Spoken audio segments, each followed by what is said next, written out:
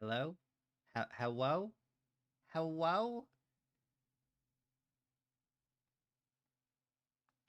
It is Andromeda Zach, and I am very, very excited to show off my new bod, my rockin' new bod. Very few changes for the outfit, but I still like what I did.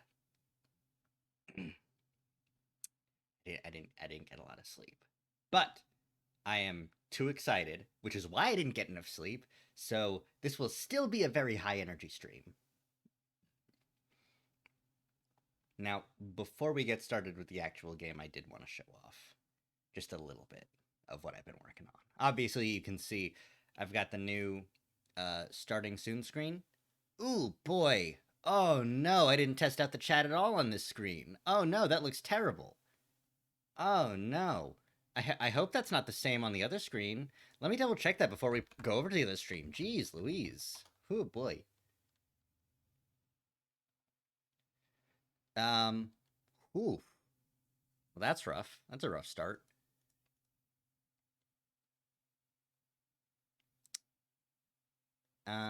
Okay, no, it's not that one. It's chat and alerts. Is that right?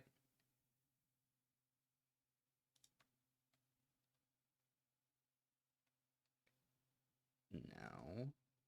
¿Dónde está el chat box?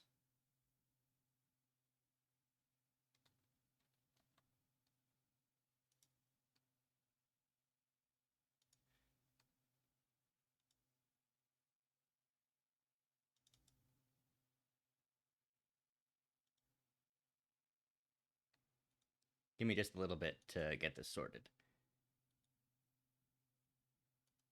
Okay, it's chat plus alerts.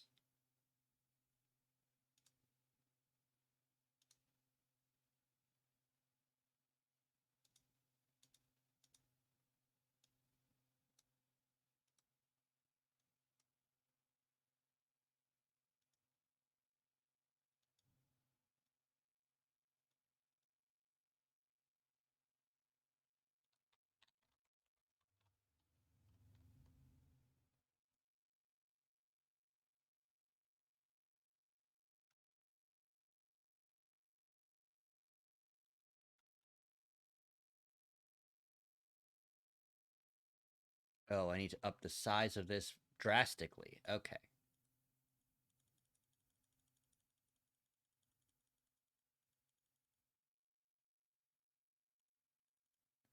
That'll do. Okay. I will fix the BRB and starting soon screen some other time because I want to get started. So let's get started.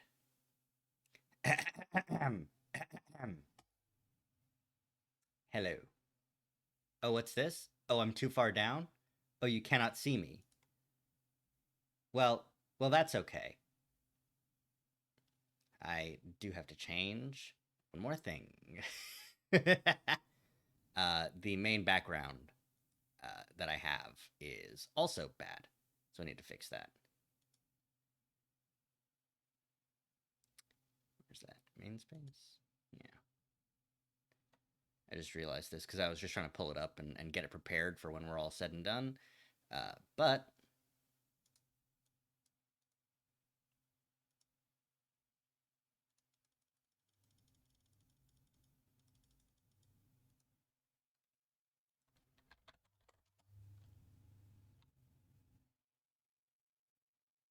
okay, cool. Wait, is that? Oh, I need to refresh that on the thing. Okay, and then that'll be good, right? Yeah. Okay. All right. Okay. Okay.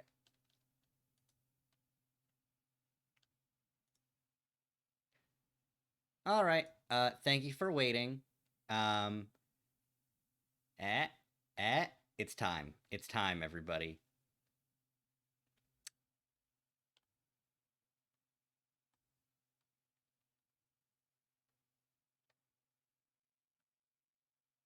Ma, ma.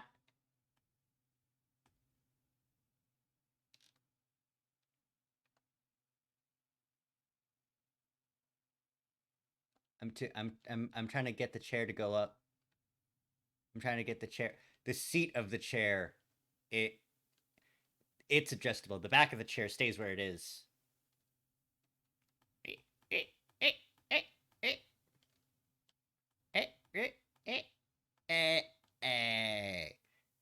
Hey. What's poppin', gamers?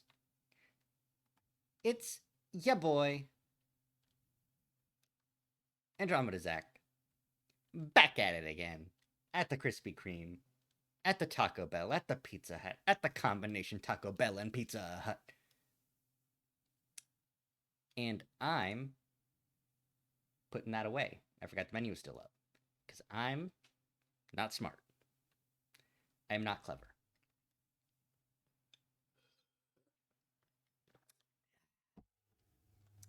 So yeah.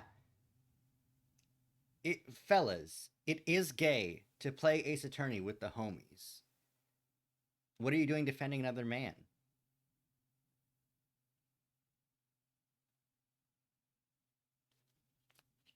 That's true. That is true. As you can see, I've updated my stream so that it's actually accurate. I'm in my spaceship. I've got my knickknacks. I've got my my beloved. I've got it. That's not a microwave.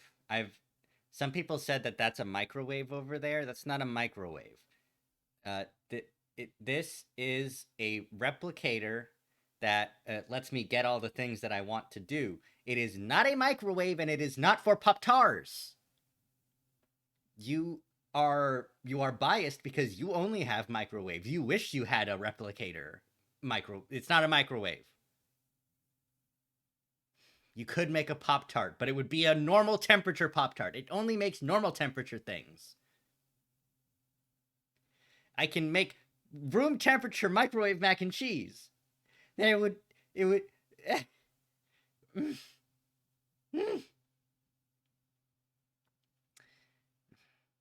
and it is how I get most of the food that I eat. Let's see what else is in this scene. No, before I get too much further, I wanted to show off the expressions that I have in this model because I have some expressions that I did not have previously. Let's see what we can do here.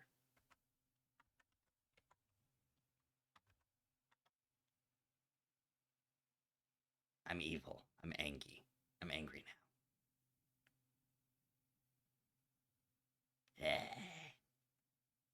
I'm fucked up.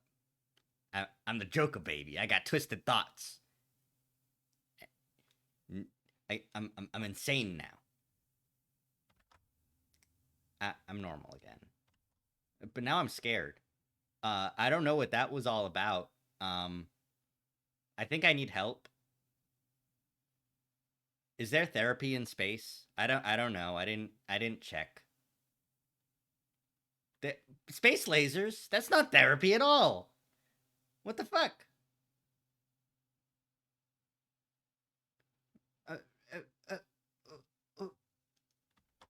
I'm fine. Everything's good. No, not evil therapy. No. I'm fine. I've gotten over it.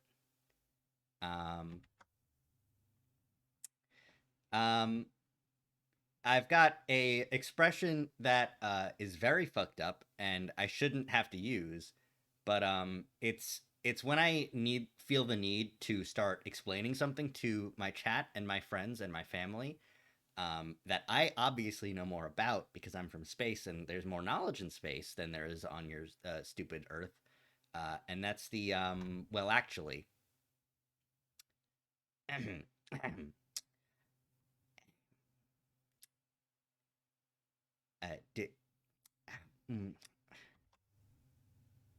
Well,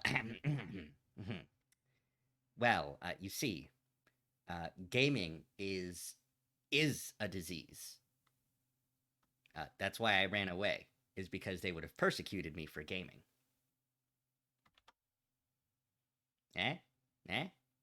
It's a terrible expression that I hope I never have to use. But I do have that power. I also, and I do apologize, I am sorry.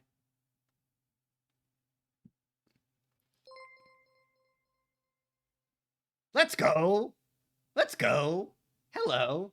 I didn't see who that was. Let me switch over to the activity feed so I can see who that is better. Hi, Ellie. Hello. Thank you. Now, I'm sorry if this makes you immediately unfollow. But I need to show off this next expression, which is the expression I hope to use when I believe in myself, and my chat believes in me, and I believe in the chat that believes in me.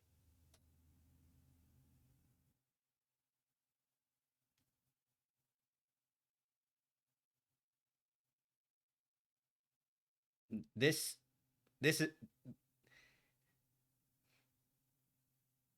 I will pierce the heavens with my drill. And my drill is my soul.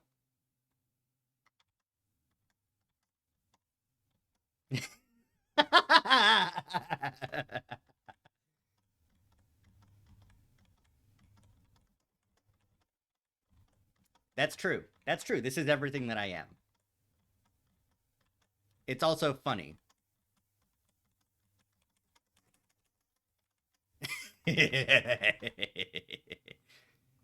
I like being angry with this one too, because it shows my true determination.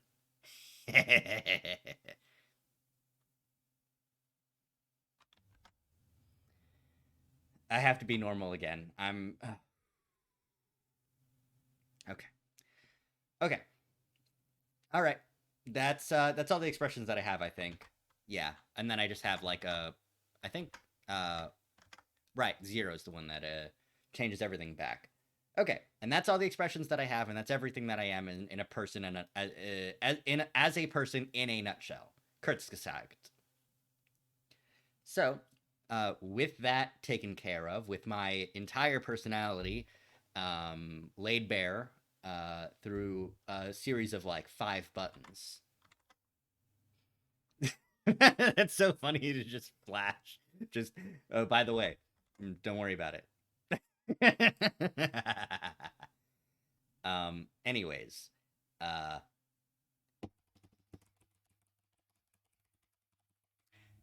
it's time. It's time to be a funny lawyer. It's time to be a funny lawyer and get arrested and defend my friends and my family and the people that I love and people I don't even know from murder from the Herlock Sholmes. I know nothing about... I know a little bit about the first case.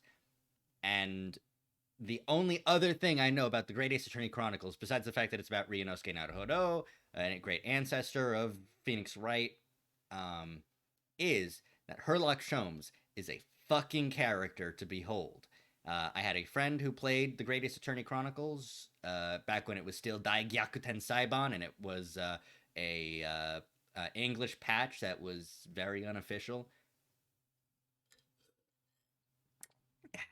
And the only thing I know is that Herlock Sholmes is the best.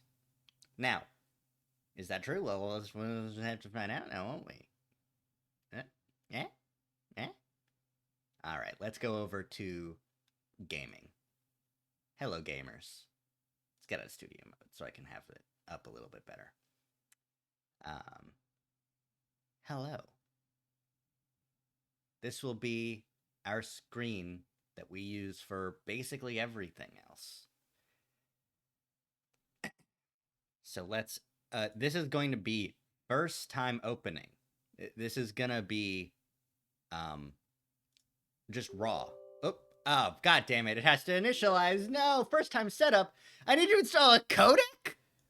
Capcom installer message. You need to install video codec, WM video decoder to start the game. Well, alrighty then. Wait, it's windowed. Why is it windowed? Creating system save data saved. I need to open up full screen mode so that it opens. Can you autosave? Sure. Options. Video. Wait, where's video? PC config? Resolution 1920 by 1080.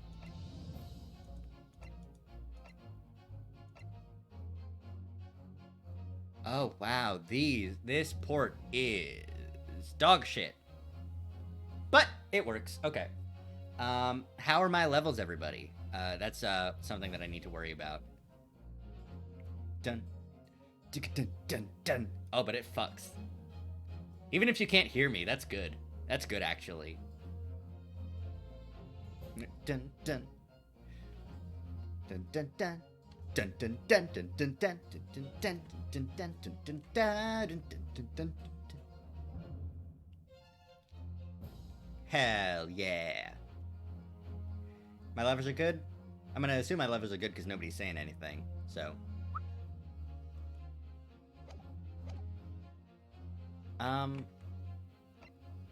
Oh, WASD and Z?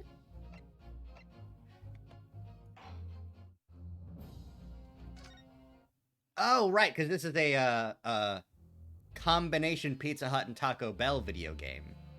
The Empire of Japan, after opening its doors, a push for cultural transformation brought great waves of Western influence to this far eastern island nation.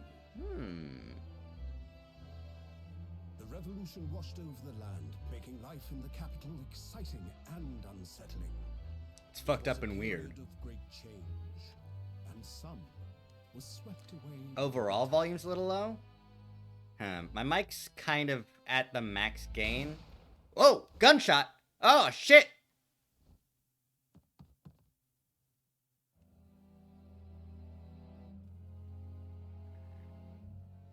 But for one man, the turbulence of that era was just the beginning of an extraordinary story.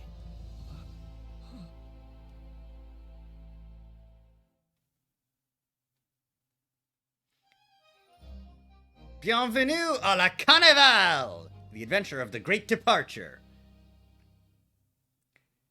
I can pull the mic a little bit closer to my face. We'll see how that works. There we go. Greetings, friends. I'm closer now. Should I turn up the game volume as well? Or should I leave it as is? I also hazard to get too close to the mic because then it'll mess up the tracking. Because if I get too close to the mic, then it doesn't see me. I can't be seen. Yeah, it's fine. Sorry for getting that close to the microphone. I don't know what came over me. It's sleep deprivation. That's what came over me.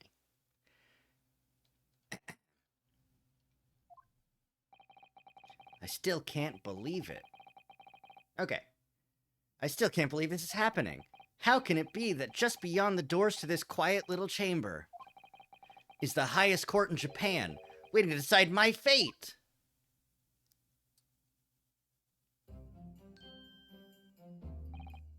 What? Oh, no, nothing. Save your glares. Murderer! Sorry. Damn.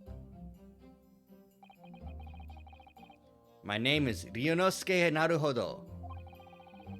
I'm just a little guy. I'm just a little guy. I couldn't murder anybody. I'm just a little guy.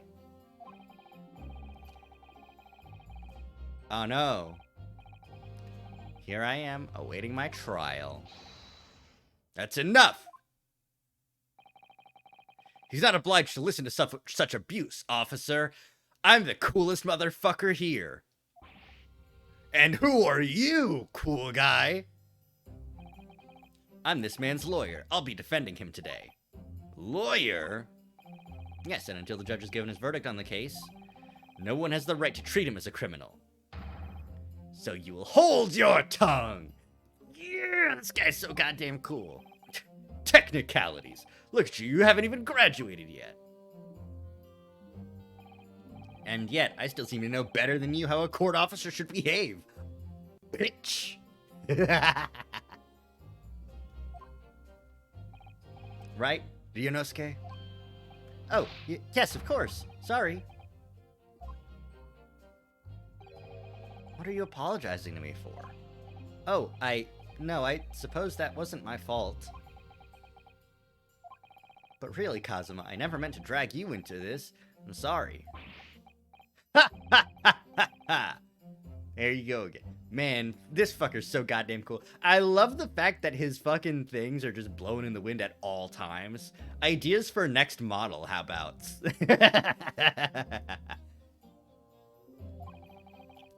Just like always. I must say, you've been all over the newspapers these past few days. Yume University professor murdered in cold blood by student. Uh-oh. But obviously, you didn't actually do it, did you? Of course not. You have to believe me. I didn't do it. Why? Please. Oh, Mr. Judge, please don't convict me. I'm just a little guy. I can never murder someone. And there's nothing to worry about. Straighten yourself up. Hold your head high. It's not like Japan has a 99% conviction rate. Hey. You mean? I believe you. I know you're innocent, Ryunosuke. Kazuma Asogi, my best friend. Also in his second year at Yume University, but he's far more clever than I. A star student, in fact. He's even a qualified lawyer. Impressive considering he's still an undergrad. It's not that impressive. The very concept of lawyers is only a few years old. Here in Japan, anyway. My qualifications don't mean much. Yet. He said exactly the same thing 3 days ago. But I'm proud to have a friend like you, Kazuma. 3 days ago. That's when all this started. I shot my professor. It looks like you're gonna get to study abroad at last. I know! I've been dreaming of this day. Finally, those government elites have acknowledged my academic achievements and successes in court. So you'll be representing Japan as you immerse yourself in the most sophisticated legal system in the world. I'm really happy for you and proud as your friend. He's a living legend. It's like there's some mysterious aura billowing around his temple. Yeah, it's his fucking headband that's always literally billowing around his face. You don't need to be a lawyer to notice that, Ryunosuke. You just have to have an IQ. We're gonna change in our own legal system. That's why I have to cross the ocean to see the real thing with my own eyes. The heart of the British Empire. Wish I could see it too. Then come with me. We'd have a wild time tearing up the streets of Her Majesty's City of London together. Yeah, fuck the Queen. If only it were that simple. Oh dear, look at the time. I'd better be going.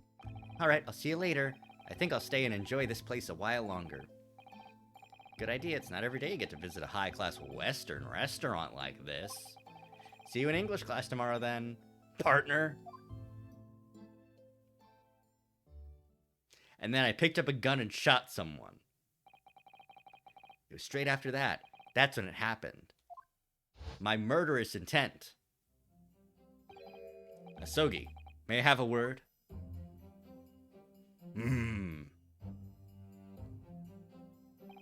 Professor, I didn't know you were coming. Well, this case has personal significance to me. But never mind that for now. Asogi,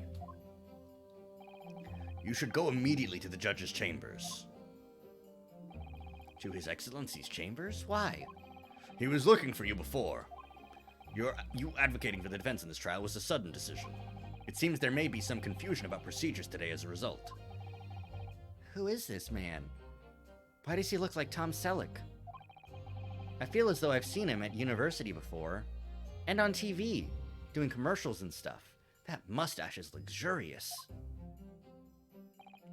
I see. We'll go at once then.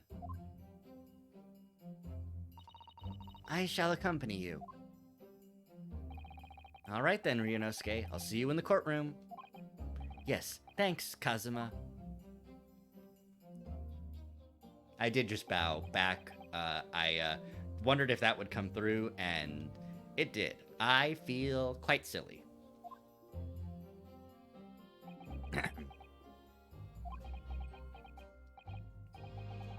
Oh, this is awkward.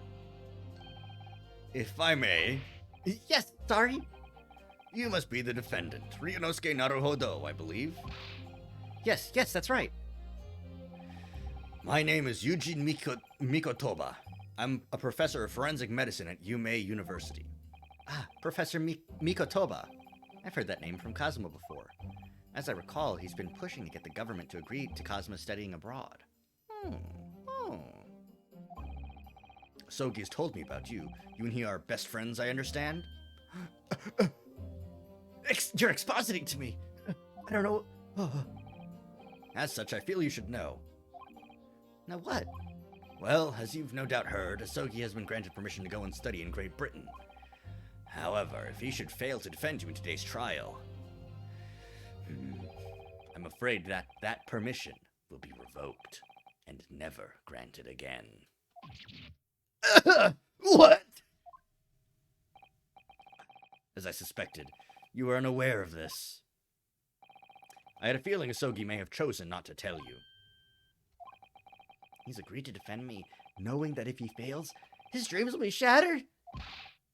But I don't understand why would the government do such a thing?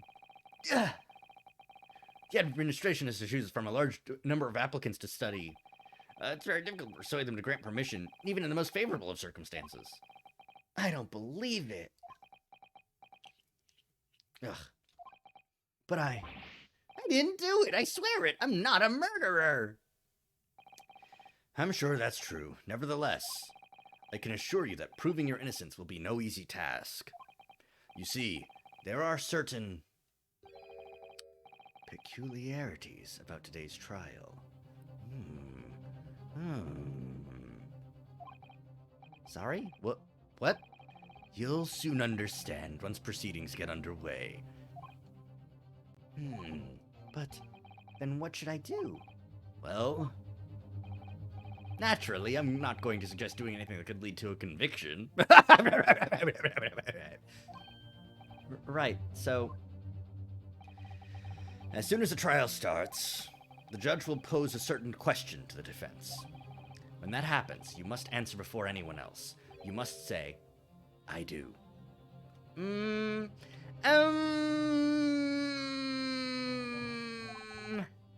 I do? But what will the question be? Surely not, do you accept the accusation brought before you? Of course not.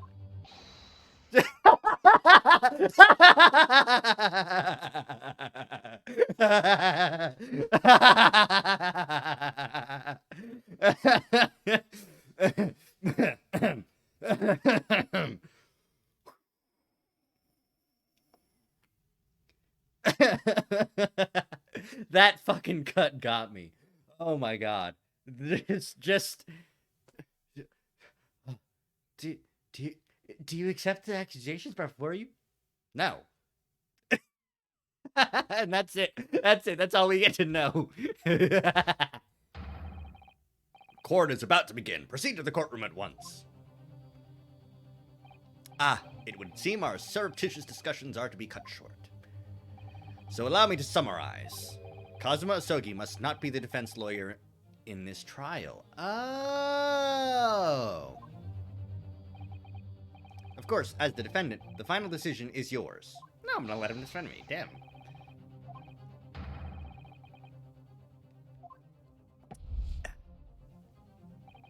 This is it. If this trial goes badly, Kazuma's dreams of studying abroad are over.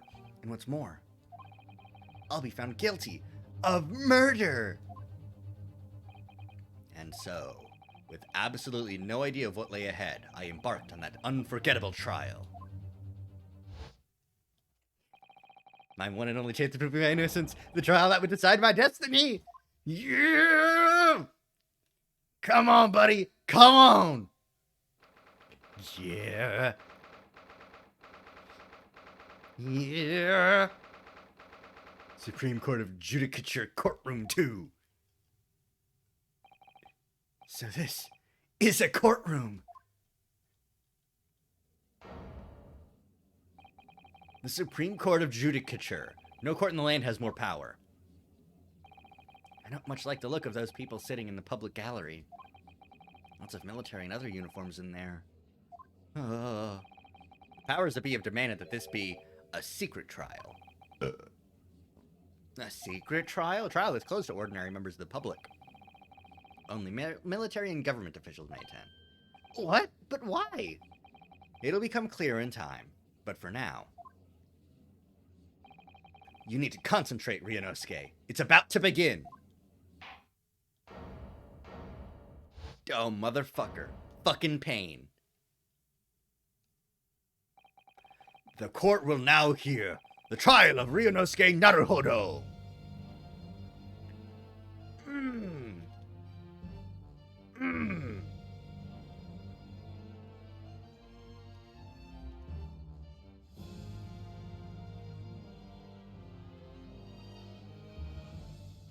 Yeah, buddy. Fucking love the music. Hell yeah. The prosecution... Ouchie? His name's Ouchie?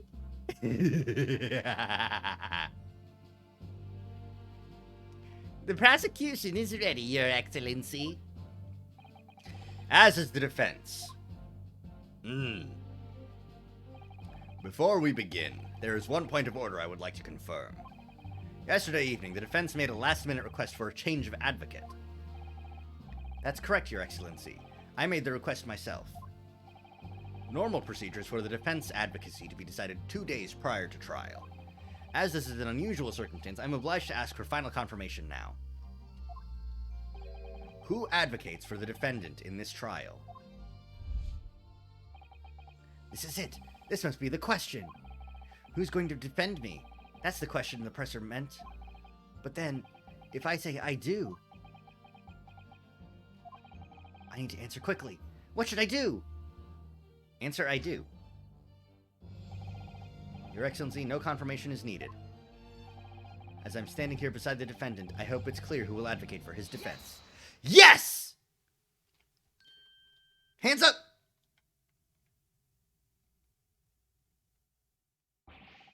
What is the meaning of this unruly outburst? I would like to inform the court that I, Ryunosuke Naruhodo, will be defending myself! You'll be... What?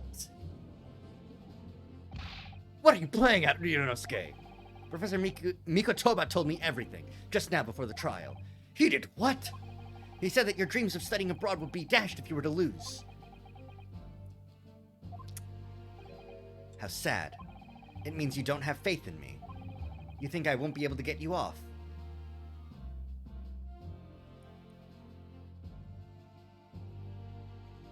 Clip it. Clip it. Clip it. No, it's not that, really. I do think you can get me off. It's just that, well, on the off chance that things don't go well for me, I couldn't bear to be the reason that you... Yes. I knew that's how you'd feel, which is exactly why I decided not to tell you. Professor Mikotoba shouldn't have stuck his nose in. Very well. The court hereby recognizes the defendant's desire to advocate for himself in today's trial. Well, well. Does the accused admit defeat already, renouncing his own counsel? Really? Objection! Objection! Make no mistake, counsel. This merely shows the defendant's innocence is so apparent he's confident he can speak for himself. Isn't that so, Naruhodo-san? Oh, yes, exactly! Exactly what I wasn't thinking. I'm not confident at all. Oh, that's wrong. In fact, my mind's a complete blank. No thoughts, head empty. I realize you're in charge now, but still, try not to look so bewildered. Humph. Well, for a mere university student to be brought before the Supreme Court. You must have perpetrated a most heinous crime indeed. As you are no doubt aware, this is the Supreme Court of Judicature of Japan. Accordingly, the very highest standards of conduct are expected of all present. Do I make myself clear, Defendant Naruhodo? Yes, Your Excellency! It is therefore my duty to assess your competence for the task you have undertaken. My competence? What does that mean? He's questioning your ability to do the job. Well, he can't be questioning it more than I am. So, let's start with the very simplest of questions. Oh, yes! Kindly state before the court the name of the victim in this case. Well, that's easy enough. I've heard his name more times than I'd care to remember. But, wait.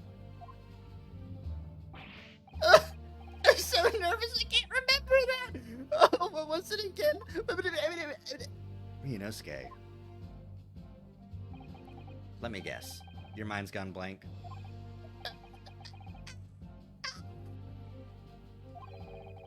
All the relevant information for this case can be found in the court record. But I can't even find that. It's simple. You can access the court record with the press of E. If you ever find you've forgotten something, just consult that. It's all in there. Huh, I'm hitting E and nothing's happening. I just have to press E for the court record? Alright, there's no time to lose. There we go. Okay. E. This is a list of evidence you've collected. Now try switching to people instead with E.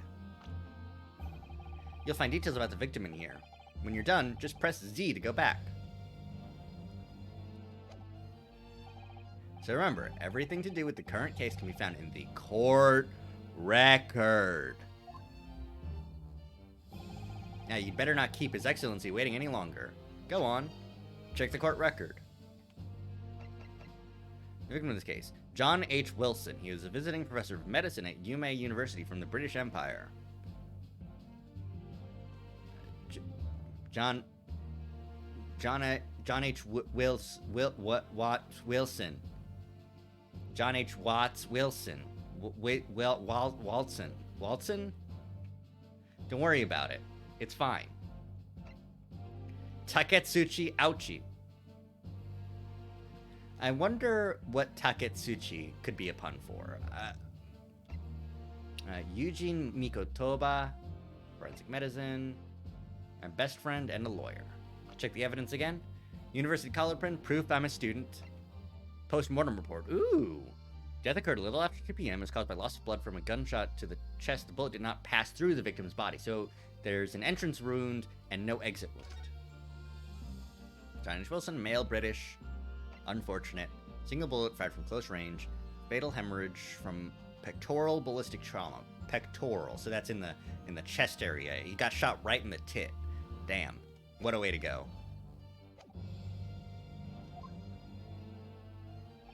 Find the victim in the people section of the court record. Then press R to present. Try it now. Oh, god damn it. Yes! Yes! Well, no, because his name is Wilson, not Watson. Don't worry about it.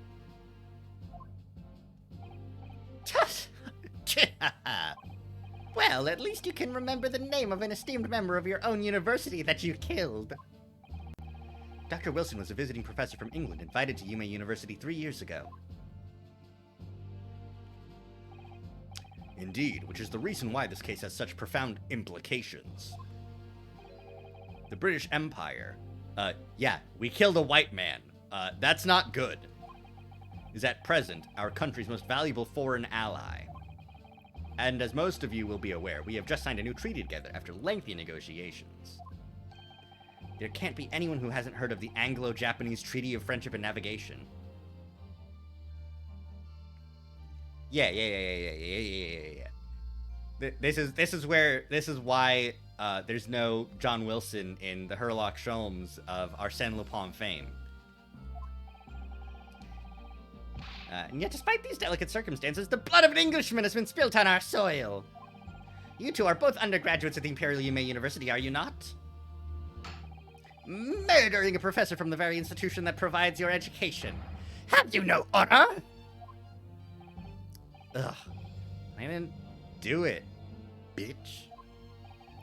This case is coming under great scrutiny from our allies on the other side of the world. The court therefore wishes for a speedy resolution to this matter. Not an accurate one, just a speedy one. Humph. In other words, our feeble government is scared of upsetting England's policymakers. Yeah! Fuck England! Fuck 'em! Literally fuck 'em! And you're a convenient and expendable scapegoat to blame for this crime. So that's why this trial has these unusual peculiarities, is it? Exactly. Our government needs to convict someone as quickly as possible. All because the victim was an Englishman. God damn it. Yes, Dr. Wilson was an Englishman. But nationalities and treaties won't make any difference for me here. The fact is, I was there at the scene of the crime. I want to, really quickly, just see if this works.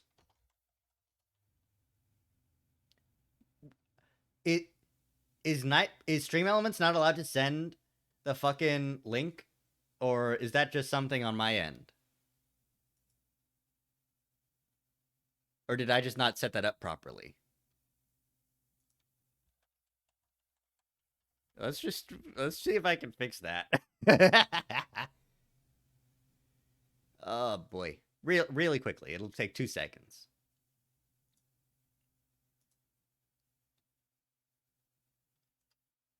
Do I need to mod it? Do I need to give them... I should just mod... Yeah, okay. I think it's because I need to mod the bot.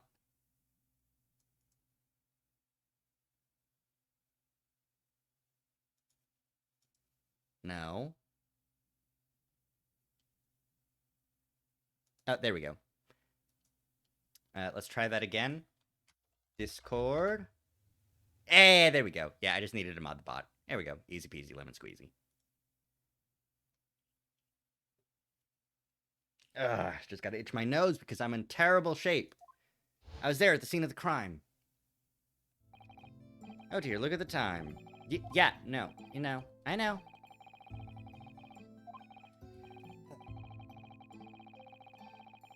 I'm gonna turn on the AC real quick. Up. Normal. See you in English class tomorrow then, partner. The British Empire. Wow, it's incredible to think... Wait. I've seen that man at university. I'm sure he's a visiting professor from Great Britain. Oh yeah, absolutely. Gay as hell. I don't know his name, but still, I should go and say hello.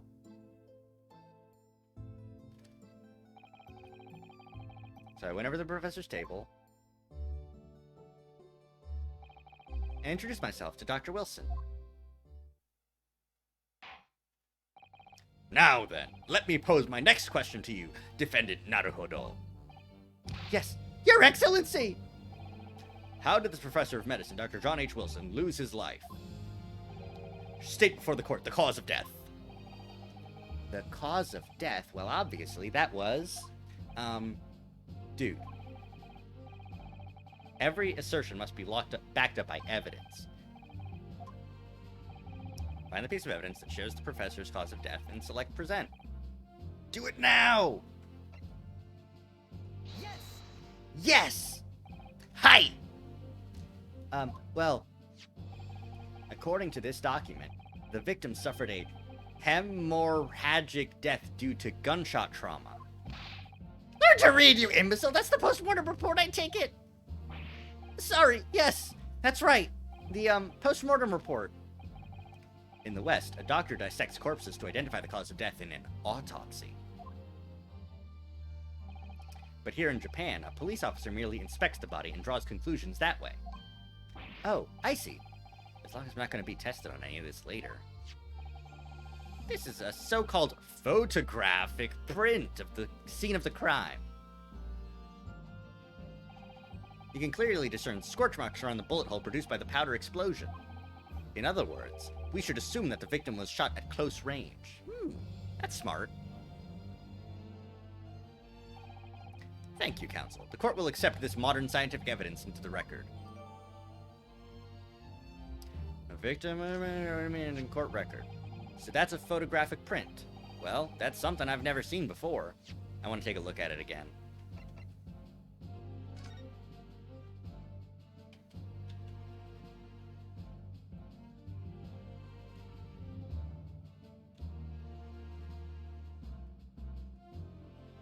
It's cool that we have a magnifying glass. I want to see if there's anything funky about this. But nothing that I can see right now, so Z to go back. It's clearly superior to a drawing. The detail is incredible. Very well, I am satisfied with your answers. Let us start the trial. Certainly, Your Excellency. So without further ado, in order to better apprise the court with the facts of this case, the prosecution hereby calls its first witness, who was there at the scene of the crime when it happened. Ugh. This is it, then. I think I may have worked out what the professor had in mind. Professor? You mean Dr. Mikotoba? Yes, clearly you're the defense lawyer today, not me. But that doesn't mean... Well, I can still act as your assistant. Ah, of course! When he was speaking with me before, he simply said, Kazuma Sogi must not be the defense lawyer in this trial. He really has been sticking his oar in, hasn't he? Maybe, but... Any help you give me would be greatly appreciated, Kazuma! Well, my first piece of advice is... rein in that crazy look of bewilderment and control the cold sweats. Jesus Christ, dude. Only if you rein in that crazy headband to control the cold stares first. Love the dialogue in Ace Attorney games. Fucked up and insane. Speaking of fucked up and insane... the witnesses! Witness, state your name and occupation for the court, please. Of course. My name is Satoru Hosonaga. I am the head waiter at a Western-style restaurant called La Carnival. What? He's got tuberculosis. Man's fucking dead. Dead as hell. You gonna be in the grave. How's your freakout gonna be in the grave? What freakout animations you got going on in the ground?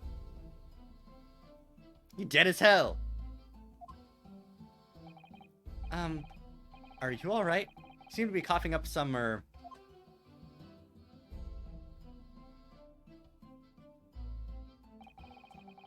It's a regular occurrence. It really doesn't bother me.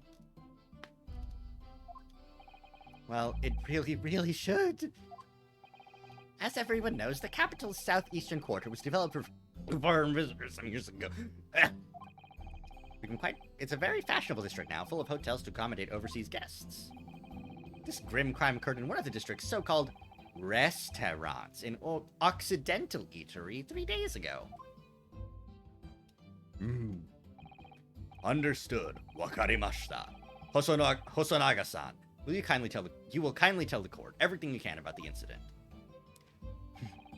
At once, sir. And no petty interjections from the aspiring lawyer boy, please.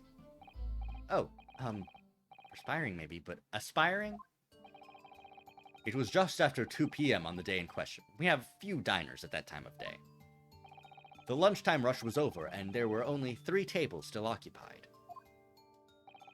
That fits in with my memory of it, too. There was hardly anyone else in the place.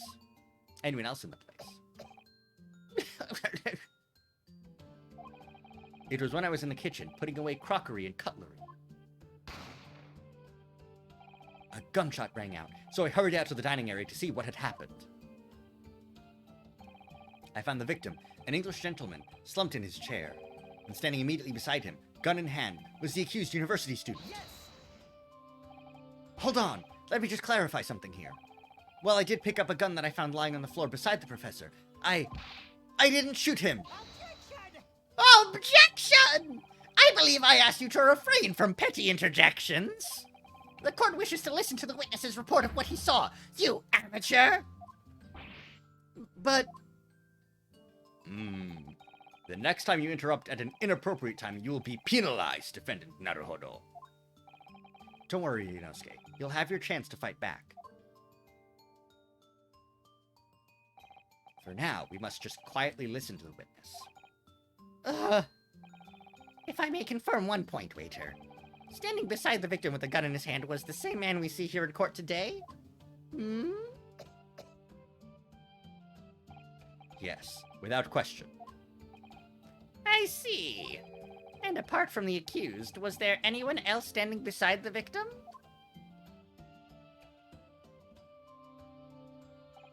No. There was no one else around the table but the deceased Englishman and the university student. Huh? Wait, what did he just say? There was no one else around that table. What's the matter, Ryunosuke? That's just not right. When I went over to Dr. Wilson to say hello... A woman! Sorry. I hope it didn't peak the mic too badly. There was a woman sitting opposite him at his table. Really? And that's not something the waiter could have missed.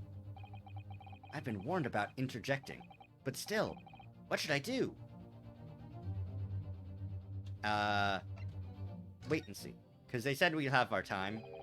I desperately want to say something, but I was told not to interject. Ryunosuke, if your parents tell you to study, you're the kind of man who would diligently get to work, aren't you? I suppose I am. I'd never got into Yume University otherwise. But you can't just always follow the rules in life, you know? If you don't say what you want to say right now, you'll seriously regret it when you're found guilty. But there's usually like, all right, the defense can cross-examine, but I guess this is, you know, new procedures and everything, you know, it's a little bit, fine, all right, you've scared me. I won't forget that piece of advice in a hurry. And there is something I want to say. I'm just going to shut my eyes and say it. Yes! Just a moment, please. Dr. Wilson wasn't alone that day. I'm sure of it. There was a lady sitting with him at the same table. Objection! Dear me, what are we going to do with you? With your blatant disregard for court proceedings, I'm beginning to wonder if you're not a fraud. Could it be that the accused, this mere student, is not a real lawyer after all? But I'm sure of what I saw. Hosonaga-san, is there any chance you're mistaken? Perhaps your memory of events is hazy? No.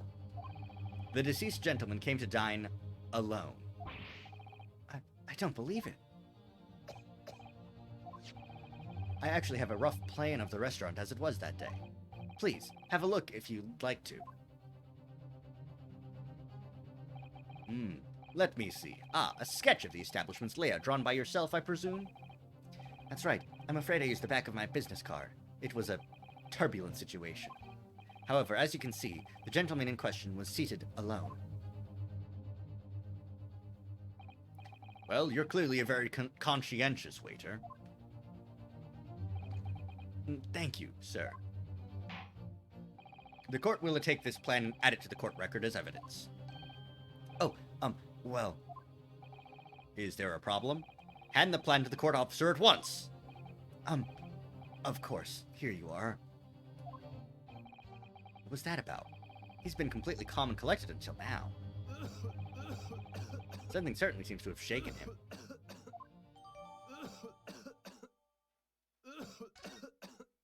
It's pretty fire. It's got a nice beat.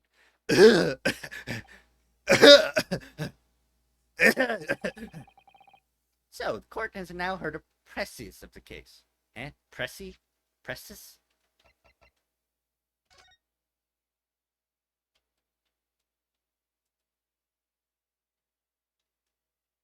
There's something there. I think there's a back of this card.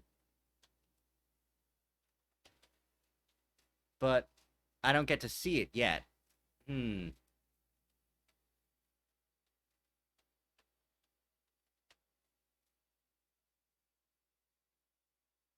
Okay, I can drag it with my mouse, which is much more useful and better.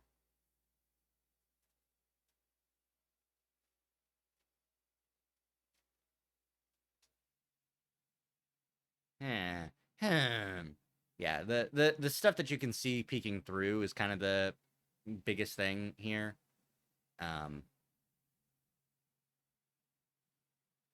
There's fine kanji. Like they're like this is a very fine stamping. I think it's a stamp.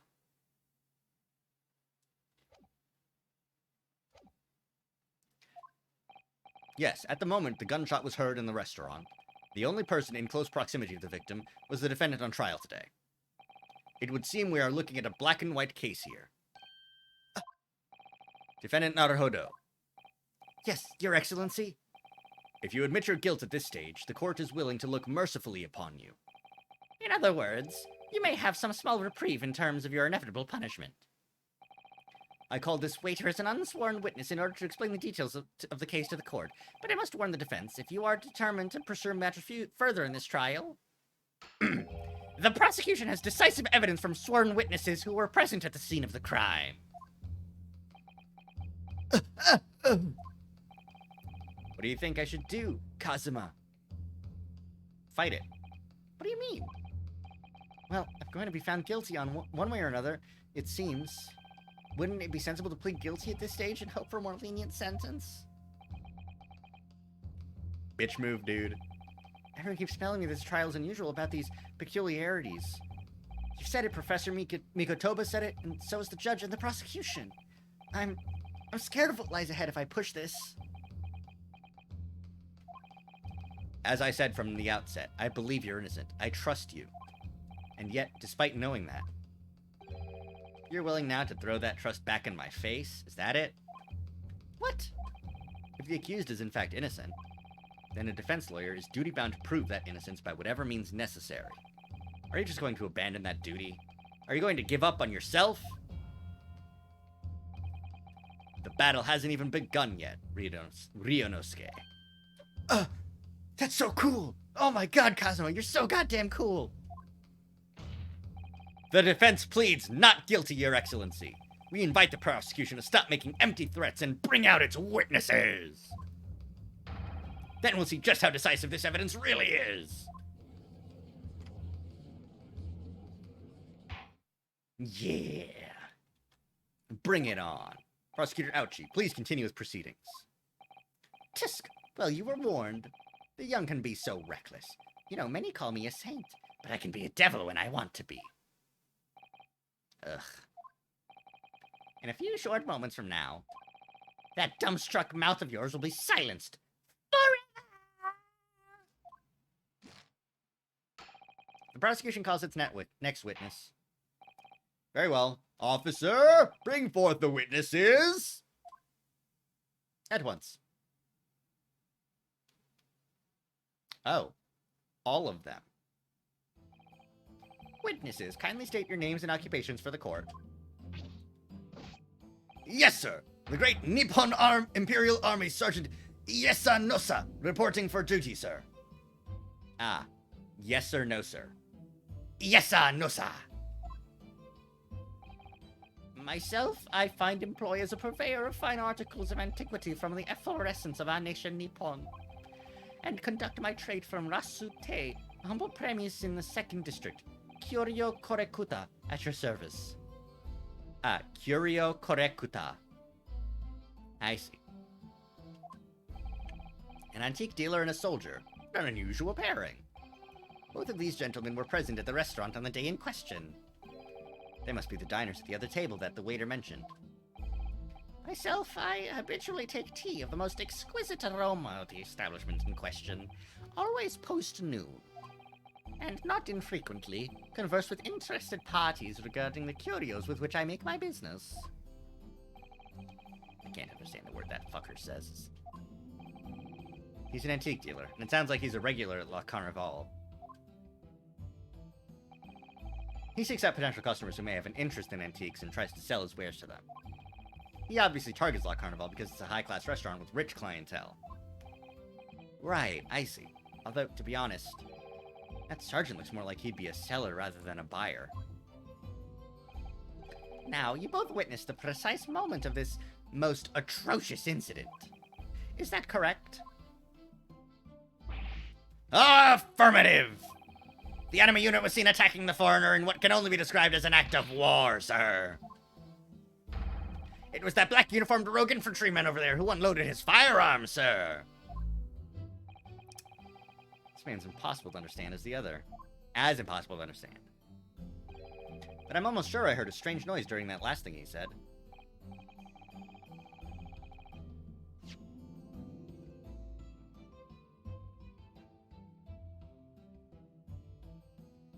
Because it's not my gun.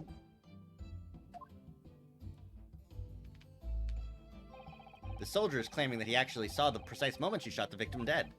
Yes. Well, are you starting to feel uncomfortable? If I'm honest, I was feeling uncomfortable from the start. Now, the court will hear your formal testimony, please. You will state everything you saw at the precise moment the incident occurred.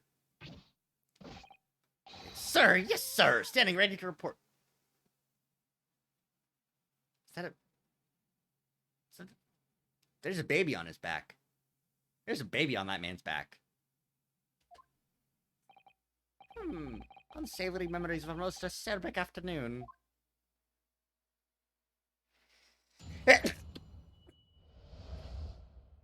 What the witnesses saw. I was ingesting a regulation beef steak at the restaurant while having a tactical discussion with the old man. Beef steak? F steak? Beef steak? F steak? F steak? F steak? Persona? Myself, I was extolling the virtues of a particularly fine golden curio to the military gentleman. At that precise moment, a firearm was discharged. I observed the enemy's actions with my own eyes. Yeah, there's a baby on his back.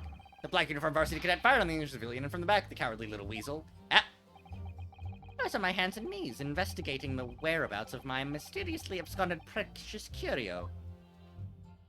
Okay, so he didn't see jack shit, and he didn't see me at all, because he lied. Well, so you, Sergeant Nose, actually witnessed the vital moment. You saw the split second when the fired a weapon as a victim. Yes, sir. Affirmative, sir. That wicked university cadet, sir. The cruel and unforgivable enemy. What times we live in, when an English gentleman may be assailed in the broad light of day. I'm going to stab someone now. But this is ridiculous. I didn't shoot anyone. Is that really true, Ryunosuke? Yes, all I did was pick up the gun and I saw it lying on the floor. After I'd said hello to Dr. Wilson, I went back to my table and sat drinking some coffee. Then, when I'd finished, I got up from my seat to leave the restaurant, when I noticed an English-made gun next to the chair where the professor was sitting.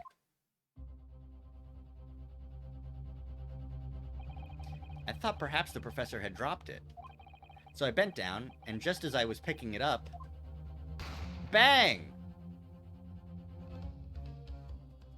Oh, hell yeah, this shit fucks. Hell yeah.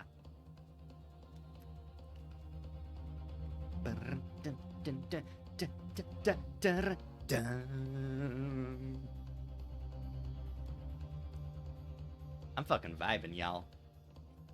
There's obviously a criminal on the scene somewhere. And somewhere in these two witnesses' testimonies, there's a clue as to who that criminal was. There is?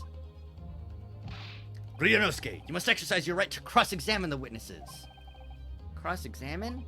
Do it now! As we have heard, Your Excellency, there is no room for doubt in the testimony of these witnesses. The defendant is clearly guilty. It's time to bring the despicable student to justice. Sure, yeah, whatever. Therefore, it is my grave duty to declare the verdict of this trial. Yes!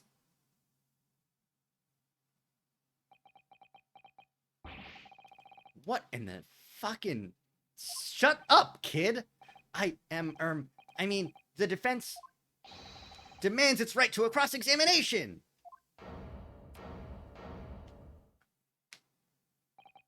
Dear me, dear me. Let me guess.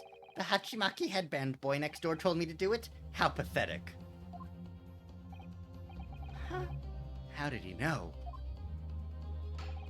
The prosecution objects. This is a clear waste of time. The defendant obviously has no experience. How can he possibly carry out a cross-examination? Objection! The defense is asserting its right to a cross-examination. Whether or not you think he's capable of it is irrelevant! Okay. Kazuma's so commanding. Very well. Let the defense conduct a cross-examination of the witnesses. Alright, this is where the battle really begins, Ryunosuke. But I don't even know what I have to do in a cross-examination.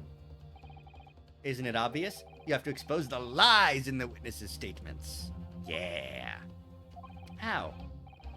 You didn't fire the gun. which means that what the soldier said was a lie. Well, yes, but it's just a case of proving it, and the key to doing that is evidence. Yeah, I've played Ace Attorney games before. Evidence, evidence, evidence.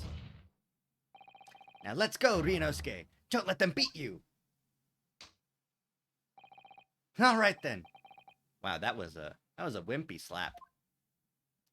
You better get your slaps together by the end of the game. Ugh.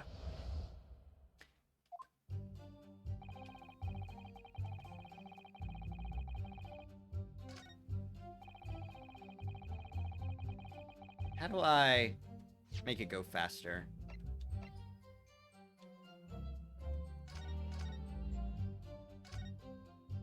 I'll save.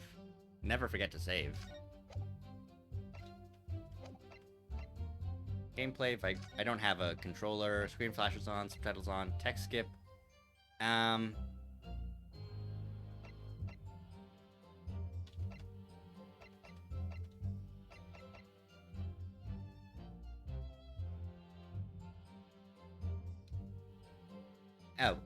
Unread text in the main game. No. That stays off. Key config. It's fine. Reader. What? Wow. That's a fucking... Damn. I didn't think I'd be on this side of the argument ever, but holy shit, that's too easy.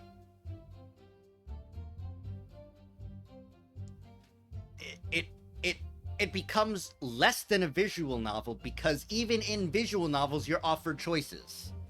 You're not offered any choices. You just play the game. You just watch the game. Hell, you don't need to buy the game to get this experience. You could just watch a fucking Let's Player. No commentary, full walkthrough. Damn. Wow. Okay.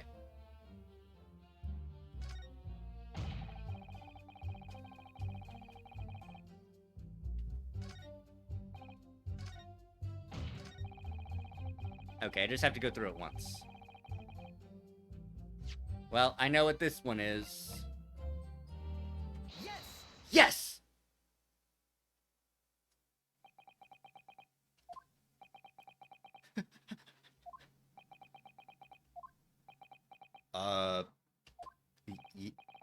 What? What are you playing at, cadet? What is the meaning of this subordination? Thrusting some photographic print in my mustache. Inconsistency, sir. I mean, yes. There's a clear inconsistency here. Just, what nonsense? What can this print possibly tell us that we don't already know? Well, obviously, that, I know what I want to say, but the words just won't come out of my mouth. I think this proves beyond any doubt, Your Excellency, that there is no place for an amateur student here in this grand courtroom. This is so frustrating.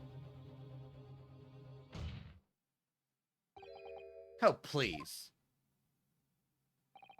Surely this doesn't require an explanation. It couldn't be more plain. To spell it out would be an insult to the court. Yeah.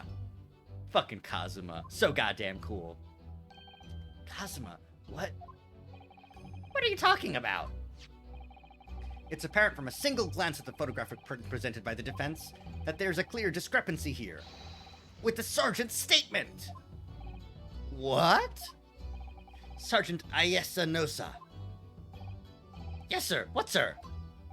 The statement you just made was this. The black uniform varsity cadet fired on the English civilian and from the back, the cowardly little weasel. Yes, sir. Affirmative, sir. I witnessed the crime with my own military-grade eyes, sir. But no, that just can't be. And why not, cadet? Because...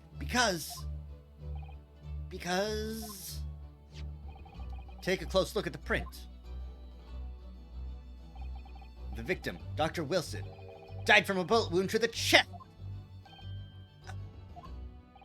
Sergeant, according to your witness statement, the culprit shot the victim from behind. Wow. And that is the obvious discrepancy here. Well, how do you explain it? Ooh,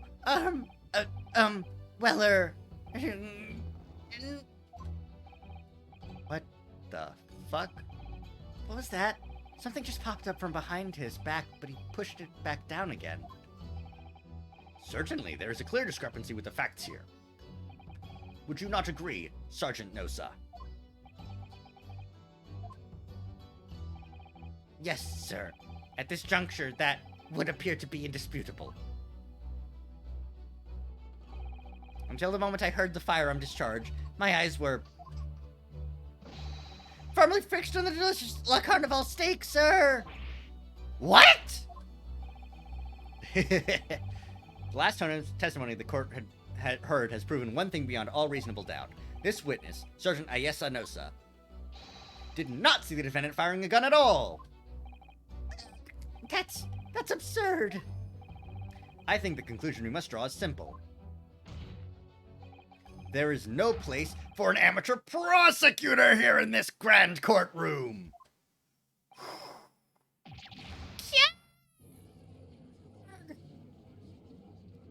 I got an achievement for that.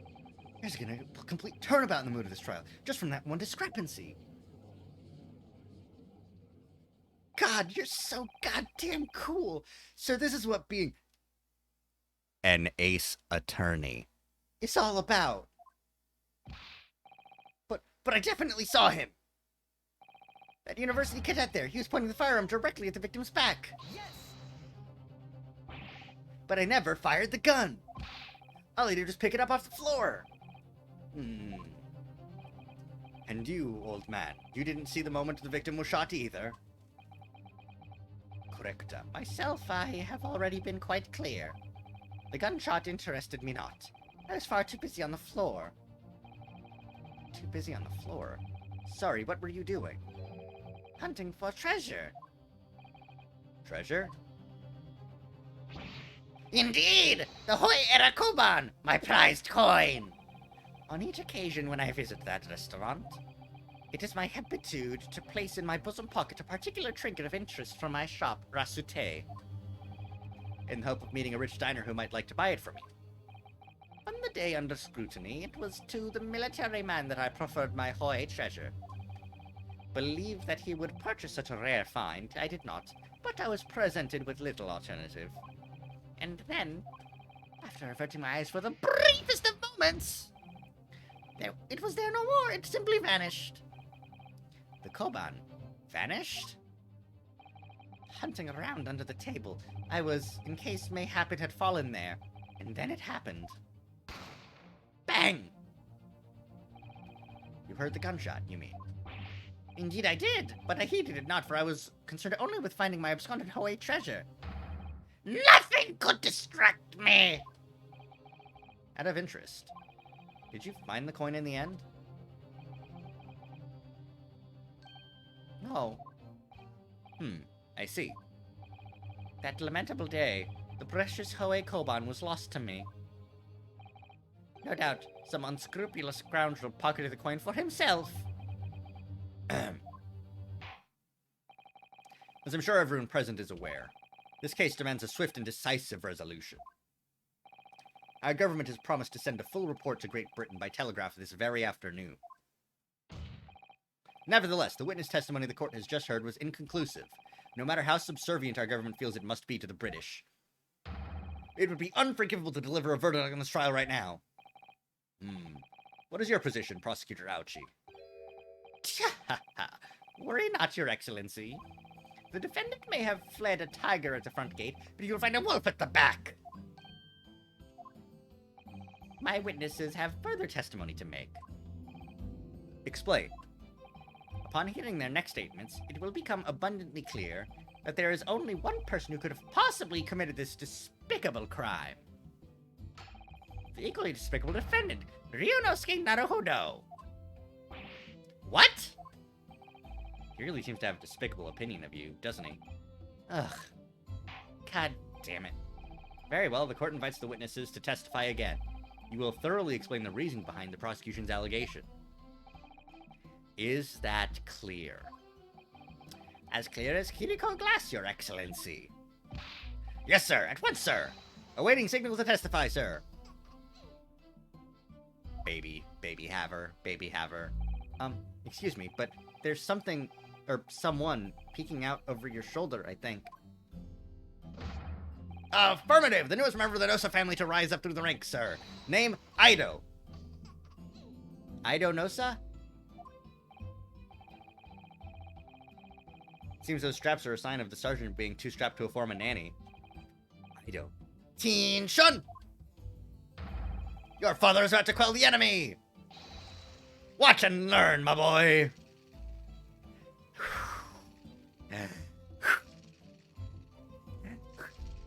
I love this kid.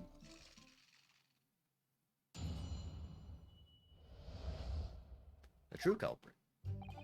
Even if what I saw was the precise moment the fireman was discharged, it's almost the same thing. Yes, pointing his gun at the foreign man, he was that young lad in black. That much I myself did see. Furthermore, a visual search of the premises at the time confirmed that we were the only personnel present. Indeed, alone he was, the Englishman, standing all by himself. Therefore, no one other than the black uniformed cadet could have dispatched the Englishman. Over and out! So, maybe there's something in the picture that proves that he wasn't dining alone. Yes! Wait, that's nonsense! The victim, Dr. Wilson, wasn't alone at all. Please, enough of these outbursts already! I want to double check and see if I can find anything. Oh, that's not right. There we go. Now, unfortunately, it shows the edge of a glass, but it's really, really hard to tell. It shows his stake, obviously. But this is probably going to be one of those situations where we have to press and get some more information. But there was a woman. There was a young woman at his table. You must have seen her. Everyone there must have seen her. If you call yourself a lawyer, then you will respect the rules of the court and speak accordingly. We are not here to listen to your fantasies. Ugh. It is evident beyond all reasonable doubt that the victim was alone at the time of the incident. The prosecution has photographic evidence of this fact. Oh, cool. More photos. Is this a photograph of the crime scene council? Indeed. Table at which he was dining. Taken by an investigator immediately after the incident. Alright, let's confirm.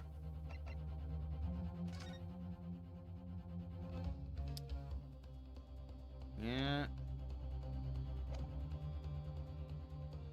No, there's another bite taken out of the steak, isn't there? On the front end? Yeah, let's see. We've got, let's see. Let's get the mouse. We got 1, 2, 3, 4, and a full one of that. And then here we've got 1, 2, 3, and a not full one of that. There is an extra bite taken out of that steak in this photo.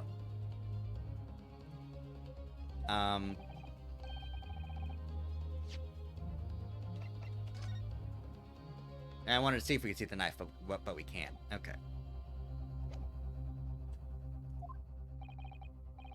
Certainly, based on the appearance of this print, it would be reasonable to conclude that the victim was not in the company of anyone else. This doesn't make any sense. The court will add this new photographic evidence to the record. Photographic print of the crime scene has been entered into the court record. I don't understand. What's going on here? It's just not possible that nobody else saw that woman. Is her name going to be a joke about Irene Adler? I mean, that's like the only Sherlock Holmes girl. The waiter before said the same thing. He maintains that Dr. Wilson came to the restaurant alone as well. But that's not true. I saw her. I swear that I saw a woman with him. It would seem that we'll be able to telegraph the report to Great Britain on time after all. The witness testimonies we've just heard leave no further room for doubt. Oh no. Oh no. These are very sensitive political times, as we all know. The ink is still fresh on the treaty with Great Britain. To think that I, Taketsuchi Ouchi, will have contributed to the amity of these two great empires is an honor.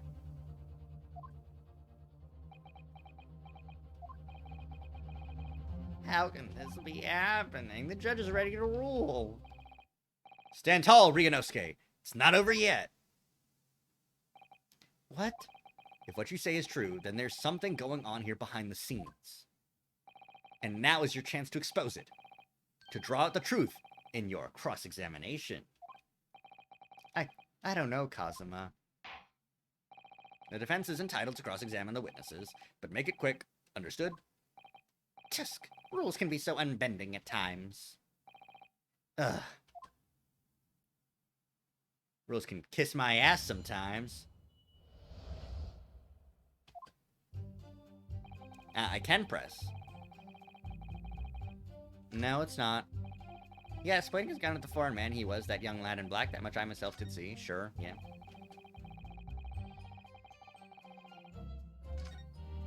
Alright, let's see. Alone he was, the Englishman, dining all by himself. Let's press this. So you actually saw that with your own eyes, did you? The victim, Dr. Wilson, dining alone. That I did. Forgive me for the position I place you in. So the testimonies of the old man, the soldier, and the waiter all agree on that point. Isn't that interesting? And let us not forget the incontestable evidence we have to support their statements as well. As can clearly be seen, there's only a single beefsteak on the victim's table. A meal for one. No. The antiques dealer, the sergeant, and the waiter who testified before. It's not impossible that they're all lying. But if so, then why? If I'm perfectly honest, I have absolutely no idea.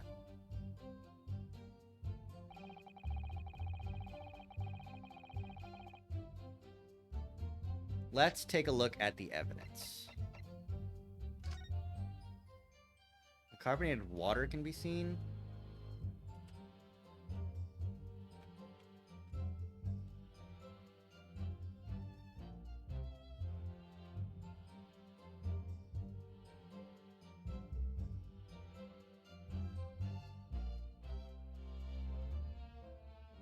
No scuff marks.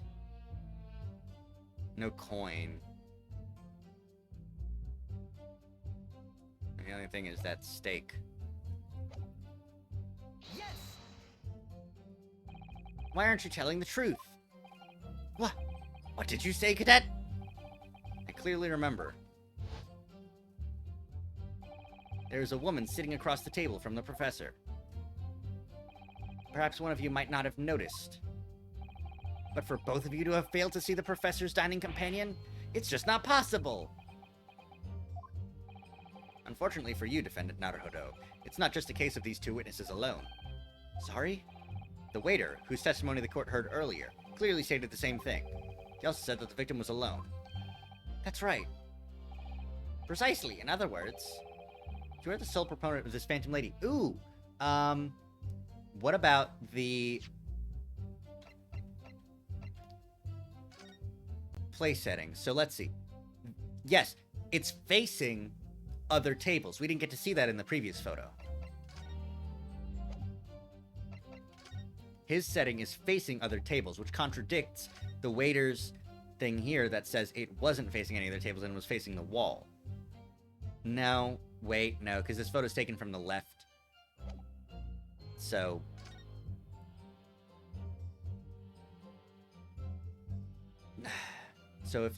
if it was from here, well, there'd also be two other chairs, right? There'd be a chair here and a chair here. There'd be a chair visible here, but you would see these two tables. Okay, this place setting makes sense, but the chairs don't.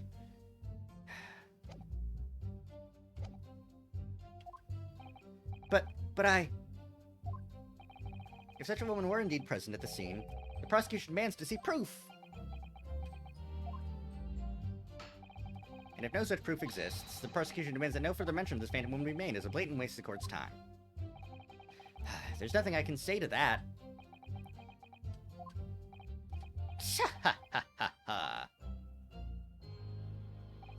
What do you think, Ryunosuke? Ugh. Ooh. Dude, what's the matter? I can't find anything. I can't find a clear discrepancy anywhere. I'm done for. I can't win this trial. No. Listen, the first thing to do is calm down. You can't expect a witness' statements to be full of holes every time. So just take your time and try to tease more information out of them first. I gotta press them. Okay.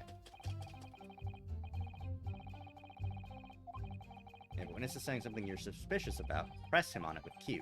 With a little luck, you may get more details, which could prove to be crucial. Right, I see. Naruhodo. The important point is, there's no sense in holding back. If anything even slightly jars with you, press the witnesses on it, and press them hard. I'll press them like blocks of tofu.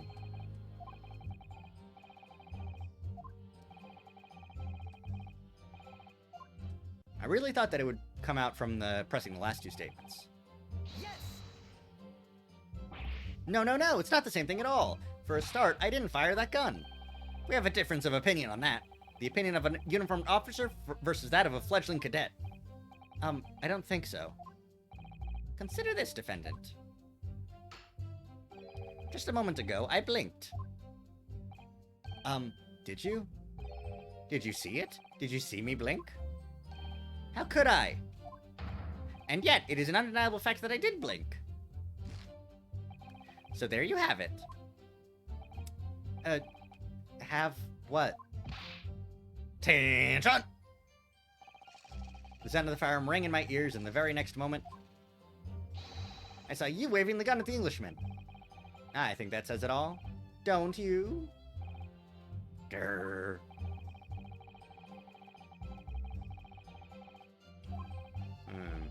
Korekura-san.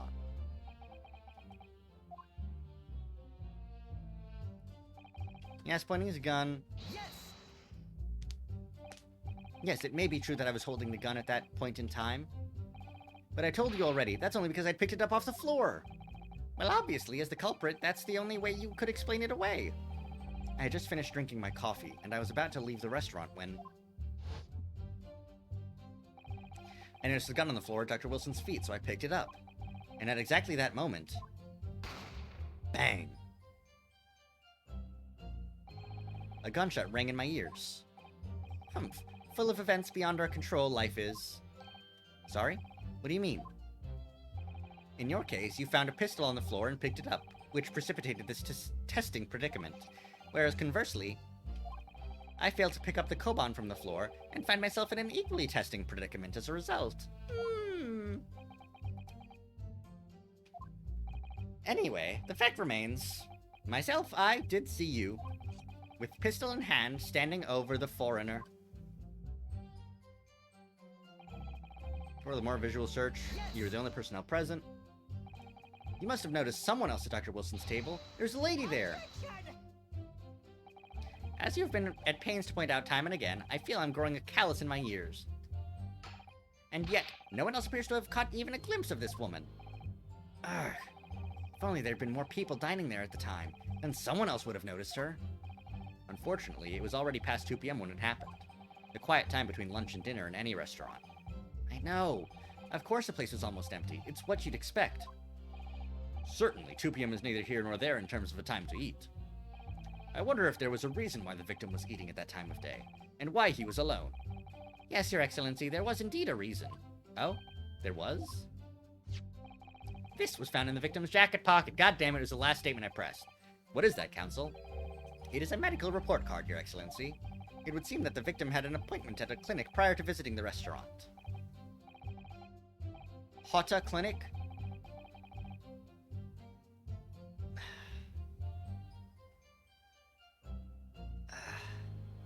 Not the Hottie Clinic.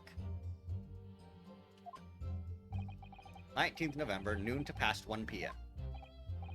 The very day of the incident. So the victim went for a late lunch following his appointment. The explanation couldn't be more simple. The prosecution felt no need to submit this evidence before, as it really has no bearing on the case. I wonder. What do you think, Ryunosuke?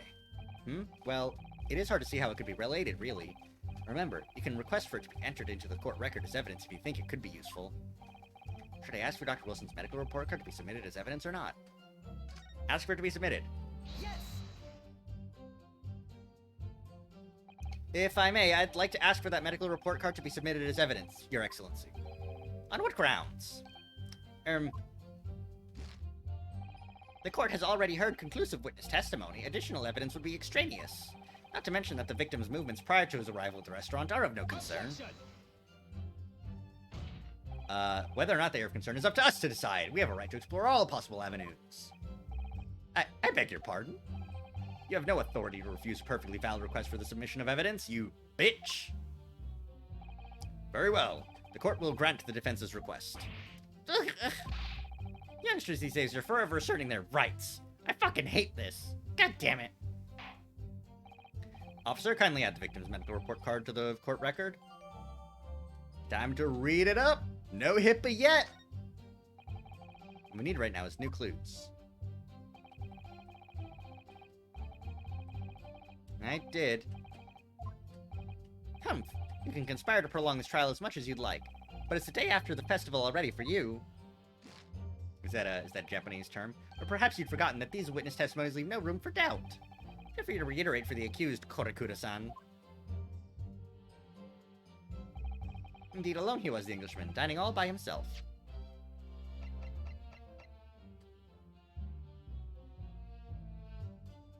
Oh, I can't investigate this?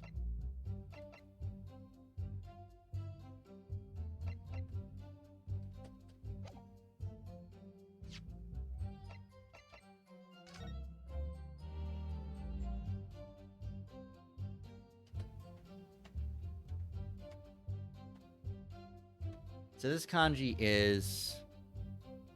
It's a line, big line, line, small line across, big line across, and then square. And none of those show up here. Yeah, I can't look into it further. Now let's check the people.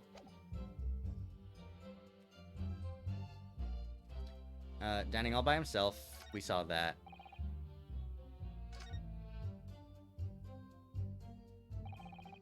Excellent, Rikuinosuke. We've gleaned some new information now. Oh, okay. Yeah, but I don't get to see that new information. Okay. Well, yes, but I don't feel like it changes much. I can't see that it brings any real discrepancies to light. I wouldn't be so sure. Let me see that medical report card you got before. Oh, you mean this? Yes, this is a brand new piece of evidence. So perhaps we should examine it in a little more detail. Oh, now we get to examine it. Okay. I wanted to. Don't give me a tutorial for something I wanted to do already. Come on. Use the arrow keys to maneuver the evidence in all directions and examine it from all angles. Move the cursor with WASD. Okay. Yeah, no, I get it.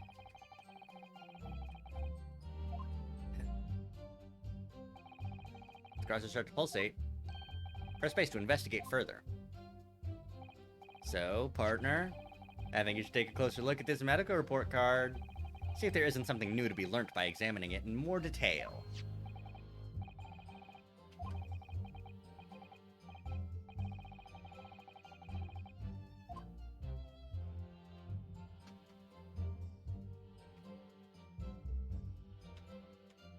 Hata Clinic Dentist.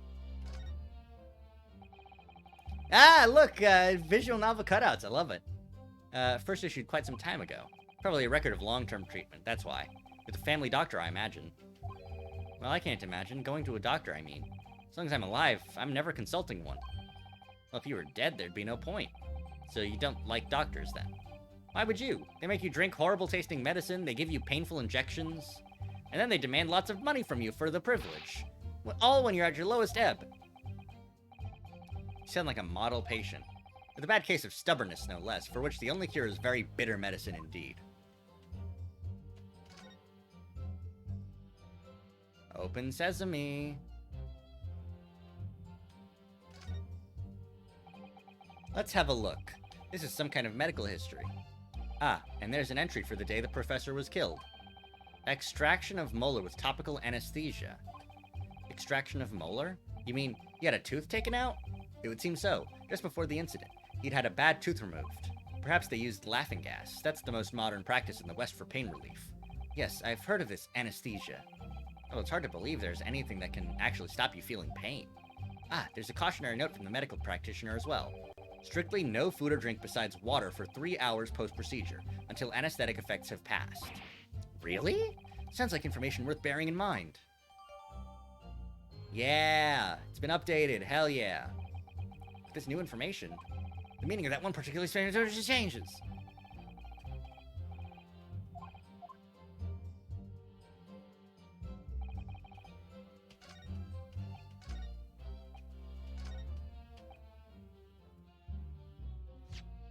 So we're gonna present this then? Yes!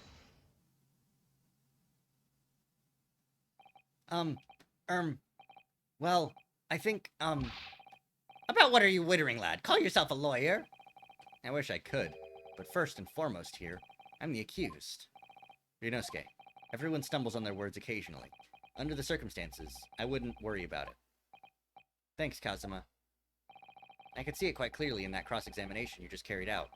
When you raised your hand straight up like that, so purposefully, you knew exactly what it was you wanted to say. Don't feel like you have to choose your words carefully. Just say what you're thinking. Alright, and thanks for the advice.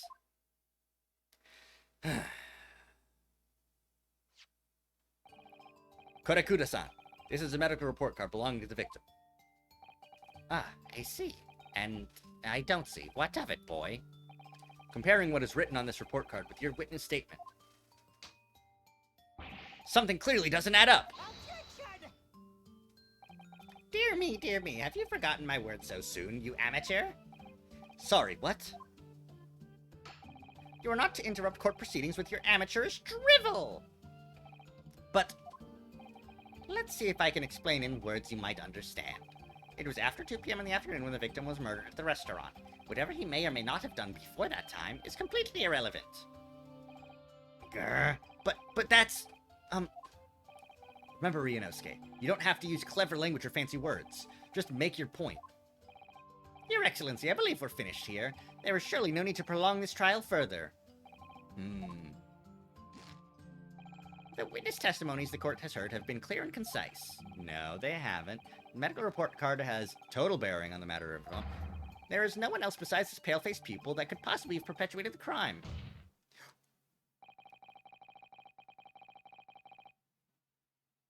It made the sound. He made the sound. He made the sound. Oh shit.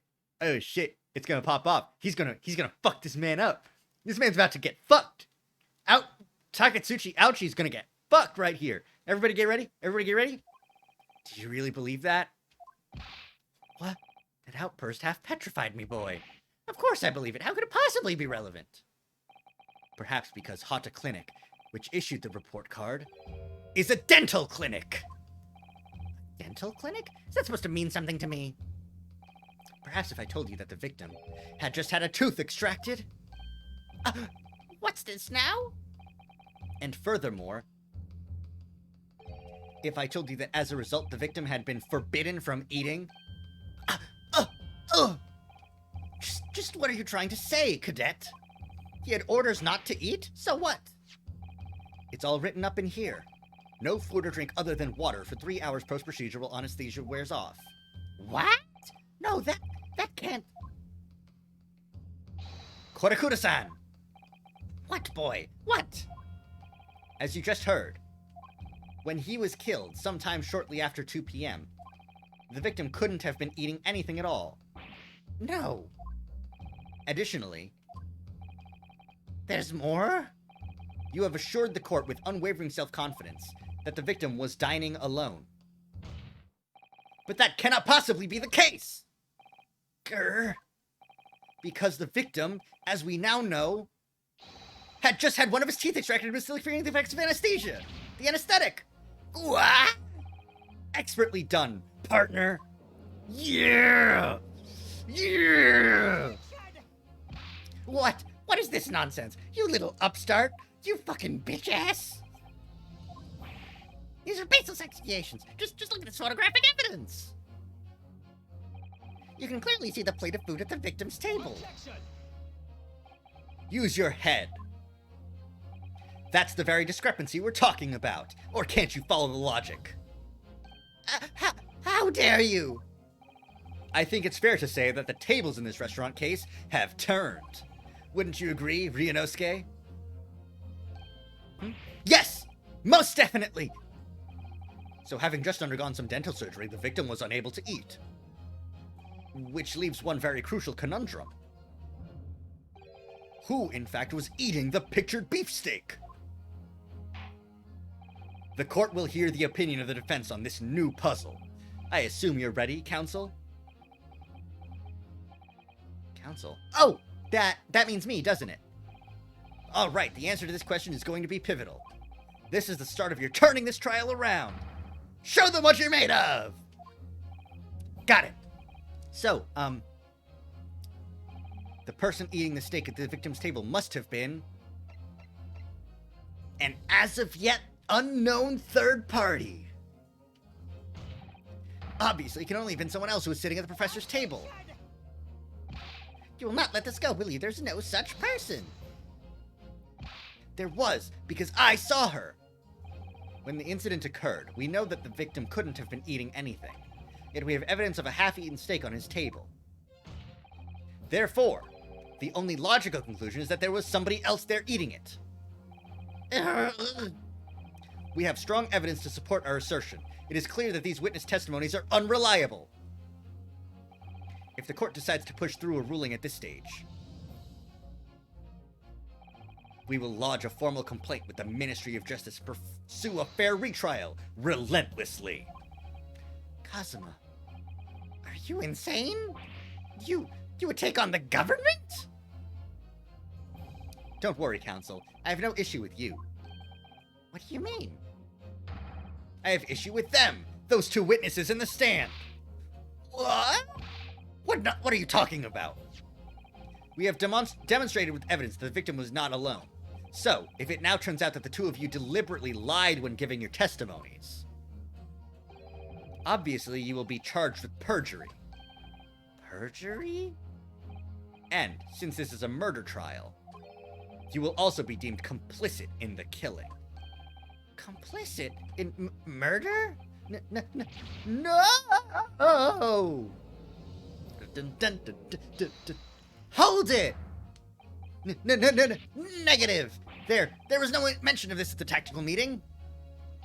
I was just following orders. That's right, as the man says, just say you never saw the gentlewoman. That's what they, told us. Oh. What? What did you just say, Korakura-san? Oh, no. You were just following orders? No, hold on, Lynn. I was, Say you never saw the gentlewoman? When you say gentlewoman, do you mean you saw the victim with a lady from overseas? What? What is the meaning of all this? These witnesses gave false statements? Is this true, you pair? Just one simple slip of the tongue! Hell yeah, get fucked. Get fucked, both of you. Order, counsel, explain what is going on here. It's painfully clear now. You tried to prevent these witnesses from telling the truth. Absolutely not. The prosecution knows nothing of this. Then who's behind this? Who tried to make you keep your mouths shut? Well, that's classified. So you're prepared to be tried as a conspirator to this murder, are you? You wouldn't. This can't be happening. Ryunosuke, judging from the way they're reacting to this, I'd say they were sworn to silence by someone with considerable influence.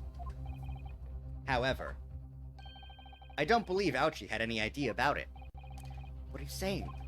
I mean, to wield that kind of influence, there are only a handful of possibilities. It could only have been the government, the military, or the police, I suppose. Well, any idea about who might be behind this? If we can affirm who tried to silence these witnesses, then we can continue our pursuit. So we need to name whoever it was that tried to make the witnesses keep their mouths shut. There's only one person who it would benefit. A Of course, we'll need evidence before we make any firm accusations. Evidence that proves whoever it was really did wield his or her power here. But how? How can we possibly?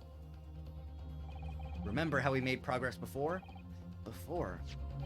We examined this piece of evidence in more detail and found a new clue as a result. Oh, yes, that's right.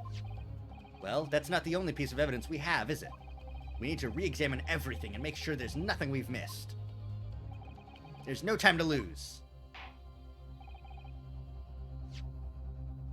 No, there's no time to lose. Whoop!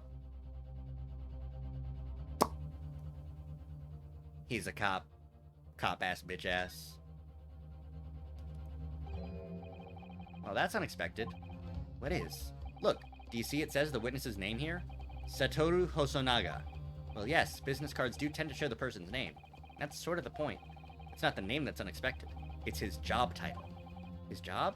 Oh, Chief Inspector Satoru Hosonaga, Primary Criminal Investigation Division, Imperial Police Bureau? Inspector? What on earth?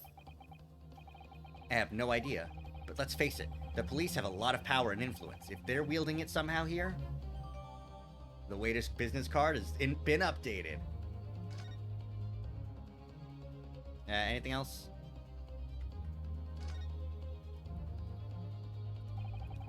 The plan of the restaurant raises a number of questions, I think. Definitely. It's supposed to show the relative positions of everything in the moments following the incident. But there's nothing to show the woman you say you saw there. Exactly, and that's not all. Look here in the upper left, where it says kitchen. Oh, yes. What of it?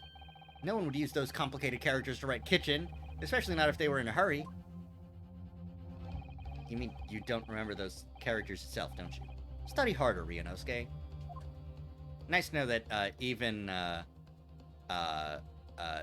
characters in Japanese games don't remember kanji.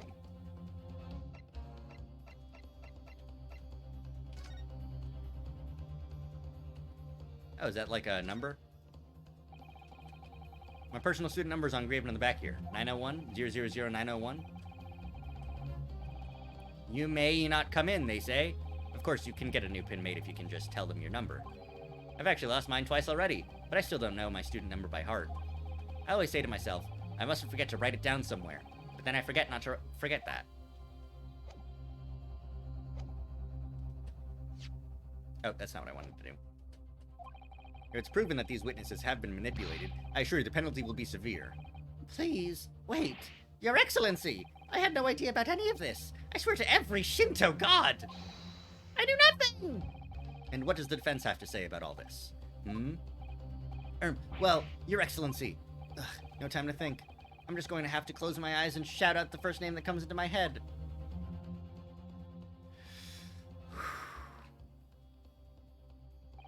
Besides the prosecution, the only person with the necessary influence to manipulate the witnesses is...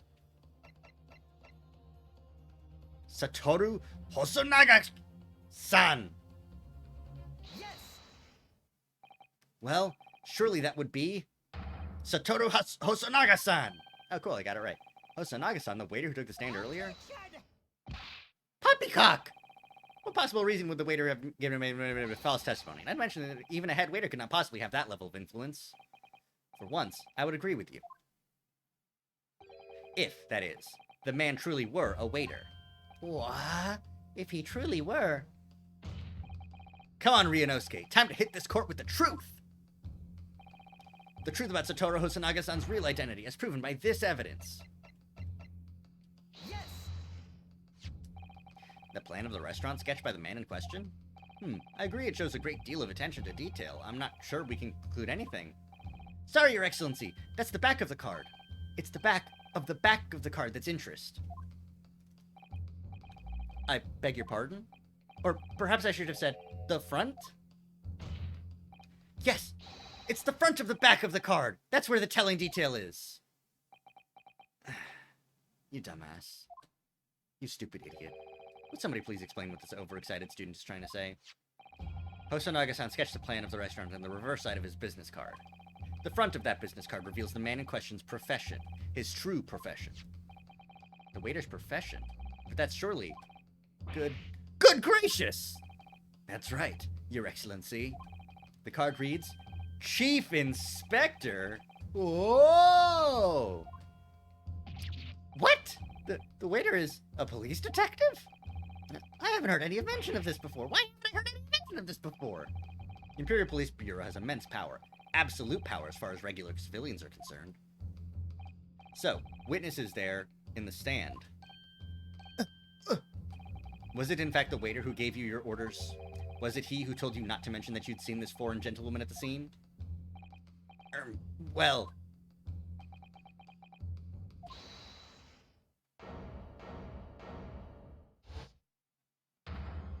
Oh, shit! Here he is!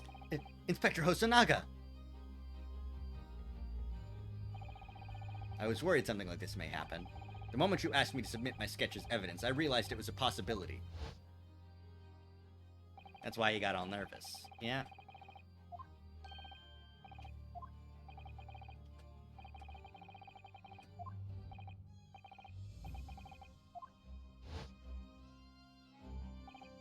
Yes, I remember now. He did act strangely when the judge asked him to hand over his business card. Yeah, I know. I strive to carry out all investigations flawlessly. It is my guiding principle. But I let myself be distracted when I made that sketch. It was an unusually careless mistake. So, you mean to say, you really are a detective? But why would a detective be working as a restaurant waiter? Ah, of course. Your salary must be terrible. I was working undercover. Undercover? Yes, there have been a series of incidents at the restaurant recently.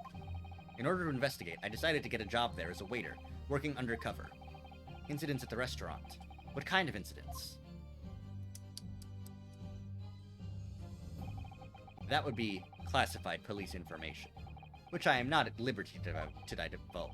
However, I can state categorically that they are unrelated to this case of homicide. Very well then, Inspector Hosonaga, but you will elaborate on one point for the court. Of course, Your Excellency. We have just heard new information from the two witnesses beside you. That at the time of the shooting, there was in fact another person present at the victim's table. If that is indeed true, clearly you would also have been aware of this person's presence having served at the table in question. However, your testimony did not allude to this other diner. Therefore, I am led to assume that in your professional capacity as a police officer, you require these witnesses to be in agreement. Would that be correct?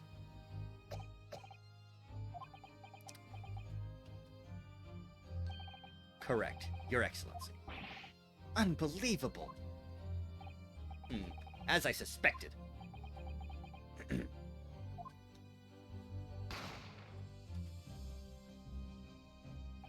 As soon as I heard the gunshot, I ran out of the kitchen to see what had happened. The victim sat slumped in his chair, and beside him, gun in hand, stood the accused student. Sitting opposite the victim at the same table was a young lady, whom I guessed to be an Englishwoman.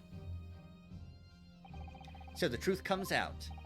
I immediately sealed off the restaurant and reported the incident to the Bureau. It was then that I received some special orders. Special orders? You mean to say... Remove the Englishwoman from the scene at once. It was made clear that the Englishwoman's presence at the restaurant was to be concealed. Oh, fuck. Those were my orders. God damn. But what if this Englishwoman was the killer? I think it would be in everyone's best interest not to pursue that idea. Huh? The Empire views the friendly terms of its relationship with Britain more highly than anything at the moment. An Englishman has been murdered on our soil. To name an Englishwoman as the primary suspect. Well, without irrefutable evidence, that would be completely out of the question. So that's the reason for the disappearance of the Phantom Woman in this case. But it's not right!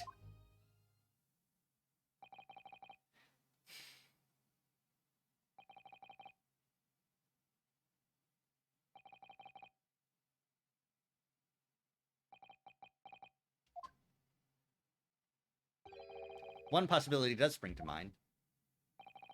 What do you mean, Kazuma? Yumei University is currently hosting a number of exchange students from Great Britain, and I'm fairly certain that one of them, studying in the medical faculty's research laboratory, is a young Englishwoman. What? You're a shrewd man. I can see why you're the chosen candidate for the overseas study tour. You mean... When I removed the woman from the scene of the crime, I thought it prudent to check her identity first. Then the court demands that you name the lady in question at once, Inspector. The Englishwoman sitting at the university professor's table was a certain Miss Giselle Brett. Giselle Brett. Giselle Brett. Is that anything? Giselle Brett. Giselle Brett.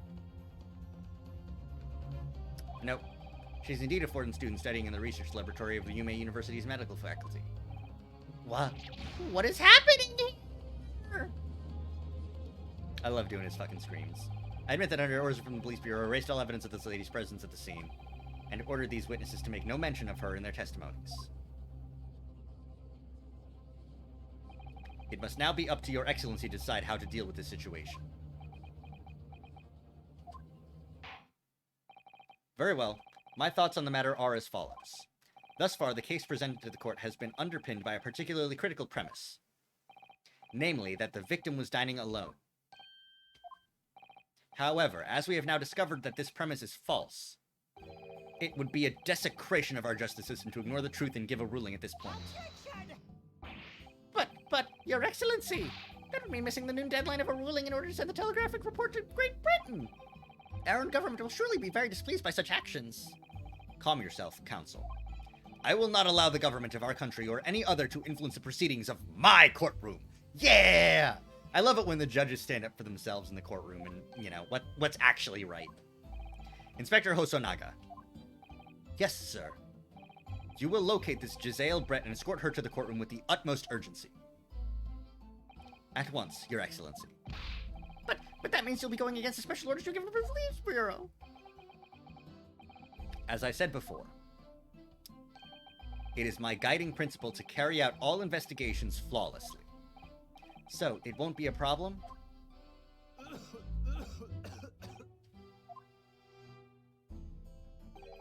Nothing will get in my way! Yeah, I love this dude now. Unless he dies. Court will adjourn briefly. The prosecution must call the English student, Giselle Brett, to the witness stand. Do I make myself clear? Yes. Your Excellency? Good. Then we'll have a 30-minute recess before reconvening. Yeah. To be continued. Shortly. Because I'm going to keep on continuing. Though I might fill up my drink. Get some more water.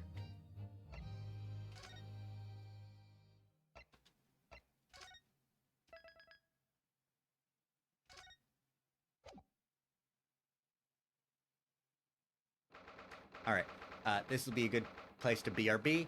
Take a quick little break. Get some more water. Let me just fix the chat on the BRB screen because I fucked it up and it's fucked up right now. Oh no. Oh no. Oh no. Offline overlay, stream chat, tech stuff. Oh God in heaven above.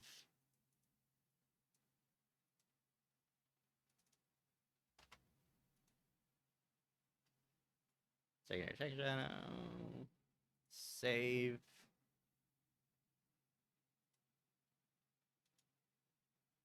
Okay. This will go up in just a second. I'll throw on some lo-fi hip-hop beats to study and relax to.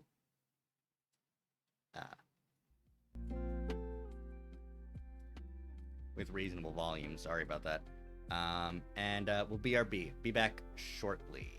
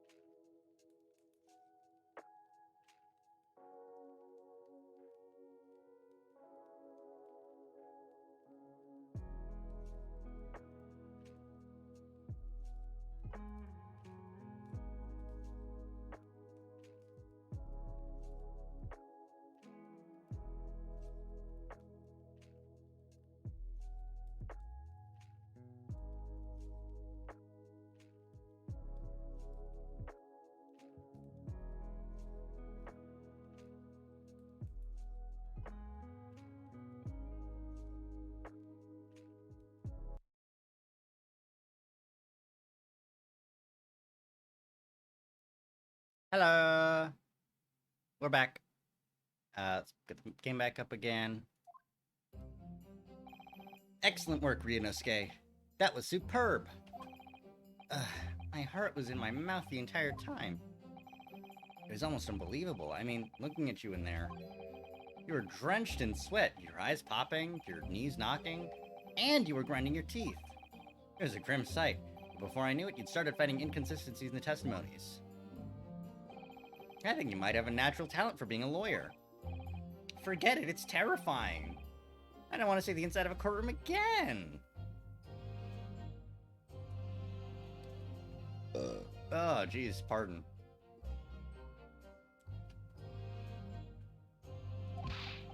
Ha ha ha ha ha! Anyway, looks like you've exposed your Phantom Lady at last. Mr. Zale Brett, a student from Great Britain. Is she? Do we get to... Is she in the... Nah, she's not in there yet. Said I've been trying to tell everyone from the start. Dr. Wilson wasn't alone. There's you alone with him, like I've been saying all along. Yes, you have, haven't you? I might not be overly confident in the courtroom, but my powers of observation are one thing I am sure of. Yes, I can see that. So, about this young gentlewoman. Thanks to our detective friend, she was hastily escorted away from the scene, it seems. Did you see what happened with that? No, I didn't see any of it. I was just on my way out of the restaurant myself. Then, on the floor next to Dr. Wilson's table, I noticed there was a gun lying on the floor. And just after I bent down and picked it up... Bang! Bang, bang, bang, pull my devil trigger. I didn't have time to think about where the sound of the gunshot had come from. The waiter ran over to me, looking as white as a sheet, and he bundled me into some sort of small pantry next to the kitchen. Fast thinking by the detective, he apprehended his suspect without a moment's delay. Yes, and because I was shut in the pantry, I have no idea what happened outside in the dining area. Fair. Ah, there you are. Well done, both of you. Professor Mikotoba. Well, it seems I was right. The pair of you make an outstanding team. You've exceeded my expectations, I have to say.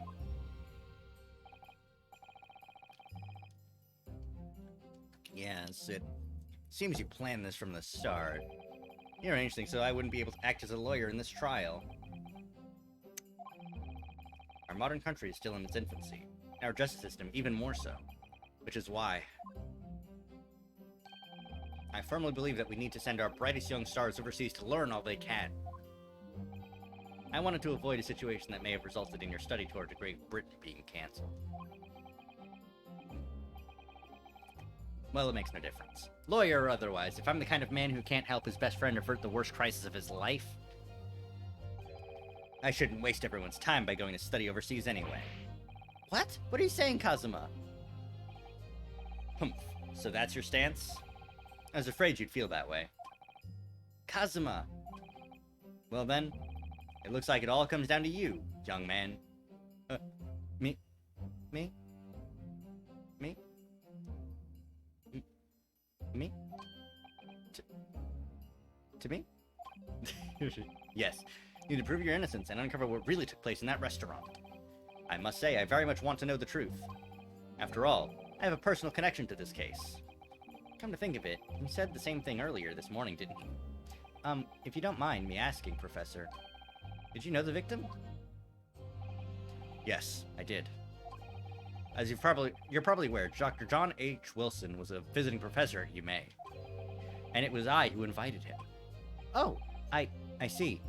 I didn't know that before. Anyway, you're about to go into battle. The victim was a university professor from Great Britain, and a well-known one at that. Jesus Christ. Naturally, our government is looking to identify and punish the culprit as quickly as possible. But let's not forget who we're going up against. The gentleman whose involvement our police bureau went to extraordinary lengths to hide. Yes, and I'm sure the prosecution will be using every tool at their disposal to quash your case. But I've no doubt that you pair will put up a good fight, right to the last. Best of luck. Thank you. Now then. I need you to run an errand at the university at once. There's something I think we may need. Of course. Good luck, Kazuma-sama. Kazuma-sama? Damn, Kazuma, what you been getting up to? It's time. Let's get back to it, partner. Let's go in there and deal a decisive blow. Before those old fossils know what's hit them. Yeah! Kazuma. What? Thank you. Really. What for? Well, if you hadn't said you believed me, then I'm fairly sure I'd already been found guilty by now. Look, I have faith in you. As a lawyer and as a friend. Coming from you, that means a lot. I love you, Kazuma. We should, when this is over, we should, like, kiss or something. If I'm found guilty in this trial, I'll never get to kiss Kazuma on the lips and mouth. That's the kind of true friend he is. So this isn't just my battle anymore. Whoever we're up against, we absolutely cannot afford to lose. All right, then. I'll save the thank yous for after the trial. You can treat me to one of those sukiyaki meals I like from Yume Cafeteria on University Street. With an extra large portion, of course. What a Chad. What a Giga Chad. Omega Chad. Hyper Chad. Maximum over Chad.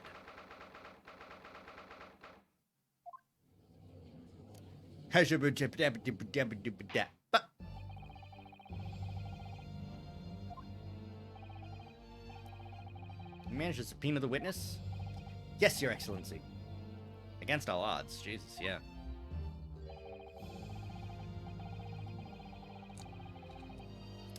Thanks to a certain young stripling, the prosecution is now under rather painful scrutiny from the government.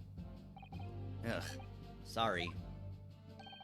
Let the government scrutinize. That's their job. It's nothing to worry about.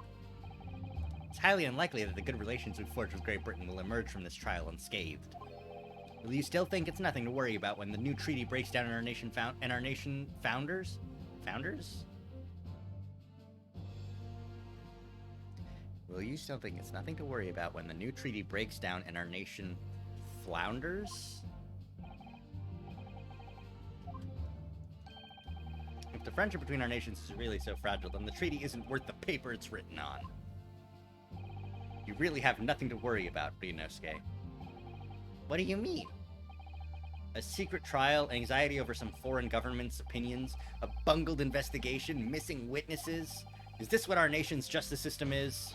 Is this the Supreme Court of Japan or of England? Shut up! Shut up, you jumped up rookie boy! You and your friend know nothing of the situation our nation finds itself in. By aligning ourselves with this great world power, we'll become strong. Diplomacy has never been more critical. Steady political maneuvering is what will secure our futures. I won't deny that I'm no expert. I'm just a student, and one who could arguably study harder, too. But standing here now in our Supreme Court, there is one thing that I feel very strongly. A country that fails to uphold the truth in its justice system is a country with no future at all. Oh, damn, that was actually pretty good. Ah, fuck. Oh, yeah, I agree. Well said, Ryunosuke, despite the wide-eyed look of terror. You little brats! Thank you, Counsel. This court is the pinnacle of our nation's justice system and exists solely for the pursuance of truth. With that in mind, this trial will now resume with the next witness taking the stand. The visiting student from Great Britain, Miss Giselle Brett. Yes. Your Excellency?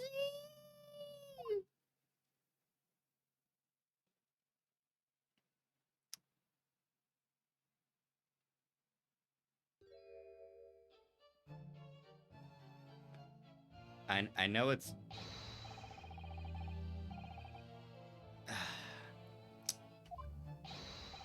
Tea! Someone get tea! Is that true? No idea. So, could we possibly trouble you to state your name and occupation for the court? Of course. My name is Satoru Hosonaga. I have been working undercover as the head waiter at La Carnival, but my true... Yes, we all know about you already. Inspector Hosonaga, where are your manners? In England, it's always ladies first. Is that true? No idea. More importantly, a little earlier today, you said something to me. You said your powers of observation are the one thing you're sure of. Oh, yes. I think I did, didn't I? It's your description for this amazing sight was simply a woman. Sorry, Ryunosuke, but powers of observation aside, your powers of description are sorely lacking. Guilty. So, dear lady, once again, if we may trouble you for your name and occupation, please.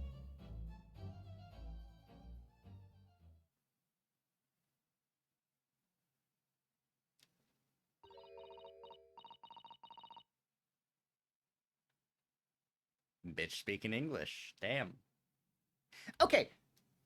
But you could tell her name, though, right?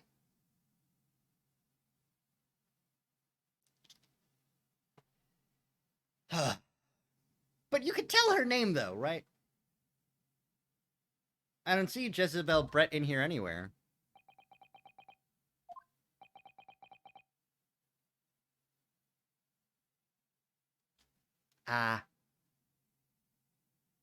Nihongo ga hanasemasu ka?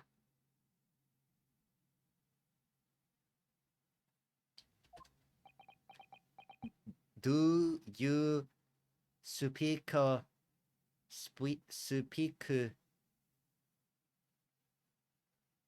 Japanese?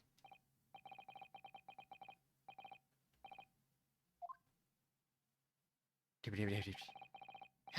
that true? Yeah. Wow, you go big guy. Ha!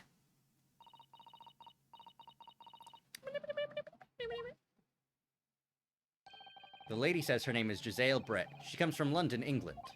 She's a visiting research student, currently enrolled in Yume University's medical faculty. Oh my, what a rare treat to hear the dulcet tones of the delightful language of the British people.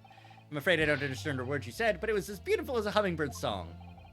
As far as I can tell. The detective is translating her words faithfully enough. Yes, I agree. Haha, you'll obviously do fine in England, Kazuma. Her English doesn't rattle you at all, does it? Nor you. You've clearly been paying attention in your English classes, Ryunosuke. The court thanks the beautiful lady for taking the stand. Now, if we may trouble you to confirm something, Miss Brett. 3 days ago, at a restaurant called Le Carnival, a grim murder took place. The court has been led to believe that you were dining there with the victim, Dr. Wilson, at the time. Is that correct? Dining with the victim?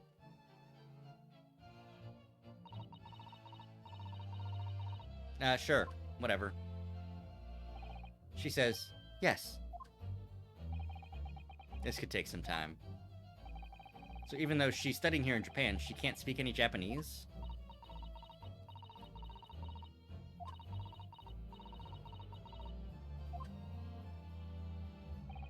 She'd like to apologize for disappearing from the scene. She says that she was due to make a presentation at the university, so she had to leave immediately.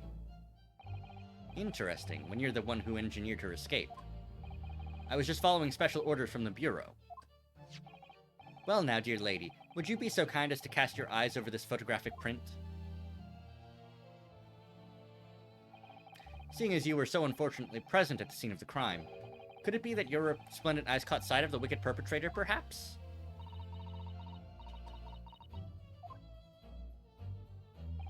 Apparently, it was a very frightening and sorrowful sight. Do you mean to say? Yes, it would appear the lady did witness the crime. The very moment when the accused, standing right there in this courtroom, shot the victim in cold blood. I'm gonna make her sing her fucking swan song and get her to confess to murder. Did you hear that, Your Excellency? Here we have an absolutely conclusive statement. Well, it looks like it's clear now. Clear who our real enemy is.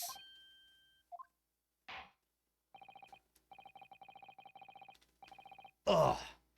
Sorry, just breaking my bones. Kindly tell the court the exact nature of this frightening and sorrowful sight.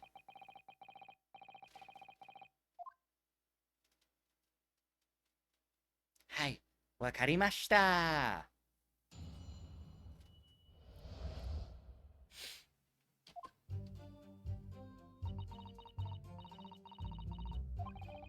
I had arranged to meet for a slightly late luncheon with Dr. Wilson that day.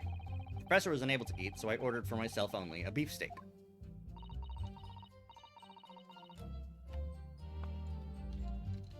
God, that fucks up my model so fucking bad. After a while, the accused came over to greet the professor, and they got into a fierce argument. Then, not long afterwards, the accused took the professor's gun and shot him right before my eyes.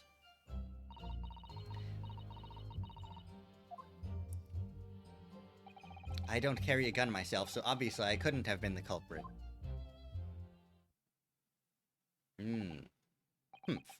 This is a condemning testimony. Yes! No, I didn't have any kind of argument with the professor at all. Quiet, you filthy wretch. Look at you, you black-hearted blackguard, and look at this snow-white angel. I'm sure even a dark-minded scoundrel like you can imagine whose words the court is going to believe. Ugh. You're still making the same mistakes, Ryunosuke. You mustn't blurt out when you're goaded like that. That's a lesson you need to learn. Ugh, but he's so annoying! Of course, I was at the scene as well.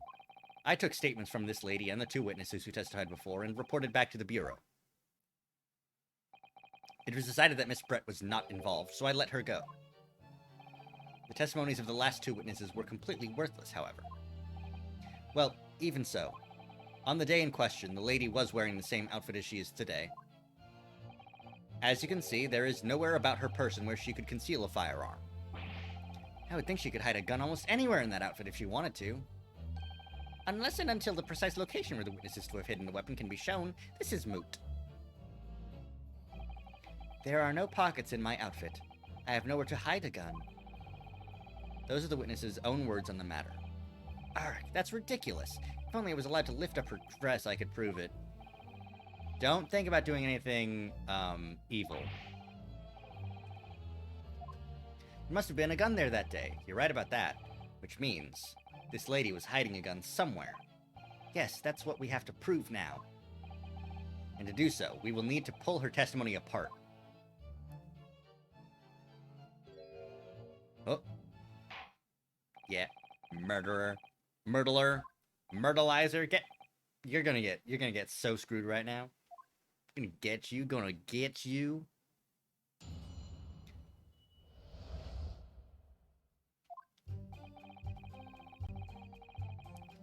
Yeah, that's true. Yes! He was unable to eat, you say? And that was because he just had a tooth removed at the Hada Clinic, correct? That's right. You're supposed to actually check with the witness before answering? Was Miss Brett aware of that fact?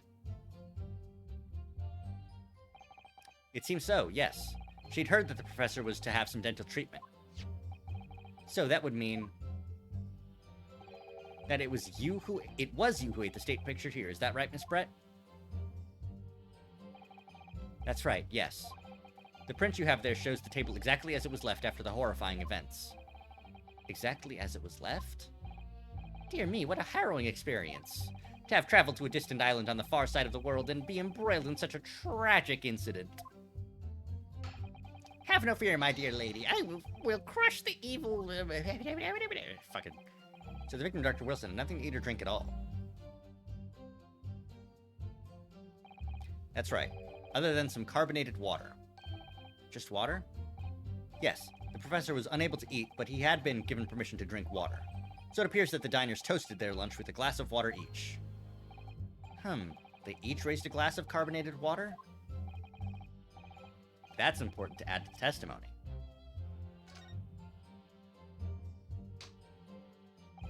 That last statement of yours, Miss Brett, has a profound bearing on this case. Well, well, how fascinating. Do tell us, what is this profound bearing? The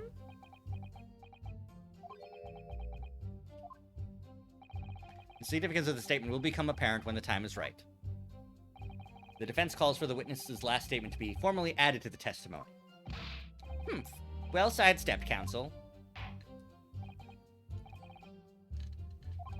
Alright. Gladly, she said. That was brilliant, Cosmo. I'm going to remember that one. The significance will become apparent when the time is right. I could really use that phrase. I'd hope there are some more useful tips you're picking up from this experience than that, Ryunosuke.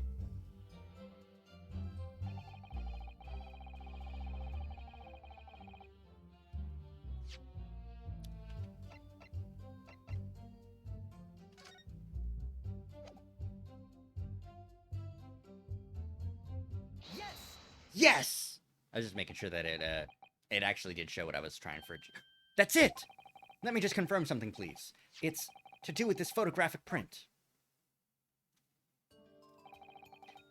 Just a short while ago, you spoke of this print showing the victim's table at the crime scene. That it was exactly as it was left. That is correct, the lady says. Well, that is, it's odd, very odd. Dear me, what's odd is the defense's inability to express itself.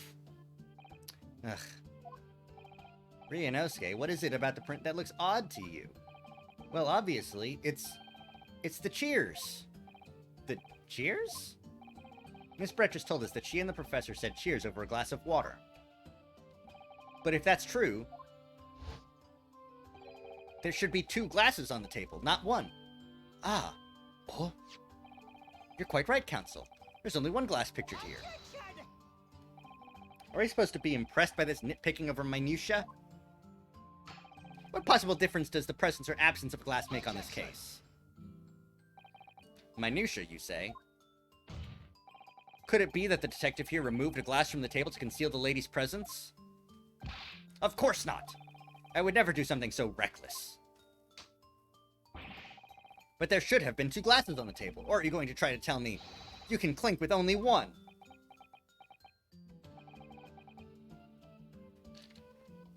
You're quite right.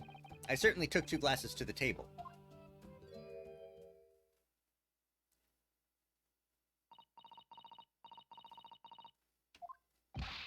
Inspector, what did the lady say?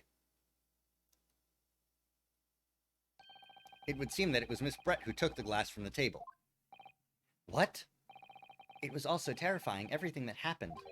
I panicked and thought I should try to hide the fact that I'd been there at all, she's saying. Good gracious.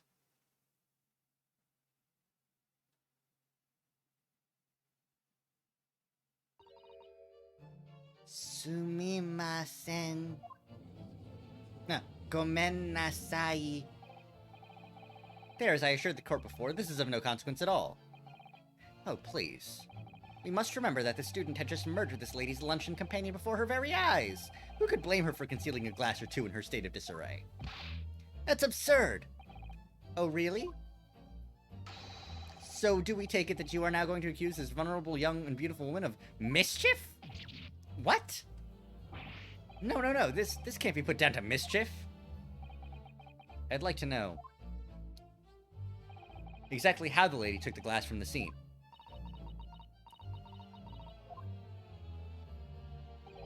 It would seem that she slipped it into a small handbag she was carrying. A handbag, you say? Yes, Your Excellency. A small handheld pouch commonly carried by well-to-do women in England. So the beautiful lady has very graciously explained how and why she removed the glass from the scene now. However, the fact remains this glass has no bearing on the case. This student has been trying to confuse the court with logical reasoning, but in the end it comes to nothing. No more pretentious accusations. You've wasted enough time already. Indeed, the lady has offered a satisfactory explanation as to why she removed this glass. I think henceforth we can consider the matter to have no bearing on the case. Objection! Counsel of the defense, are you in agreement? Well, I don't know, really. If you want to pursue this matter further, you're going to need to show that it has some deeper significance. Yes, you're right. So she took the glass away in her handbag. If there's a deeper significance there, it's the handbag. Wait! The lady put the glass in her handbag, you say? Yes, do try to keep up. It's already been explained to the court that all English gentlemen will carry handbags. Let me see. A little while ago, Miss Brett stated the following. There are no pockets in my outfit. I have nowhere to hide a gun. But What she forgot to mention was her handbag, in which it would be perfectly possible to conceal a gun. You're right. Well done, partner. I had a feeling you'd pick up on that, too. What are you insinuating, you vile blackguard? It's really very simple. The gunshot was heard when the defendant picked up the gun from the restaurant floor. As he didn't fire that gun, we can deduce there must have been another firearm at the scene. The true murder weapon, if you will. Oh, yeah. Oh, yeah. You can't seriously be suggesting... Inspector Hosonaga. Yes? Did you or did you not search Miss Giselle Brett's handbag on the day of the murder? No, sir. I did not. As I thought. In other words, another gun, the one that was actually used to kill the professor, could have been hidden in Miss Brett's handbag. No!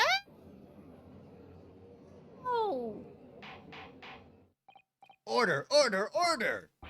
What is the meaning of this, Inspector? The meaning of what, Prosecutor Ouchie?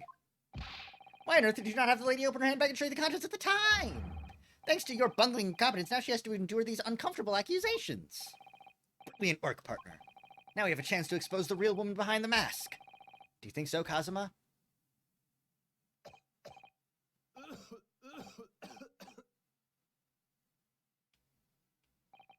Well, what a sorry situation. Clearly you have no faith in the police. As I said, I did not search the lady's handbag after the shooting. Simply because... it was unnecessary. Unnecessary in what way? I ought to thank the student lawyer, really. I have a piece of evidence here that I had completely forgotten about. This photographic print.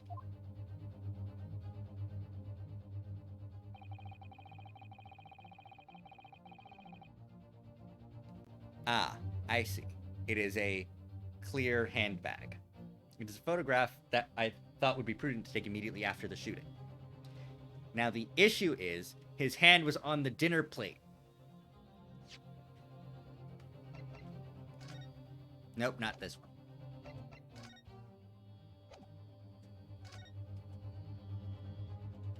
And it was his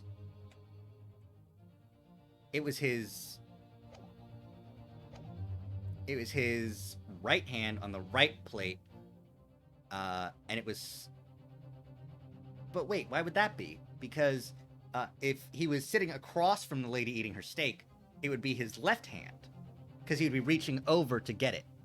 But he was sitting at the plate, at the... How very odd. How very odd indeed. As you can see, it clearly shows Miss Brett's handbag. Well, I never. You can see right through to what's inside. That's right. Apparently, meshwork bags like these are the height of fashion in London at the moment.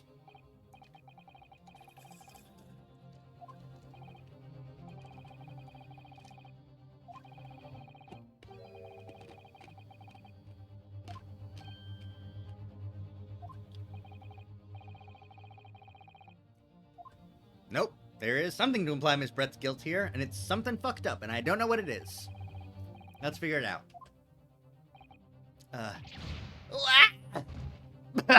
He's dead. Dead as hell. What attorney's badge you got on in the grave? Inspector Hosonaga, you will submit that print as evidence at once. Certainly, Your Excellency.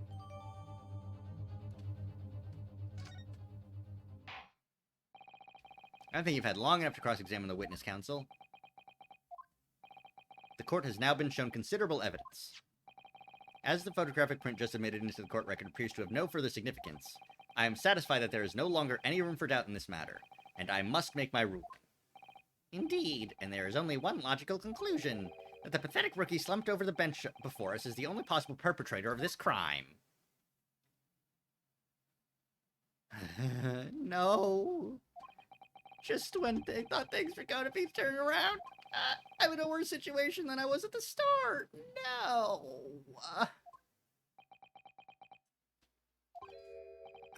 Kazuma? I'm sorry. Ryunosuke. Now that the cross-examination of the witness is over, there's no way to force the trial to continue. What? You mean this is it? Ha ha.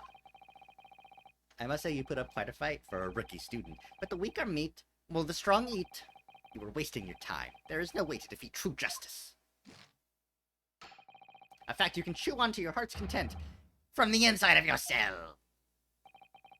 This can't be happening. Am I really going to be found guilty of a crime that I didn't commit? And Kazuma, his dream of going to study in Great Britain will slip through his fingers. Kazuma, what? Is there really no chance now of turning this trial around? You heard the judge. There's nothing about that last photograph the detective produced that we can contest.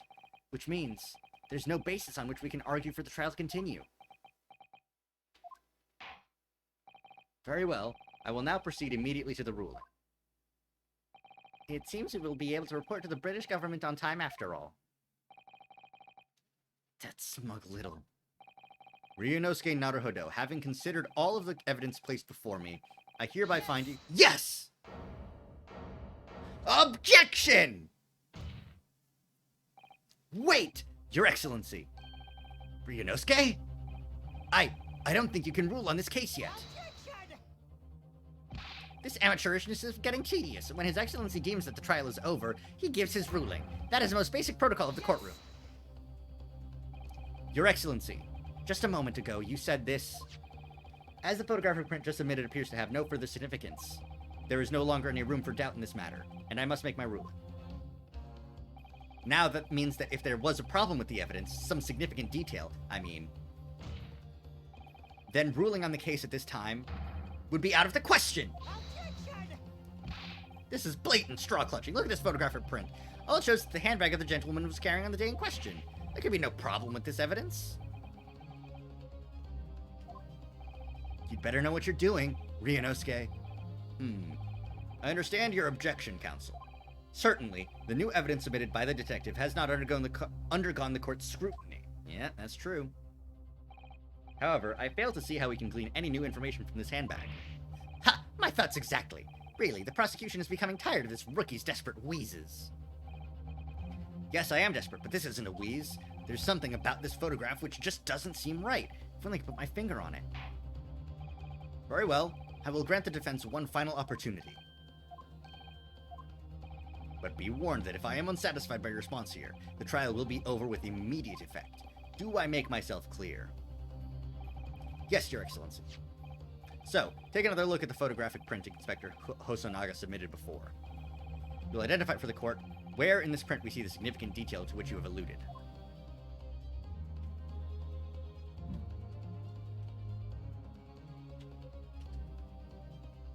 Take that! Look at this, here. There's a very unusual mark on the victim's wrist. That is true. It looks almost like a burn of some description.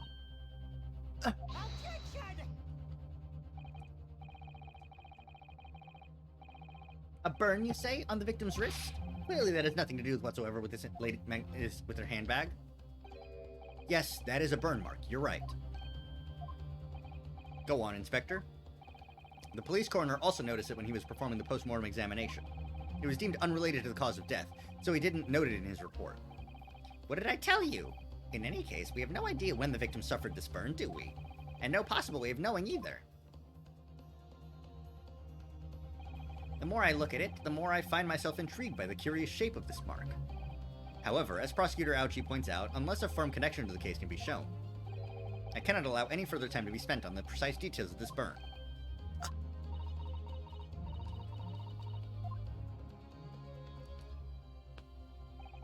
Excuse me, Your Excellency. It would seem Miss Brett has a lunch appointment with the dean and other university staff.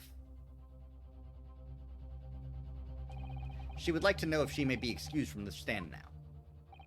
Oh, of course, dear lady. We shan't hold you up any longer. I'm quite sure His Excellency is about to give his final ruling anyway. What's your thinking on this, Ryunosuke?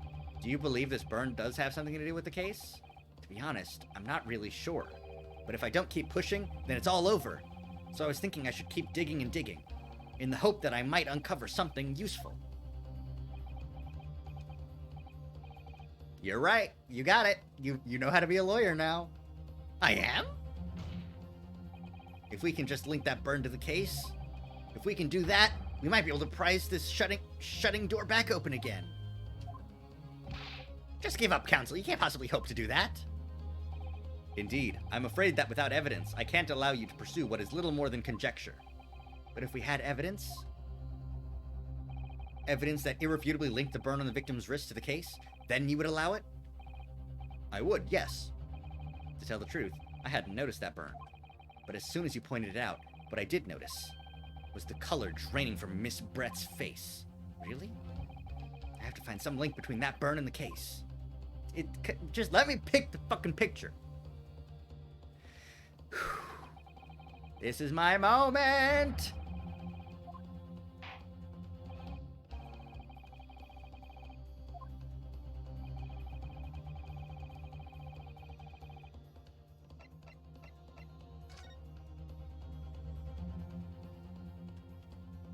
Take that! Yes! What's this, Counsel? Yet another print? Yes, Your Excellency. I believe photographic prints are an amazing invention. When we humans look at a scene, we miss things. But in a photograph, things we may have overlooked at the time are recorded forevermore. Do hurry up, Rookie. What are you trying to say? To inconvenience this poor lady any further really would be quite inexcusable. Actually, we may need you to stay with us a little longer if you don't mind, Miss Brett.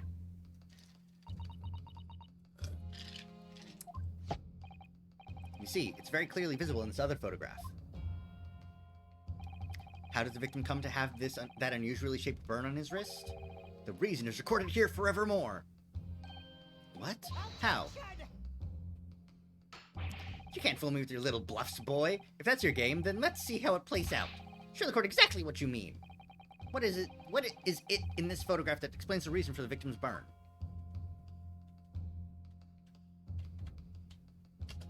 Yes. The beefsteak? Actually, the point is the metal plate the steak was served on. The plate? Ah! Your Excellency, are you alright? As you can see, there's an emblem on the plate. I would guess it's some sort of trademark of La Carnival. Oh. This emblem on the plate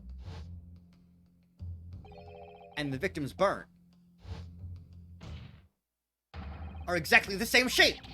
Ah! Ryunosuke, you genius! You're spot on. Which means the victim must have suffered this burn while he was present at the restaurant! But even if that is the case, we can't know if it happened on the day in question or not. It could have been the day before, or the day before that. It mostly happens at other unrelated time. Well, Objection! Sadly, Prosecutor Ouchie, the chances of that are extremely slim. Thanks. Why? The outline of the burn is clearly discernible. Such a serious injury would have caused quite a commotion in the restaurant. Wouldn't you agree, Inspector Hosonaga? I can't imagine having missed such a terrible disaster, certainly. But... I would say, looking at the picture of the wound, that it wasn't suffered very long ago. Oh, I would say, looking at the picture of the wound, that it wasn't suffered very long ago, and although it's not a particularly large burn, it's extremely well defined, as the defense just pointed out. It was no mild burn, that's for sure. Can you be more specific, Inspector? Well, let's see. If the plate was at around 90 degrees centigrade, a burn like that would have taken around 3 seconds. It's inconceivable that the victim wouldn't have let out a scream of pain then. I've been investigating at the restaurant for several weeks already, but I've not heard anyone scream at all. As the head waiter of La Carnival, I can testify to that without hesitation.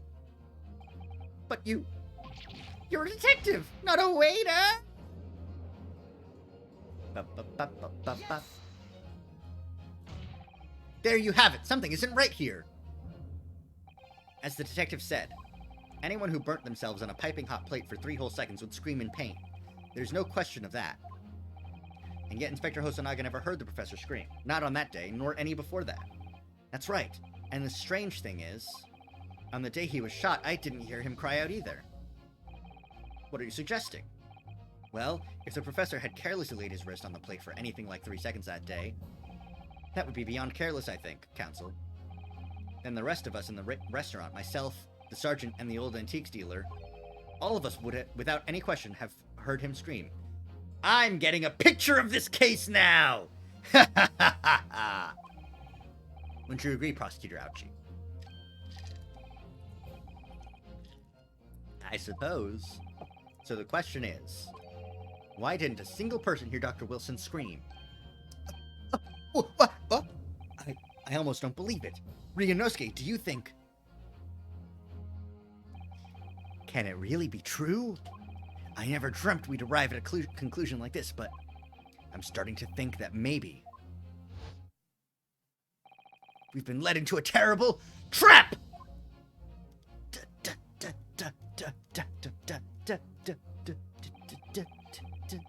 There's only one explanation I can think of to make sense of this apparent impossibility. On the day in question, when he suffered the burn to his wrist, Dr. Wilson was already dead. No man could remain silent while his wrist was burning on a piping hot plate for 3 whole seconds. That's clearly impossible. Apart from in one particular situation. Counsel, are you suggesting... Yes, it's only possible if the man was already dead. Already dead?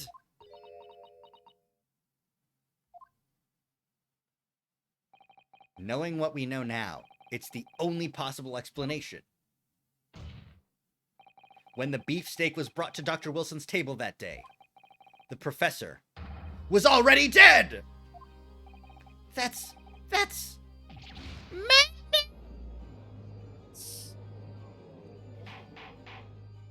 Order, please! Counsel, explain this absurd notion at once. The victim was killed by a gunshot! That's right! That's absolutely right, Your Excellency! This is just another ridiculous ploy by the rookie student, but clearly has no grasp of the facts!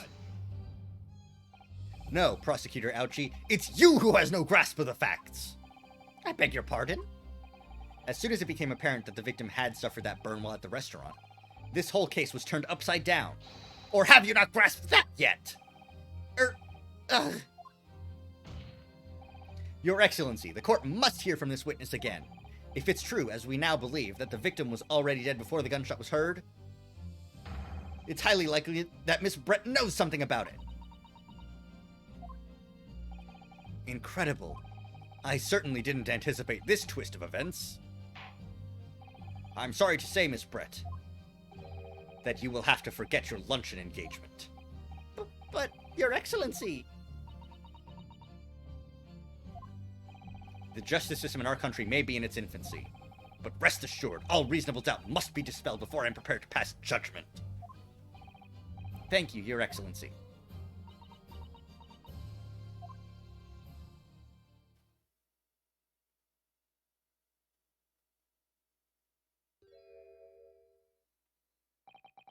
What was that smile?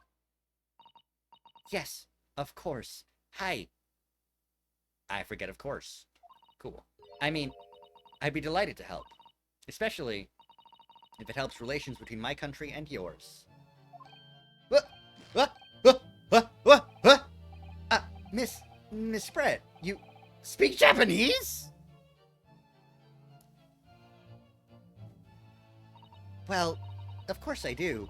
I am studying in your country after all. But then, why have you been speaking through an interpreter until now? My mother tongue, the Queen's English, is the most refined and elegant language in the world. As a gentlewoman, I try to avoid speaking in your vulgar tones as much as possible. Oh, shit. This lady racist as fuck.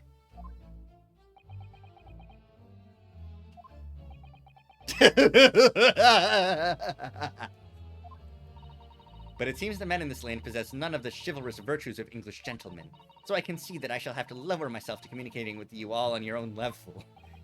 Oh,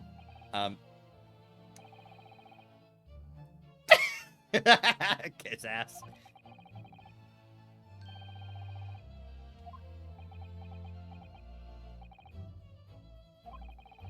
In that case, Miss Brett, I will now ask you to testify in your own words about the events leading up to the death of the victim, Dr. Wilson.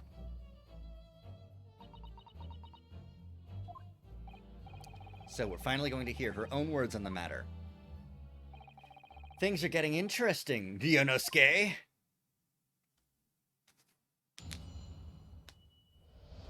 Alright, let's get her ass.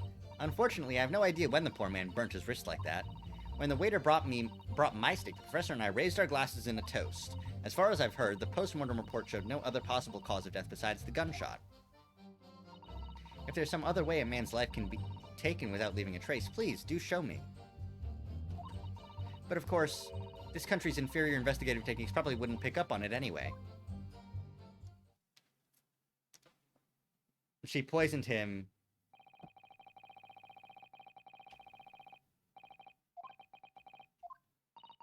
I hope that is the last time I will have to sully my lips with the coarse tones of your unbecoming tongue. Oh, forgive me. I do hope I haven't insulted anyone. Not at all, not at all. It is a delight merely to hear you speak, dear lady, and it seems very clear from your testimony that this boorish talk of the victim's burn is utterly irrelevant. I will be speaking to your country's Minister of Justice about what has happened here today. The Minister of Justice? May that irritating little bully of a student be given the harshest punishment possible. Amen. Fuck you. Huh? Thanks? Was that a prayer then? Well, you'll have to forgive the irritation, Miss Brett, and put up with the cross-examination now. I expect you've noticed that this little bully of a student, as you've put it, doesn't miss much. I'm sure I don't need to remind you, Counsel, that this will be your final cross-examination in this trial. If you fail to demonstrate any problems with this witness's testimony, I will be ruling on the case immediately. Is that clear?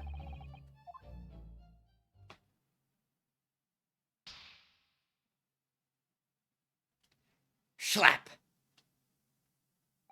Yes, Your Excellency. Then you may proceed with the cross-examination. Alright, time to take you on. I don't see any immediate inconsistencies except for poison, obviously. So we're going to press the shit out of you! But the hand was on the shooting plate. You can't not have noticed. Do you think so? Let me ask you something. Sorry? Ever since I arrived at this courtroom, and even still now, the fly on those unsightly black trousers of yours has been wide open. You can't not have noticed, can you? Huh? What? Ah! Ha ha ha, what's fun? You hadn't realized. Your lady's absolutely right. As your friend, you've embarrassed me as well as yourself, Ryunosuke. Why didn't you tell me? Dr. Wilson was a true English gentleman. He chose honorable silence over a vulgar scream. So just like...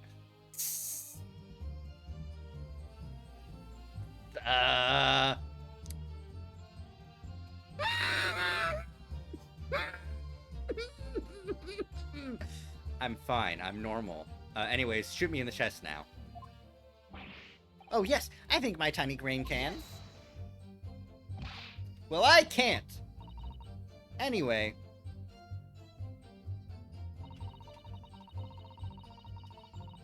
Yes. As you testified before, you were drinking carbonated water, is that right? Dr. Wilson was only permitted to drink water at that time, if you remember. Which explains why he ordered that drink. Correct, waiter?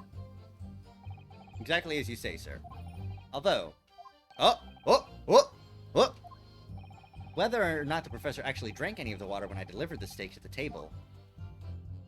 I'm afraid I don't remember that. Damn you. I have enough English to understand that, at least. For the benefit of the others of the court, it means... Bless you! Fucking goddammit! I think it means the exact opposite.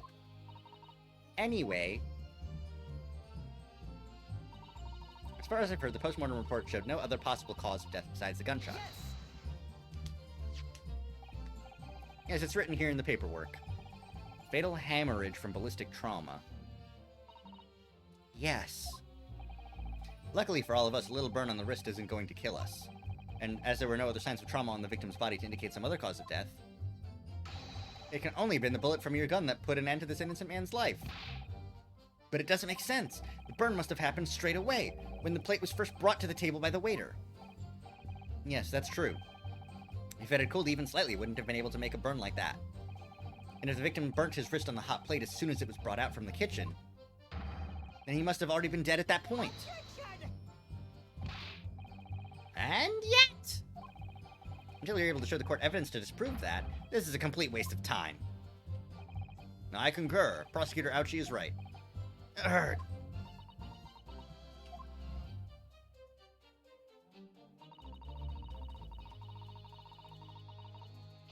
No, you show us. Show us how you poisoned him. Without leaving a trace. If someone is shot, or strangled, or stabbed, or thrown from a height, however a person's life is taken, there are always telltale traces on the body. Quite right, dear lady. And as our police force has thoroughly examined the body of the deceased, there can be no doubt. Isn't that right, Inspector Hosonaga? As I've said, I always aim for a flawless investigation. There would be physical traces with all those causes of death, that's true. But maybe there's some other way of killing someone that doesn't leave a mark. If, heaven forbid, you doubt me, young man, you're going to have to tell everyone how exactly you think the professor did lose his life.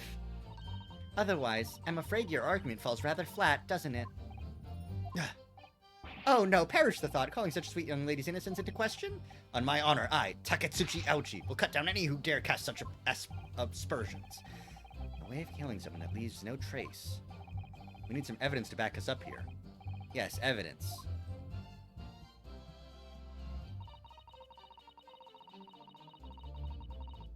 Yes! Inferior? What do you mean by that? In the lands of the Great British Empire, the police store everything found at a crime scene for later examination. But in this country, you investigate once and that's the end of it. Isn't that so? Quite right. La Carnival is open for business as usual today, just days after the incident. Exactly, which means that even if the investigation takes a different direction, vital evidence may be lost. Eh? The hell's that?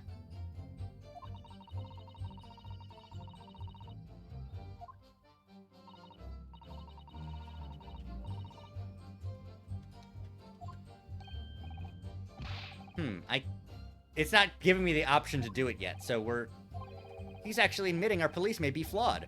Perhaps Prosecutor Ouchie's finally starting to see sense. I very much doubt that. Still, there's something about what Miss Brett just said. There was a moment before when something didn't seem quite right. Yeah, it was Hosonaga. Kazuma, are you going to tell me how to do the witness switching? I think it's going terribly. No matter how much I press her, I'm not turning up any new information.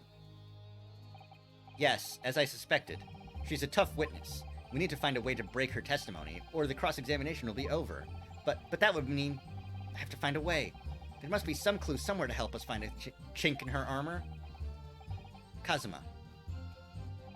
What, Ryunosuke? There is one thing I noticed. Something that's been bothering me. Bothering you? You mean about Miss Brett? Actually, no. About the person standing next to her. Inspector Hosonaga. The detective? Yes, he seemed to react a little strangely to Miss Brett's last statement. I was wondering if it might be significant. If it might present an opening, maybe. Alright, I have an idea. Try pressing her on that last statement one more time. If you think so, but this time, instead of targeting the woman herself, let's see what we can get out of the detective. Alright then.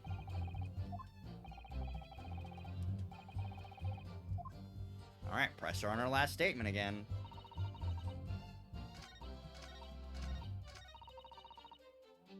Yes!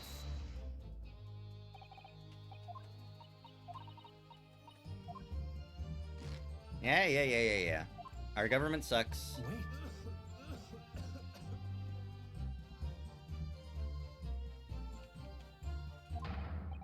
Yes, there it is again. Did I have to click on it? The detective's reaction is just the same as before. Why? Up until now, the detective has been in the stand with Miss Brett as her interpreter. But things are very different now. For this testimony, the detective is just listening to what the Englishwoman has to say. This could be a golden opportunity. What do you mean? When people are actually testifying, they're usually very careful not to let anything slip. However, when they're listening to someone else speak, you'll find they often let their guard down.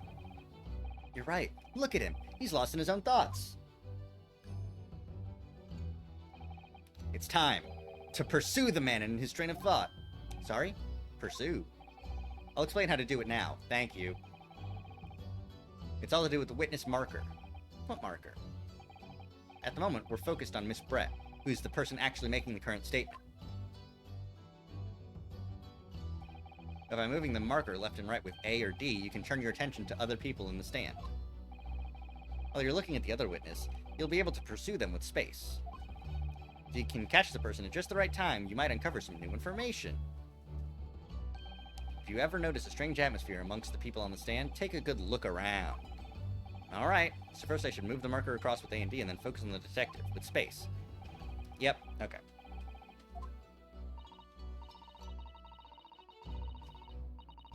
Wait.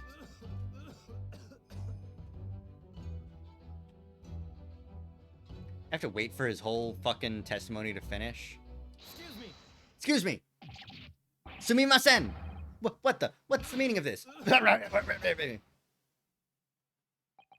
Jesus. I'm so sorry. I didn't mean to shock you. He really was lost in his thoughts. Deeply. It looked like you were thinking something just now, Inspector. Perhaps having heard what the lady next to you had to say? If there's something you'd like to say, please, share it with the court.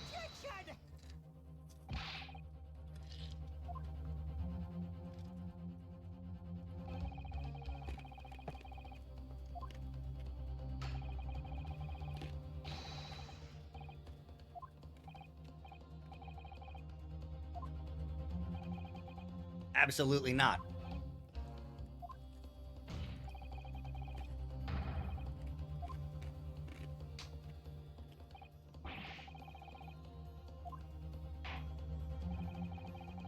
Inspector Hosonaga. Yes? Do you have something to add in relation to the statement just made by Miss Brett?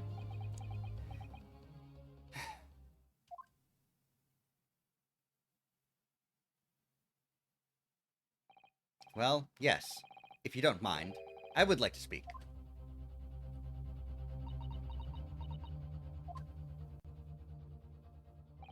The lady is right. Our country's police practices are not as modern as those used in Great Britain.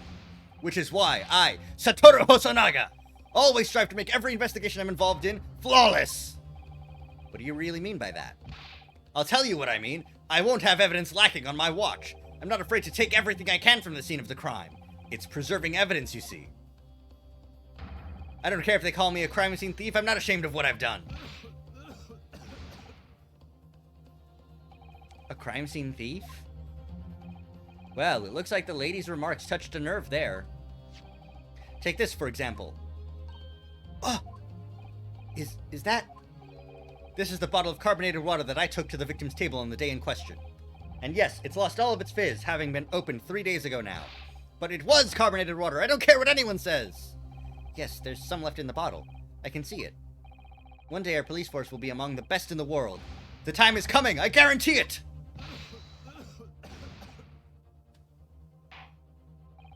I can't say I condone the witness's actions, but I do understand the sentiment. The court will accept the glass bottle of water as evidence. Time to investigate it!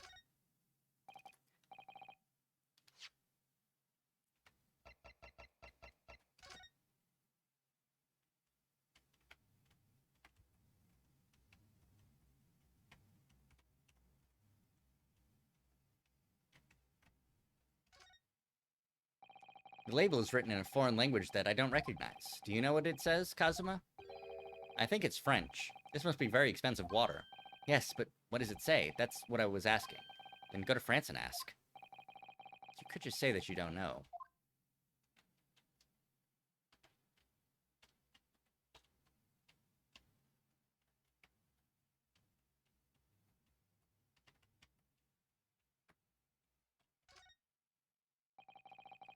So this carbonated water is the last drink Dr. Wilson ever had.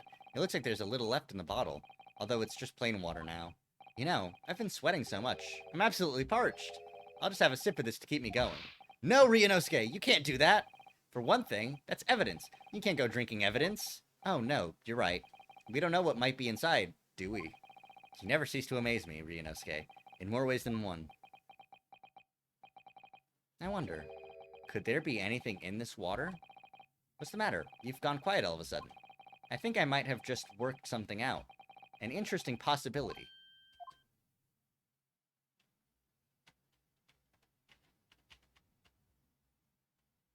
Yeah. But nothing else to investigate with the water?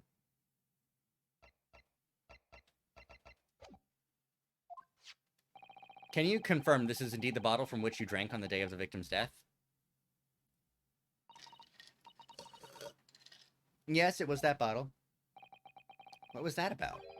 She seemed to avert her eyes when she answered the judge's question.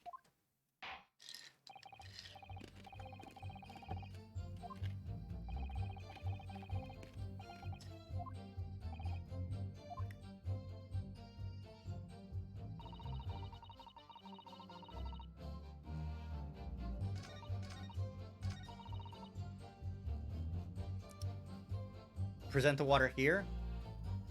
A way that you can take a man's life without leaving a trace. Something in the water.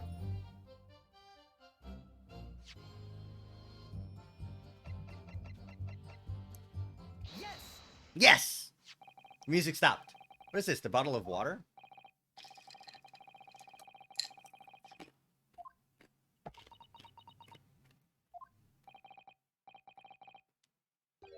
To poison.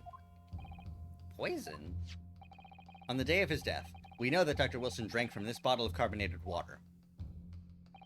Could it be that there was poison inside? Could it be that the professor actually died after taking a sip from his glass? Order, order, order! And on that day, who was sitting at the same table as the professor and able to slip the poison into his drink? There's only one person who could have possibly done it. Giselle Brett, it was you! Objection!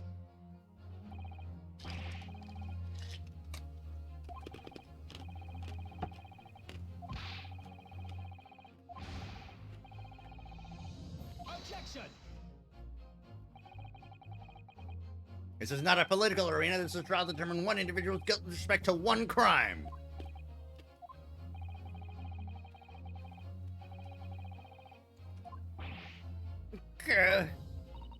Ahem, if I may. I will silence you forever for this disgraceful attack on the lovely... Shut up! It is you who should be silent! Of course. Dear lady? Where did that come from? She just snapped. I'm afraid I may have spoken unfairly before. I offer my most humble apologies. I'm sorry, my lady. To what are you referring? I described your police force as inferior. But no matter how inferior they may be, you still investigated this particular point thoroughly, I believe. The bottle, I mean, Inspector. And whether it contained poison or not? Of course. You did? Have you forgotten what my guiding principle is already? I strive for a flawless investigation every time. I don't believe it. Naturally, we tested the inside of the bottle and its contents. And? What did you find, Inspector? I ordered tests for every toxin that's available in this country at the present time. We could find no trace of any poison of any description in the bottle of carbonated water, Your Excellency. What? Are you sure?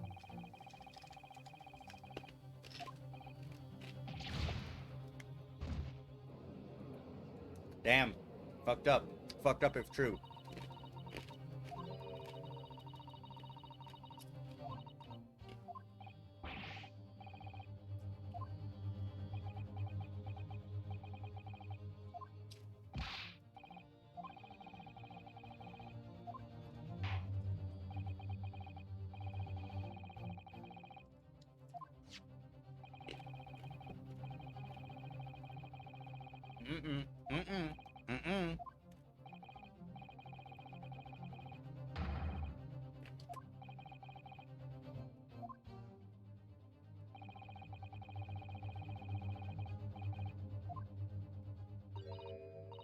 Oh no, I'm just glad the matter is resolved.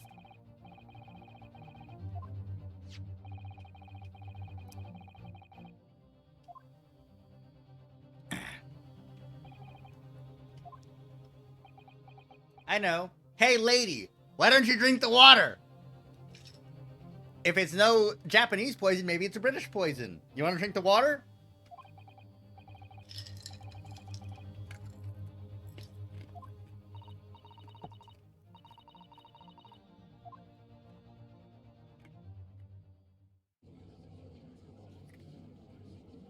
Hold it! Oh! Oh, fuck! Yeah! Hell yeah! Please, wait! Mate kudasai! What is the meaning of this? Forgive me for intruding on court proceedings, Your Excellency. Susato Mikotoba, judicial assistant to the defense. Mikotoba? In my darkest hour, with nowhere left to go, she appeared like a bolt of lightning. And in her hand, she carried a small package wrapped in a furoshiki cloth. Banned! Begone!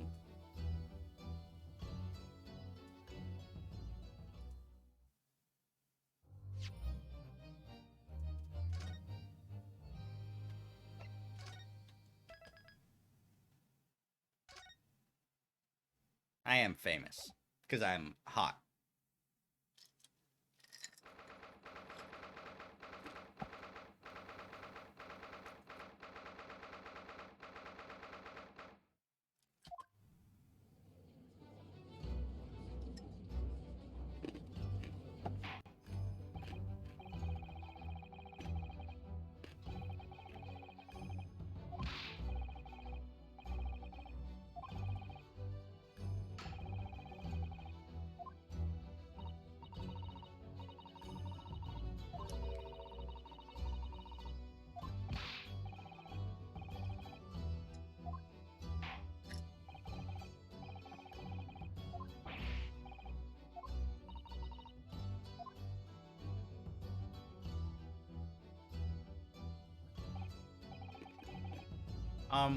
Who are you?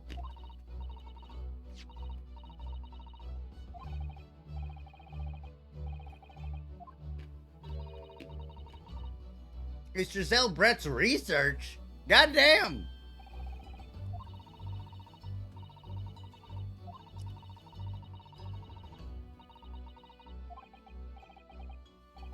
Miss Brett was studying under the professor, wasn't she? So, does this research, whatever it is, have something to do with the case? I'm afraid I don't know. I don't speak English.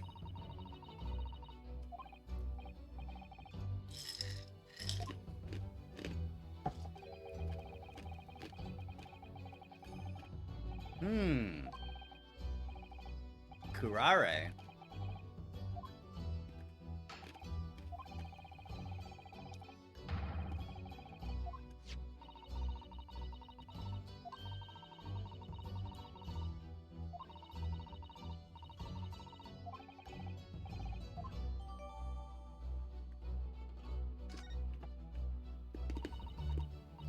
Bye, Trishado.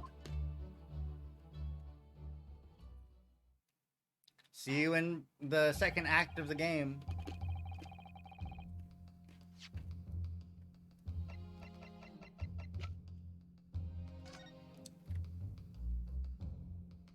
Kurare.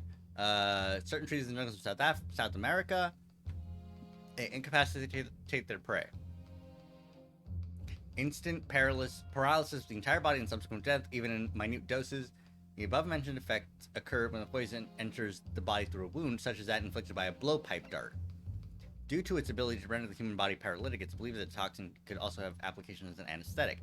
However, solution for the respiratory arrest caused by as a result of the full body paralysis must be found first, or patients would die of suffocation.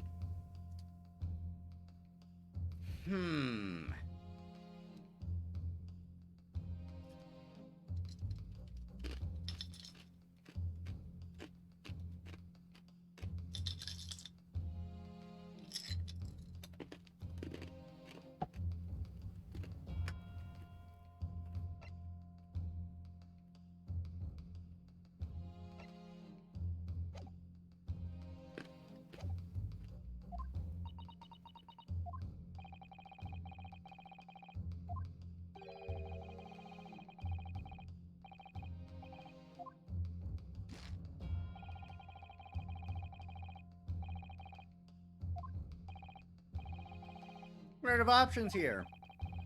It's the very last chance.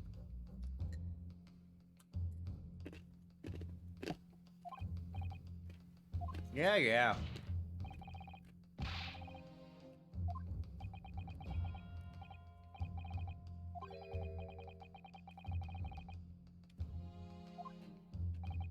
Well, Miss Brett.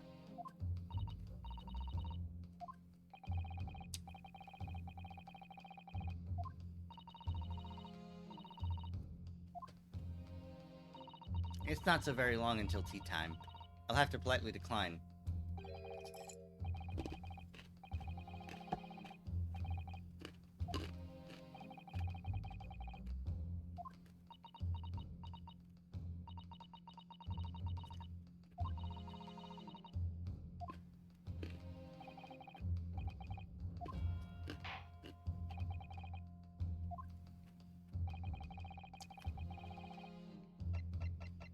Oh, it's the fucking book I just got. Yes!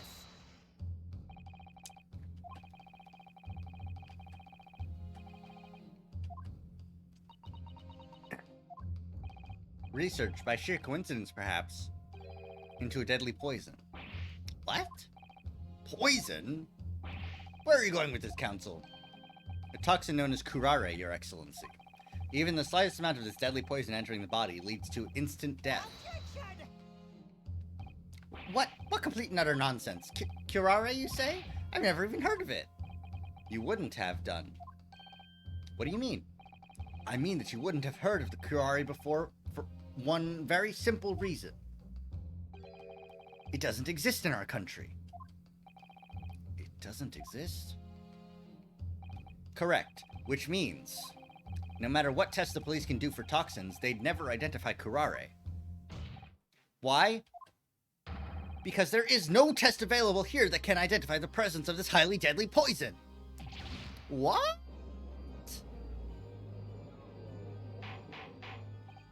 Order, order, order! Council, does this deadly poison truly exist? According to this report authored by the visiting research student from England, curare has long been used by the tribespeople of South America as a poison to lace their arrows. It seems that it's reasonably well known among European doctors and scientists. To lace their arrows? The report states that it is produced from the extract of a tree that grows deep in the Amazonian jungle, and it was first brought back to Europe at the turn of the century by explorers. It claims that animals shot by arrows laced with curare suffer instant death. Doesn't that about sum it up, Miss Brett? Objection! Trumpery! These aspersions are utter trumpery! To start with, if the victim had been administered some of this so-called deadly poison, he would have been squirming and writhing in pain. The other dentists would surely have noticed. That's true. What do you say to that, Inspector? Well, yeah, sure, probably. Obviously, I would have noticed a disturbance like that. I don't remember anything like that either. I didn't notice the professor being in any kind of pain. According to this, however, it's the other way around. What do you mean, the other way around? The very fact that the victim didn't show any visible signs of distress is evidence that curare was used. Explain yourself, Counsel. The moment this toxin enters a person's system, it causes instant paralysis. In other words, afflicted victims lose all strength and are completely unable to move. Even if they were in total agony, there would be no visible signs of pain at all. How terrible! Obviously, if a man lost all strength in his muscles, he'd collapse on the floor. But with a chair under him for support, as Dr. Wilson did, the effects could go largely unnoticed. But I don't follow, Kazuma. That's just paralysis. I thought the poison caused instant death. The full explanation is extremely unpleasant. The poison causes immediate paralysis, as I said, leaving the victim unable to move. But after a short time, the paralysis is so severe, it causes the muscle that controls respiration to fail. Respiration? In other words, the actual cause of death is suffocation. And all the while, the victim is conscious and aware, just unable to move. That's hideous. To the observer, it would look almost like the victim was slipping peacefully into an endless sleep. But for the victim himself, his final moments would be a living hell. That is the true nature of this deadly curare poison. Yeah, that's pretty bad. And you're suggesting that this bottle, Council, actually contains this terrifying poison? This is all very convenient, isn't it? A hitherto unknown poison for which there is no means of testing? What a happy tale for the defense. Ahem, if I may. All these facts. You think you're so clever, but you must be taught some Shut up! Shut up! It is you who must be taught. Of course. Dear lady! Ojo-sama! So, this is how you Japanese behave, is it? What? You steal another's honest hard work and then announce the results as if you discovered them? I'm appalled! What a loathsome act! Well, Miss Brett, the feeling is mutual. Whatever do you mean? Capitalizing on the unfortunate circumstances of an innocent man to frame him for a heinous crime? That really is a loathsome act. Wouldn't you agree? Enough of this! I, for one, refuse to accept it. The idea of some poison that doesn't even exist in the great empire of Japan is breaking the rules! What's so funny? Oh, excuse me. Your Excellency? Yes, Miss Brett? May I borrow that bottle for a moment, please? Well, yes, I don't see, why not? Oh, she's going to chug it because the poison specifically says, it can only be ingested, via a blow dart. She's going to fucking chug that shit. Don't get too big for your boots, you insignificant little island boys. Sorry, what the fuck? To an Englishwoman such as myself, this whole affair is a farcical comedy. Your little police games and these foolish courtroom antics. It's laughable, really. But I'm getting bored of it all now. It's time for the games to end. Cheers!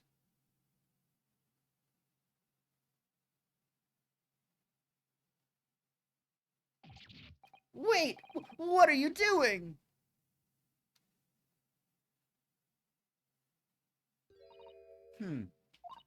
No sparkle left at all. How appropriate for this shabby affair. Oh.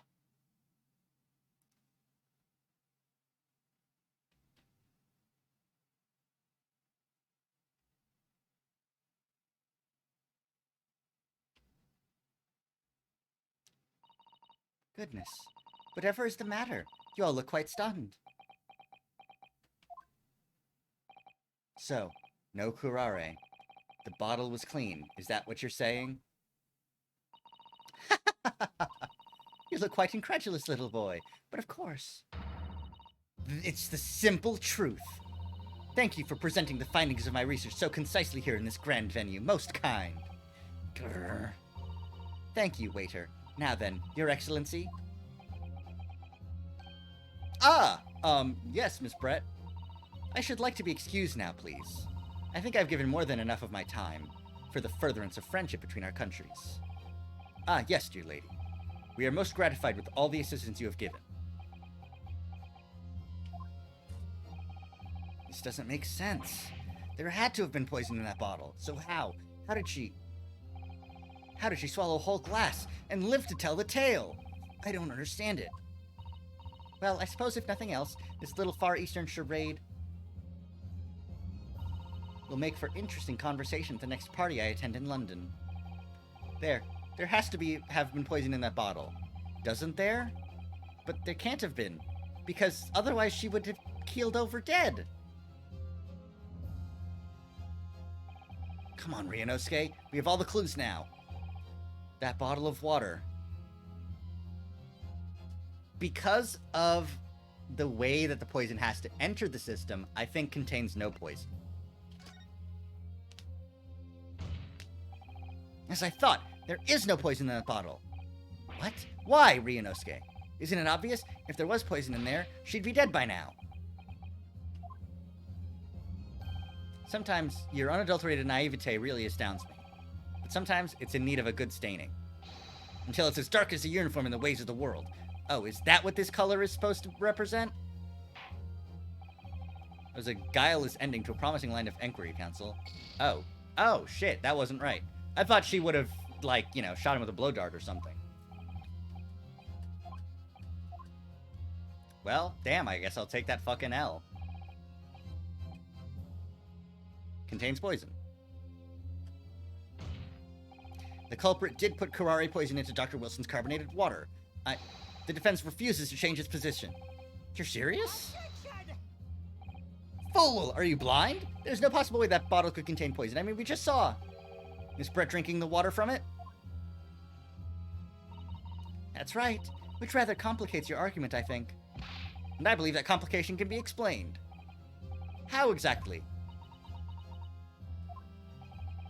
I need to think through all the things that don't quite add up here, one by one. I'm sure the answer is in the evidence we have in the court record somewhere. It has to be. All right, let's see.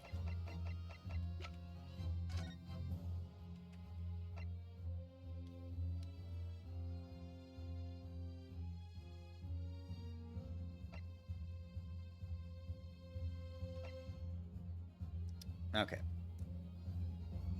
Route of entry. It has to be through a wound. He got dental surgery. Oh, right. I'm stupid. Okay.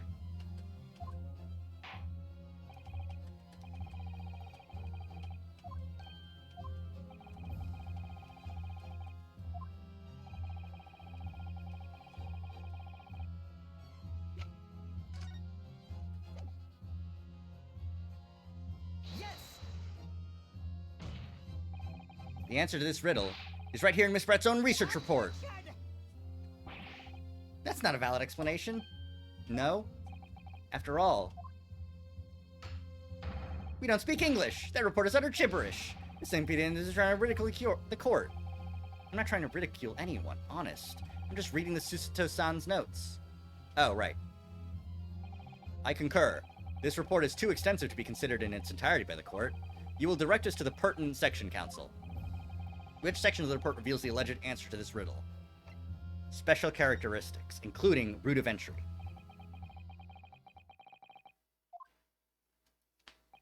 And it's left me curious about something. Oh, counsel? Well, it sounds as though indigenous hunters have been using this poison for years and years, to lace the heads of the arrows that they shoot at whatever prey they're hunting. So we've been led to believe, yes. And the point of hunting is to catch prey to eat. Get to the point, please.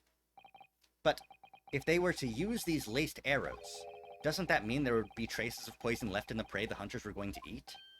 Yes, good point. So surely the hunters wouldn't want to eat their prey, would they? Because then they'd be eating poison.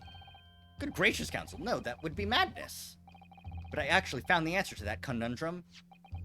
In this research paper here, under special characteristics, it says this. The poison starts to work after entering the body through a wound. Through a wound, you say? I see, that makes sense. Yes, the mention of that particular detail seemed a little strange to me, though. But it all makes sense when you interpret what's written like this. When curare enters the body through an open wound, it has terrifying poisonous effects. However, when it enters the body via the mouth, it has no poisonous effects whatsoever! What? Miss Brett, you authored this research, you knew this curare's special characteristics, and you knew that you could make a spectacle of drinking that water without any danger to yourself! You meddling little rapscallion! Nah. Well, Ryunosuke, it turns out you're an even better lawyer than I thought you'd be. Really? Me? A lawyer. Objection! All this poison talk is fascinating, I'm sure, but I fail to see how it possibly... So, the ill-bred little puppy has a new toy to play with, some facts he read in a book. But I'm afraid knowledge doesn't suit you, little boy. It only makes you look silly. What are you trying to say? Your schoolboyish logic has a fatal flaw. Schoolboyish. Flaw? As even your brain has managed to deduce, curare is safe to ingest. It seems likely that its effects are neutralized by the acidic nature of the gastric succus. Oh, yes, well, of course. Gastric suckers? What the fuck? So, if this lethal poison is completely harmless when drunk, the professor wouldn't have died when he swallowed it, would he? Ah, that's right. Good gracious! That's basic science. Science that even a schoolboy should be able to understand, no? But he had dental surgery because he had some fucked up British teeth. If the lady and the professor drank the same poison, they would be affected in the same way. Are you trying to suggest? Yes, this curare poison is completely irrelevant to the case on trial. That's right. Surely even a little cockroach like you could understand something as simple as that.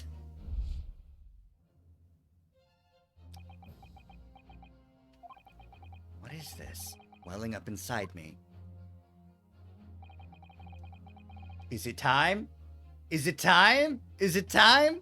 It's a sort of conviction to break down all the discrepancies. It's so intense, almost rage-like. The Satsui no Hado!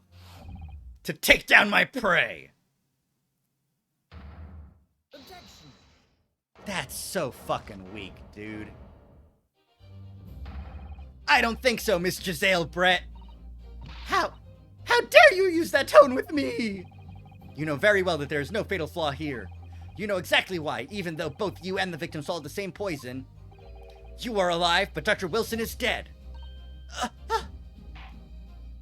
Counsel, I'm sure I don't need to remind you.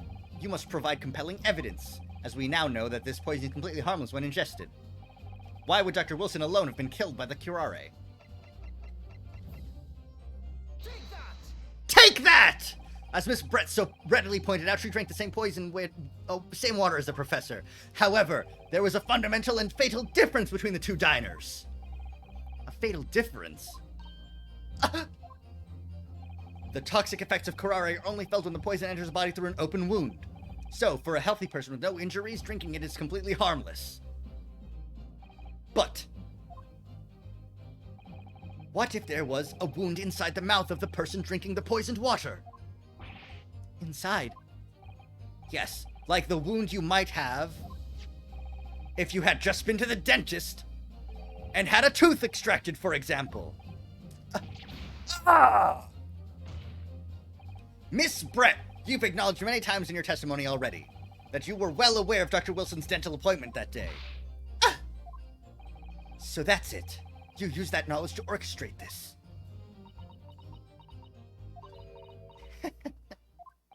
Oh, yeah. Here we go. It's breakdown time, baby. It's breakdown time.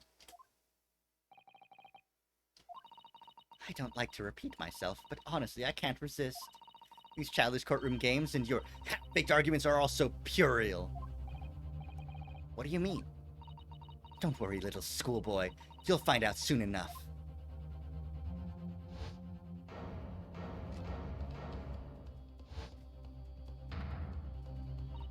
You see, when you leave vital evidence lying around, you never know what might happen to it. No! I mean, it could just slip.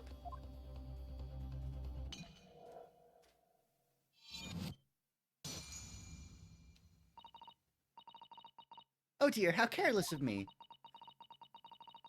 I'm afraid some crucial evidence might have just been tragically destroyed. No! What is it? What just happened? It's the Englishwoman. She just smashed that bottle. And in the Supreme Court, what a terrible blunder. Officer, what are you waiting for? Collect up as much of the water from the broken bottle as at once. You're wasting your time. This delightful carpet under my feet here was a gift from the British Empire. I assure you, it will soak up the water beautifully. You have neither the technology nor the presence of mind to recover it. How could you? You won't get away with this! You can thump the bench and shout as much as you like, little boy. But I'm afraid we'll never know now, will we? If there really was poison in the bottle, or not. And let us not forget, we still have some very compelling evidence left intact. Isn't that right, counsel for the prosecution? Oh, of course! You're referring to this photographic print, I presume, dear lady. That's right. And really, looking at this photograph, it's as clear as day, isn't it? The poor professor was sitting with his back to me. So of course the only person who could have shot him from the front is a little schoolboy. Objection! No! You killed the victim that day, using curare! And then, in order to frame Ryunosuke Naruhodo for the crime, you waited until he picked up the pistol you'd arranged for him to find on the floor, before you shot the professor's dead body in the chest with your own hidden gun! Then, in the confusion that followed, all you had to do was turn the dead professor and his chair around. You see, you had every opportunity to commit this crime. What a wonderful imagination you have, young man. A hidden gun, you say? And I shot the professor's dead body, did I? Well, I'm terribly sorry, but you don't have a shred of evidence. Exactly! And as you have nothing to support your wild claims, the prosecution's stance remains unchanged. The victim, Dr. John H. Wilson, was killed by a gunshot to the chest by the accused, delivered in cold blood by the accused, Ryunosuke Naruhodo.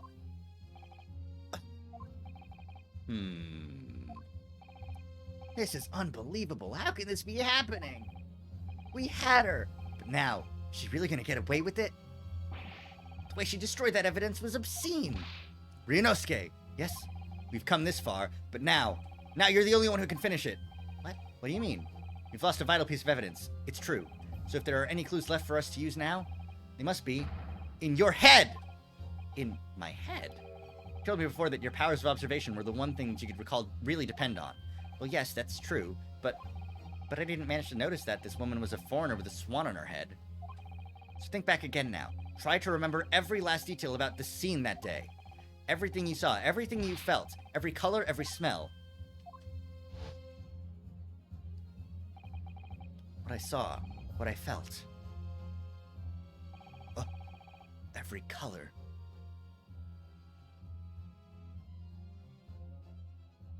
Whoa! Is Kazuma right? Somewhere in the vibrant memory of this same scene in my head. Could there be another clue to expose the identity of Dr. Wilson's killer? There's a clue! Actually, Kazuma, I think I might have something! Thinking back over everything I saw, I think I might have uncovered another clue. Haha, you always have something up your sleeve, don't you, Ryunosuke? Come on then, let's wipe that smug smile off that Englishwoman's face with some evidence! Yeah! Yeah! Alright, I can't wait! Racist piece of shit. It's been niggling you for a while? Okay. Something feels amiss in my memories of that day, but whatever it is could be the key to arriving at the truth about all this.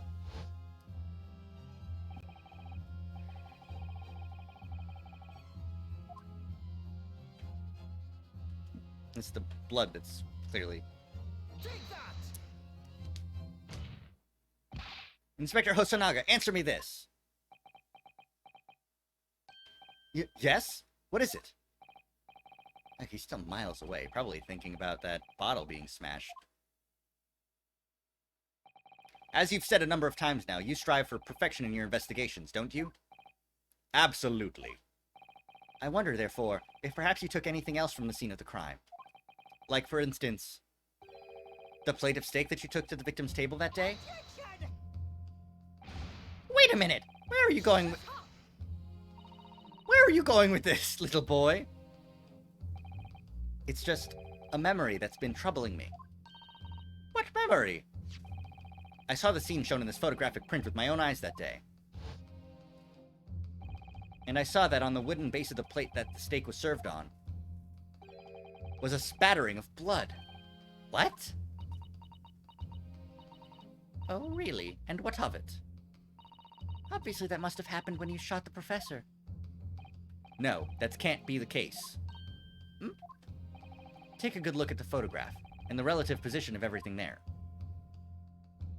The plate of steak is almost directly behind the victim. If I'm supposed to have shot Dr. Wilson in the chest from the front, there's no way that blood from the victim could have ended up directly behind him. Ah! Yes. For blood to have made it onto the plate, it implies the plate was between the victim and the shooter. Which means the shooter must have been sitting opposite with the professor, as you were. Giselle Brett, I beg your pardon? This is beyond ridiculous. Fabricated nonsense. Hold it!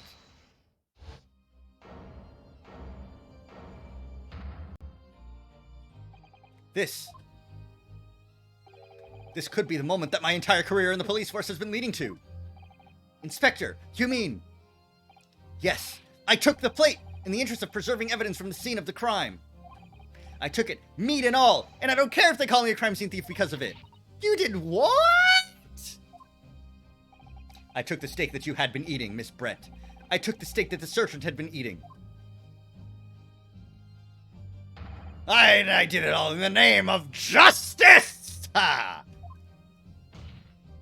Then we can find out for sure whether or not there's a bloodstain on Miss Brett's plate. We must examine it now! Inspector, the court wishes to examine the plate from the victim's table immediately. Yes, sir!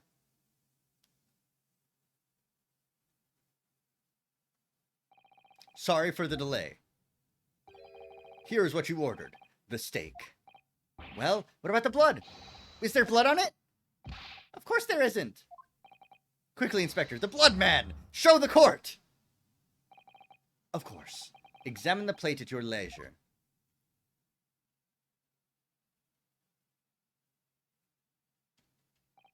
No. No blood. No blood anywhere. But no. That's impossible! I know I saw it. I'm sure of it. It was right there on the table behind the professor. There's blood on the side of the plate. What an unbecoming expression, little boy. You see, this is why I always say you can't trust what the Japanese tell you. I couldn't agree more.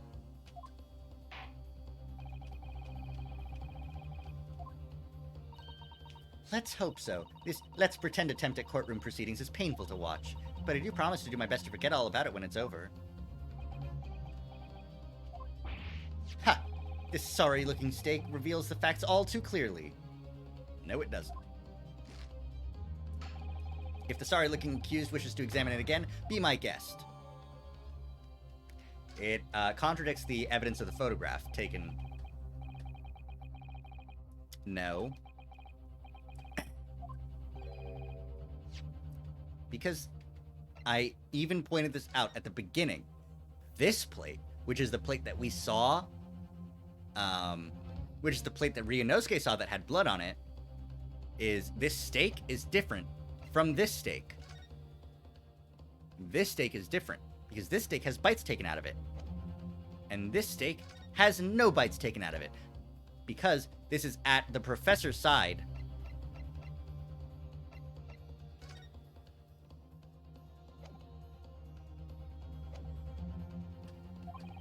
It's not over yet. Not until the final gavel.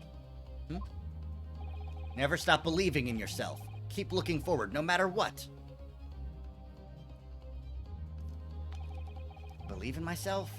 Really? Is that possible? I don't know.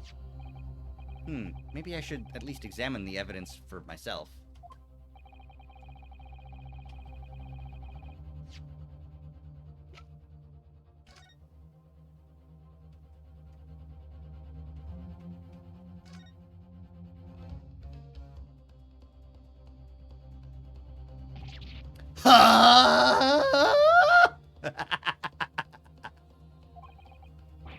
What in the world is this? I think it's a Koban coin, and it's a hallmark is from the Hoei era.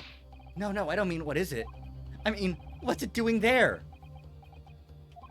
Wait, did you say it was a Hoei Koban? Yes, and apart from the meat juices, it looks to be in good condition. I imagine it's very valuable.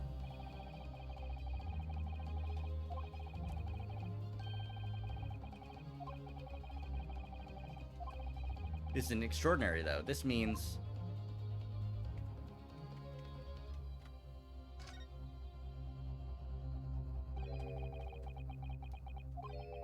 Is it a cat? It's a cow, obviously. Most likely because the restaurant's signature dish is beefsteak. Seems a lot of different restaurants have their own unique tableware. So this is the symbol of La Carnival, is it? Well...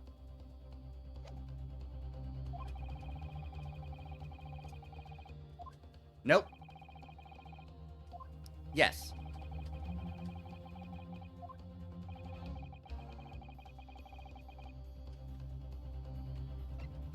There's another clue. Your Excellency, please wait.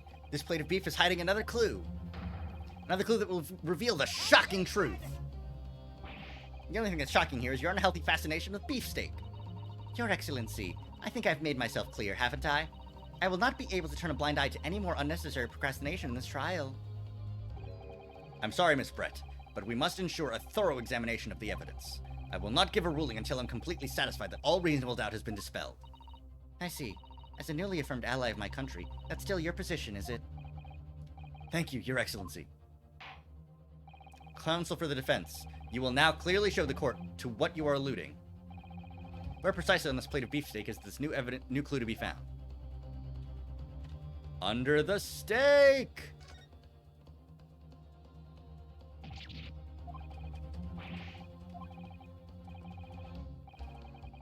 I just needed to actually go through it again. I saw it. I saw it.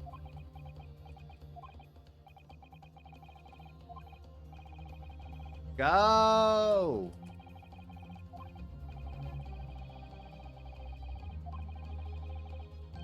I've never heard of bullion and bouillon. I don't think you ever will again.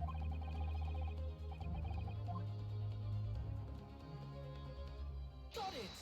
Got it! Good gracious, that's... Koban? What on earth? A Hoei-era one at that. Miss Brett, this is in fact the beefsteak that you ordered at the restaurant on the day in question, is it? Tell me, why is there an old coin seemingly hidden underneath the meat? What a ridiculous question! How should I know? I've never seen that thing before in my life. I don't know what this is, but I want no part of it. I fail to see how this is relevant. A coin under the meat? That could simply have been a careless mistake by the chef in a moment of distraction. Don't be absurd. We're supposed to believe that this happened by accident in the kitchen? A rare Hoei Koban just happens to be hidden underneath a piece of steak? If this turns out to be irrelevant to the case, I'll rip up my ticket to Great Britain right now. It can't be a coincidence. Your Excellency. Yes, Counsel? A rare Hoei Koban just happens to be hidden underneath that piece of steak? If this turns out to be irrelevant to the case, I'll give up my lawyer job right now. You're not a lawyer. Perhaps, little boy, you should realize that it is you who is irrelevant. Even though I'm the one on trial here. The point is, it's essential that we ask the owner of this coin if he can explain what it's doing under that steak. The owner? Yes, it's obvious. There's only one person it can belong to. The owner of the Koban that was found underneath the beefsteak is... Kyuryo Korekuta. Take that! The antiques dealer and owner of Rasute, Kyuryo Korekuta-san. Kyuri, as in Mr. Cucumber something? Honestly, these ridiculous Japanese names are quite unfathomable. Ah, yes. The old man who testified earlier alongside the military sergeant, correct? Yes, Your Excellency. I remember him saying that he was up to something with his Koban coin when it happened, at exactly the moment the gun was fired. The gunshot interested me not. I was far too busy on the floor. He was looking for his Koban coin.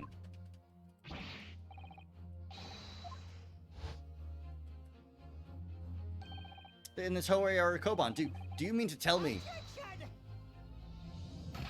No, please! Why would Korekuta-san's Koban be sandwiched between the victim's beefsteak and its plate? It makes no sense! Which is why I'm asking to bring Korekuta-san back to the witness stand so we can ask him. Officer, bring both witnesses that testified earlier back in here. Without a moment's delay! Dun, dun, dun, dun, dun, dun, dun. I have a hunch, a strong hunch, that if we chase down the real significance of this Koban, we'll find that it's a key element in the case. Yeah, because the stakes were switched. The stakes were switched. It's easy. Are we gonna... Okay, I was worried that we were gonna get a to be continued, but luckily not. And we're gonna have to... Why have I been called up again? Don't you realize that it's dinner time for little baby Ido?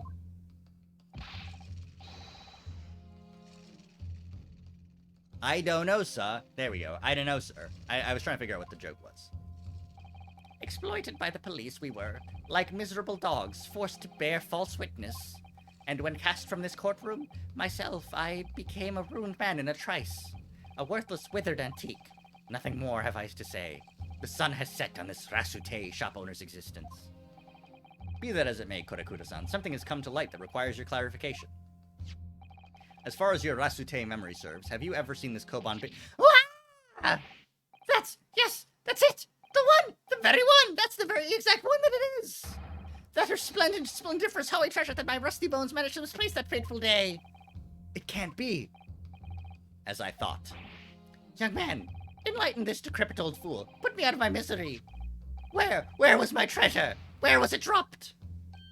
Oh, I'm not sure if it was dropped anywhere. We found your coin sandwiched between a beefsteak and its plate, soaking in the seasoned meat's juices. Sandwich? Soaking? Seriously? Clearly it couldn't have fallen there by accident, which means somebody must have hidden it there on purpose. Somebody concealed my holy treasure between a slab of meat and a metal plate. Who would do such a thing? Such an unconscionable thing? I have an idea.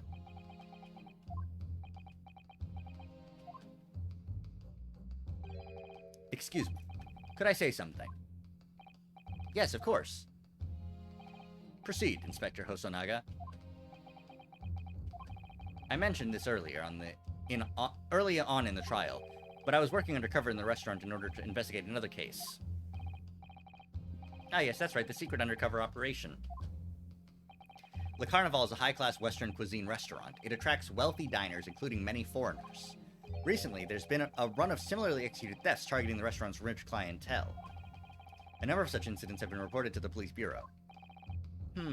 Wicked crimes indeed. We wanted to nip the case in the bud quickly, especially with so many foreigners being affected.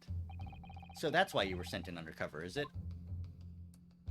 Yes, I took on the job of waiter at the restaurant in order to flush out the criminal. It seems likely that this Koban incident is the work of the same thief. So unbeknownst to us, there was a master thief at work in the restaurant on a regular basis. The place was already the scene of several crimes, it seems. I don't know about the master thief part, but the identity of the person who stole and hid the Korakura-san's Koban is all too clear. What?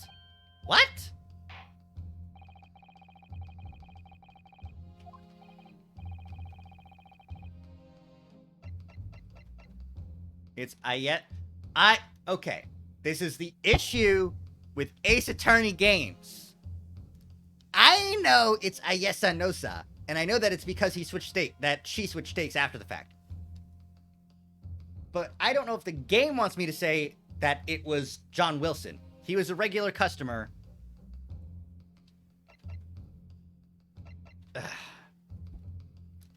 I know it's a Ayesa Nosa, so I'm gonna save.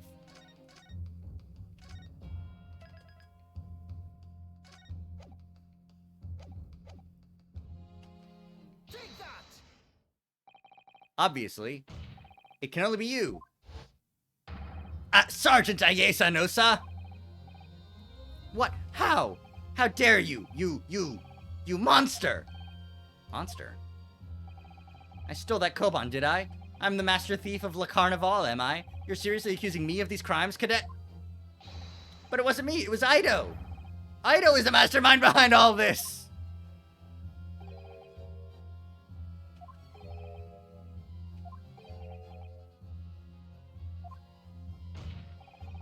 You would push the blame for your crimes onto your own son? An innocent little baby? It's you who's the monster, Sergeant Nosa!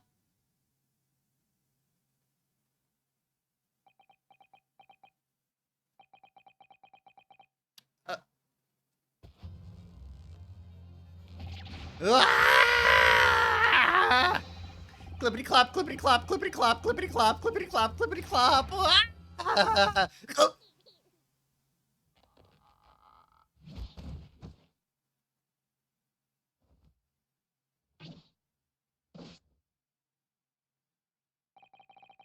Nippon Imperial Army Sergeant Ayesa Nosa preparing to stand down in Supreme Court, sir.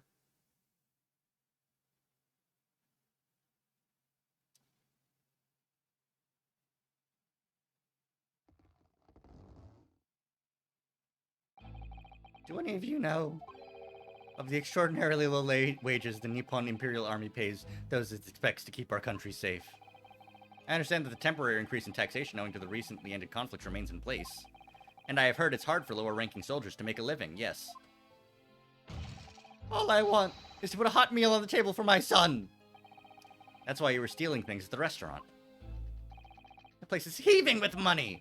Every 3 days, I'd go there and do reconnaissance for a target. And I'd enjoy chomping my way through a good steak at the same time.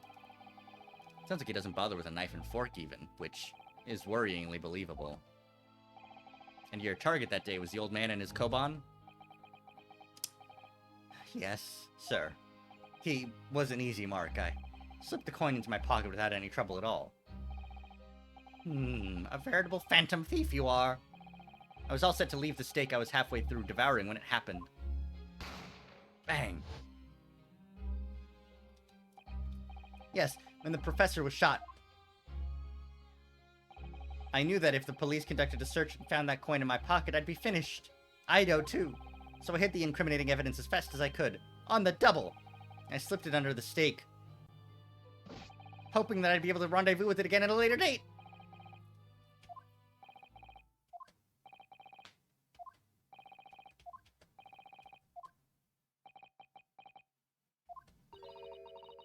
This is ridiculous. Perhaps you could carry on with this absurd prattling in your own time? Well, Miss Brett. Oh, of course, dear lady, of course! How rude of us. I'm quite sure there's no need to detain you any longer at all. May the esteemed gentlewoman please be excused, Your Excellency! Indeed. The theft of the koban was clearly perpetrated by this baby-saddled sergeant. It would certainly appear to be unrelated to Dr. Wilson's murder. Of course it is. Hiding a coin under a lump of meat? The sheer nonsense of such an idea astounds me. Nonsense, is it? Well, oof. And as for picking up your steak and biting into it without using a knife and fork, it's beyond nonsense. It's pure madness. Very well. Now that all questions concerning this witness's testimony have been answered, I see no further justification for detaining her. Miss Brett, you are free to leave. Objection! Good luck, everyone. And good day.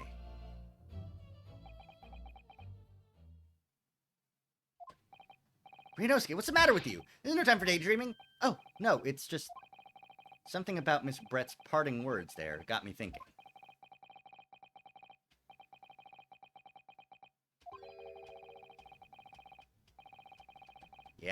Yeah. So object. Is that the case? Object!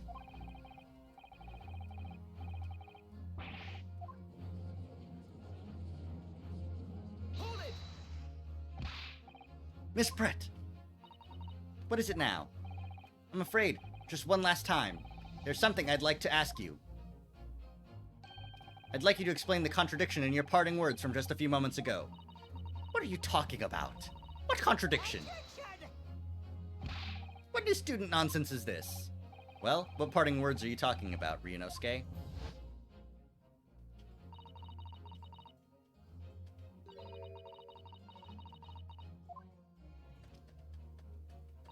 And as for picking up your steak and biting into it without using a knife and fork, it's beyond nonsense. It's pure madness.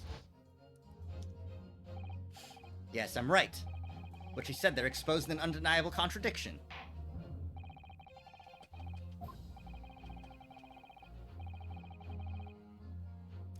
Oh, but which one?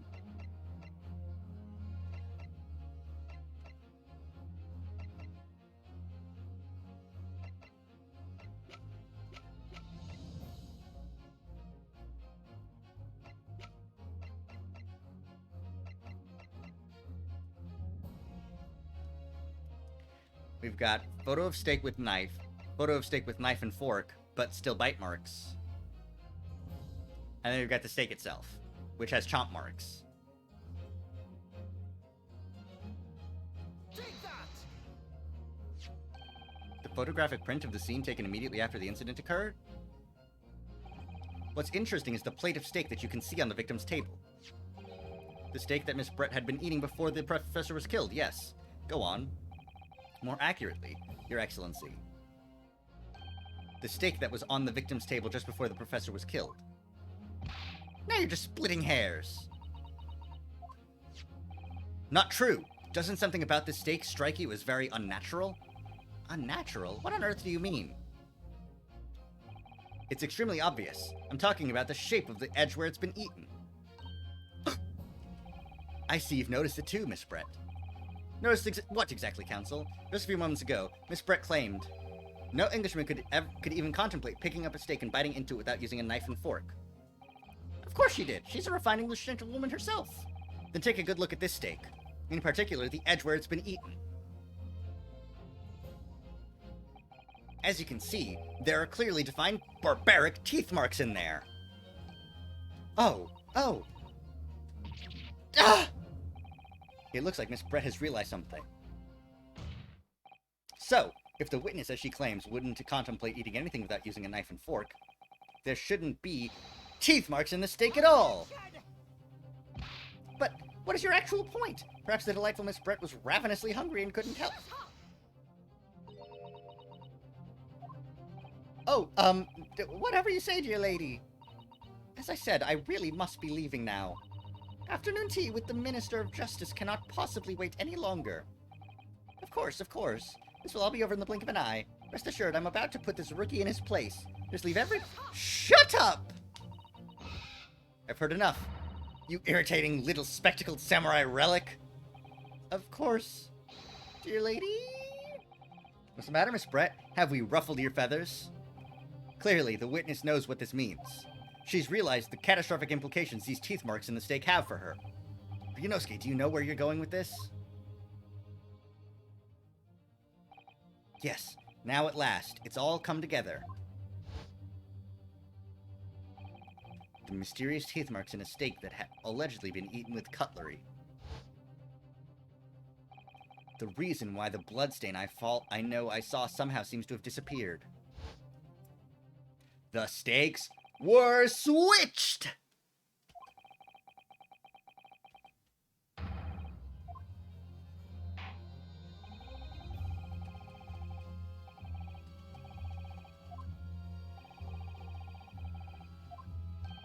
Everything, Your Excellency. Everything? Yes, I believe that these barbaric teeth marks in the steak here amount to conclusive evidence in this case. Evidence that will prove beyond any doubt who shot Dr. Wilson. Conclusive evidence? How many times have I heard that today? You wouldn't know the meaning of the phrase. Typical Japanese empty threats. How can you be so sure? Oh, it's quite simple. If you really had such conclusive evidence, you would have presented it to the court long ago.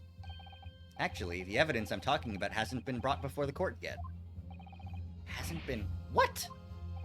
But just because it hasn't been shown yet, doesn't mean that the evidence does not exist. This is fucked up! There can't be. I don't believe you have it. But there is someone who does have it. Someone in this very courtroom.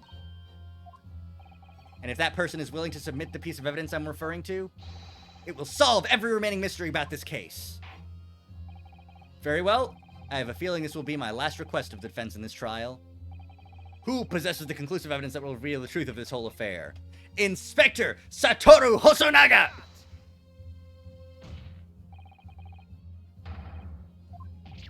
What? I have it? Yes. You think I've been withholding conclusive evidence? That's ridiculous. No, I'm not saying that. Everyone's attention has been focused on this steak with the teeth marks. Yes.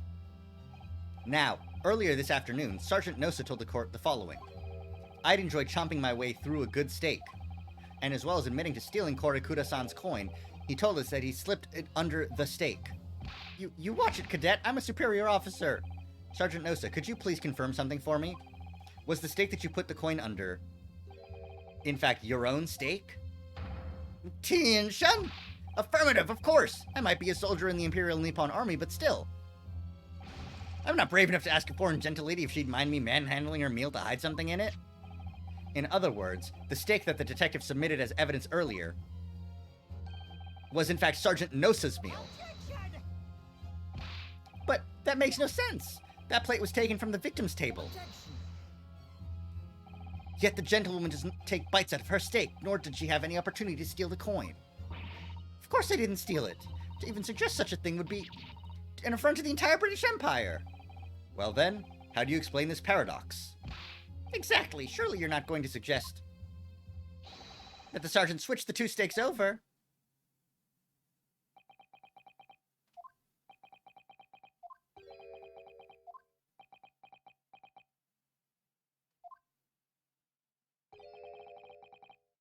You did switch the plates? Well, after it happened, when I saw the civilian had been murdered right in front of my eyes like that, I panicked. As I said, I immediately lifted my steak and hid the coin underneath it.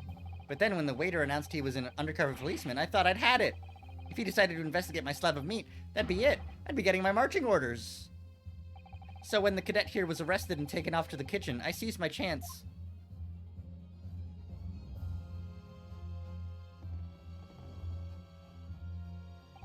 With my military precision and timing, I switched my steak with the one on the foreign ladies' table. What? You can't have! I never saw you do such a thing! It was called Operation Lightning Bolt. There was no time for strategic planning. It was do or die, I tell you. So yes, I did what I had to be done. You can't handle the truth! However, fear not, Prosecutor-san. What now? I swear on the brass buttons of my uniform. That's all I did, sir. All you did? That's plenty, Sergeant. Yes. So, if Sergeant knows to switch the plates over, it means he took Miss Brett's steak and the plate it was on back to his own table. Yes, that follows. Inspector Hosonaga. Yes? Earlier in this trial, you told the court this. You said that you had not only taken Miss Brett's steak after the incident, but also the sergeant's. And that to preserve evidence, you had taken both. That's correct. Then please present it to the court now. The plate that was actually on the victim's table at the precise moment when he was shot! What can that possibly tell us now? I mean, a cold slab of tough meat? I can't have the slightest bearing on the case. No, you're not wriggling your way out of it this time, lady. I beg your pardon. Surely you're not that forgetful. Surely you remember the reason why the steak pan promises to prove such a problem for you, no? Humph, you're the ones who decided it was a problem, not me. The reason the defense asked to see that plate was to confirm something the defendant remembers seeing. Thinks he remembers. I'm quite sure of what I saw, Miss Brett. On the side of the plate that was on the table directly behind Dr. Wilson, there was a clear spattering of blood from the gunshot wound to the victim's chest. Bang! I believe the defendant's memory serves him well. And now we have the evidence to prove it. The plate you were eating from, Miss Brett. Let us not prolong this any further. Inspector, you will show the evidence to the court. Present the beefsteak and plate that was originally on the victim's table at the time of the incident.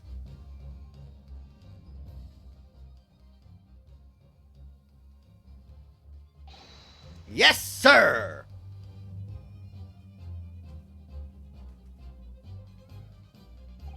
Sorry for keeping you. Here is the other steak in its plate. Please, feel free to examine it. The bloodstain. It's clearly visible. Look!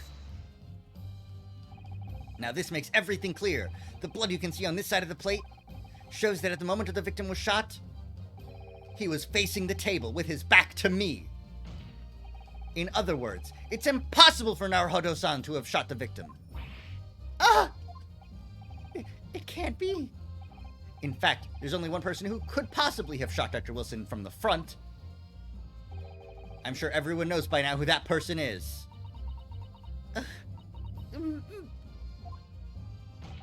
That's right. Miss Giselle Brett.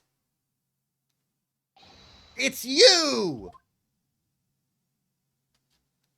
Here we go, here we go, here we go, here we go, here we go.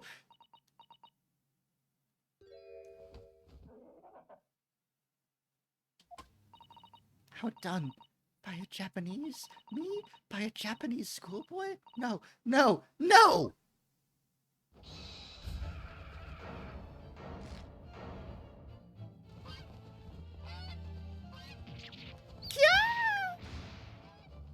Ah!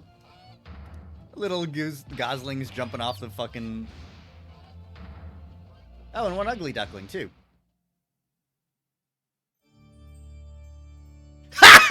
She fucking died.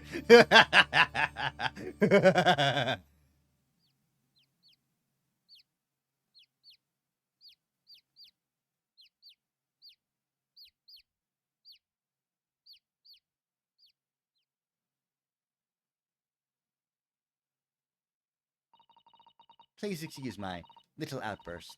I briefly lost my composure. Most unbecoming behavior for an English gentlewoman. Forgive me. Well, Miss Brett, I think it's time you told the court what actually happened that day. The truth, this time.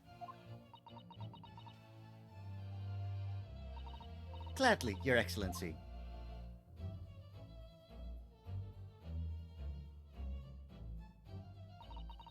It was I who took the professor's life, using curare.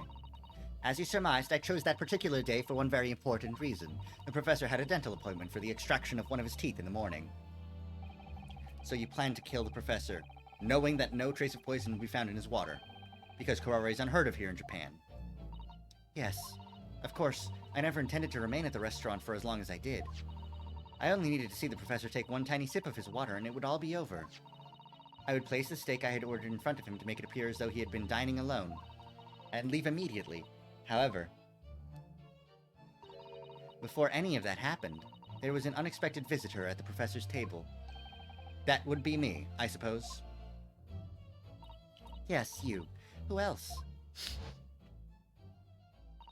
Such a trifling matter, but the fact that you decided to come over to greet the professor meant that I had lost my chance to slip away unnoticed.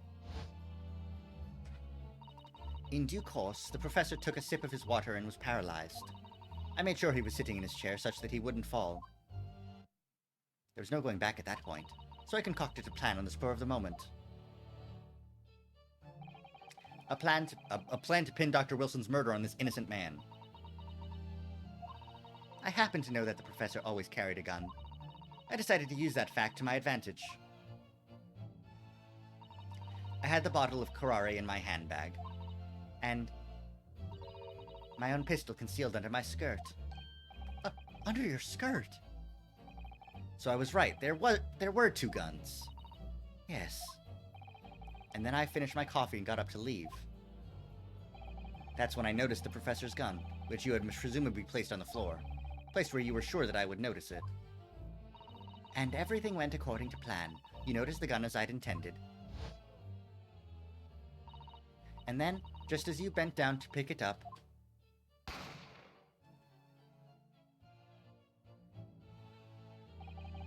that's when you shot the professor with your own gun.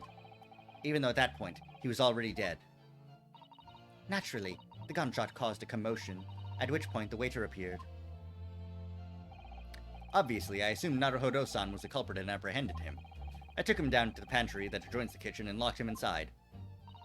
That's when I took the opportunity to turn the professor and his chair around.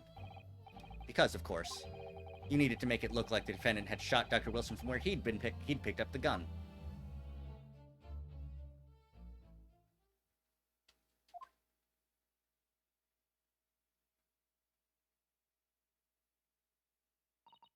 So there you have it. That is the entirety of my misdemeanor.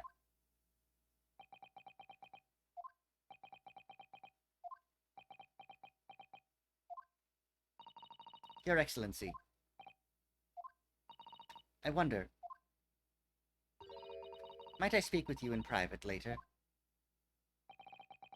I shall call on you. Thank you. Good day then, everyone.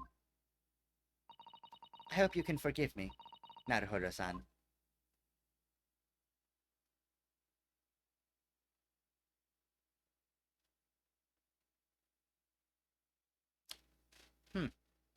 Well, she kept up her composure, but damn. fucked up. It would seem this trial has finally run its course. I presume the prosecution is in agreement? This can't be. Taketsuchi,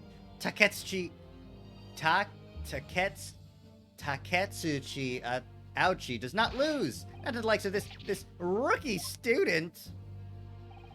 You'd better start getting used to tough opposition. Ah! Ryunosuke Naruhodo! Yes? This insult to the Ouchie family name will never be forgotten! You've become conceited with age, Council, but the old have to stand aside and make way for the new. It's the way of the world. May you never forget that!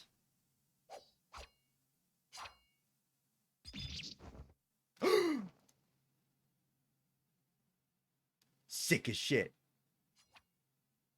Sick as it's ever been.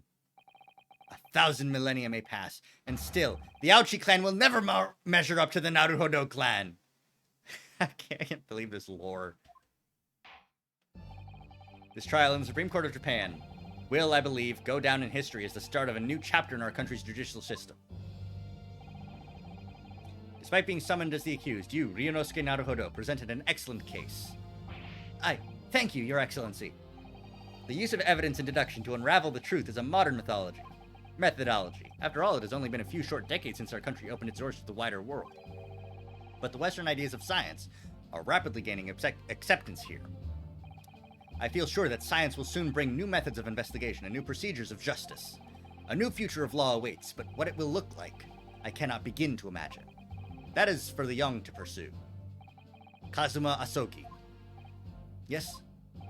After this trial, you are set to embark on a journey of discovery to the illustrious British Empire. Learn all you can, absorb everything of the wider world that you are able to. And do not forget to fulfill the mission imposed upon you. I understand, Your Excellency. What was that about? Why do you look so grave all of a sudden? Never mind. As for you, Ryunosuke Naruhodo. Oh, yes!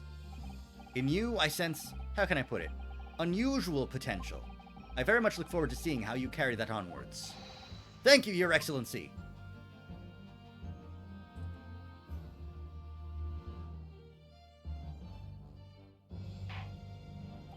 It is time to deliver the final verdict. I hereby find the defendant, Ryunosuke Naruhodo, not guilty! Yeah! Ooh, Sakura, cherry blossoms. Oh, he's still in shock. He's still got his man bun cut up, and he's still in shock by that. This court is now adjourned. Bang! Yeah! There we go. That's what I'm talking about. That's how law is supposed to work, baby. Once we finish up this post scene, I do have to use the can. And fill up my water again. Do I want to keep going? Nah, we'll finish off after this. We'll have a little bit of a hangout time after the fact. I made it. I defended myself and made it through that horrendous trial. Ryunosuke! You finally pulled it off. Congratulations. Well, I couldn't have done it without you. Thank you, Kazuma. Ha! No, it was a pleasure to watch you at work. So, you owe me an extra large sukiyaki from the place on Yume University Street, don't forget. Good afternoon. All your hard work has certainly paid off. Congratulations to both of you for proving Naruhodo-san's innocence. Our trusty judicial assistant. You worked hard for that result too, you know. Oh no, I didn't do anything. Thank you so much! If we hadn't had that research report of Miss Brett's, I don't know how things would have turned out. Your kind words should really be for my father. I was simply doing as he asked. It was his idea for me to go to the university and investigate. Your father? Yes, of course. Professor Mikotoba.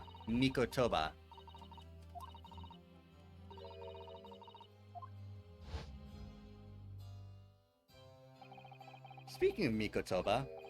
there you are. I believe congratulations are in order. Naruhodo, You did an excellent job. Thank you, Professor. Oh no, it is I who should be thanking you. After all, your efforts exposed the true criminal that took the life of my good friend. Good friend? Oh yes, you mentioned that before. It was you who actually invited Dr. Wilson to Yume University, wasn't it? Yes, that's right.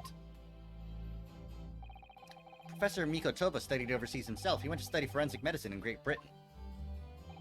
Presumably, that's when you met Dr. Wilson? Exactly. In those days, we worked together in the same hospital. Oh, you worked together?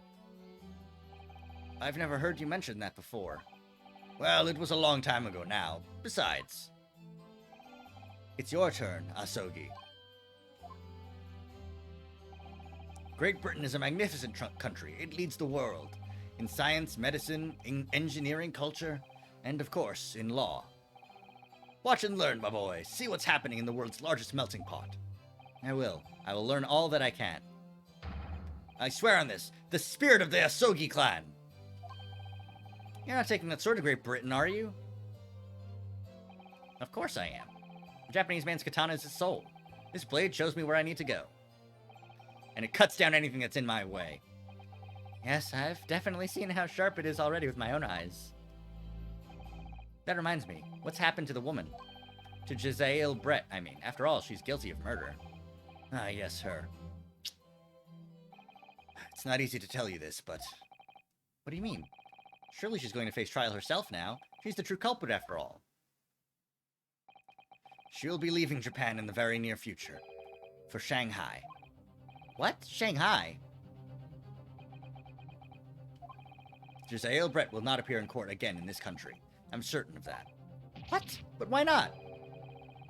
It's a matter of consular jurisdiction. Inspector Hosonaga! It was a hard-fought battle in the courtroom today. Very impressive to watch. I must congratulate... But what's all this about consular jurisdiction?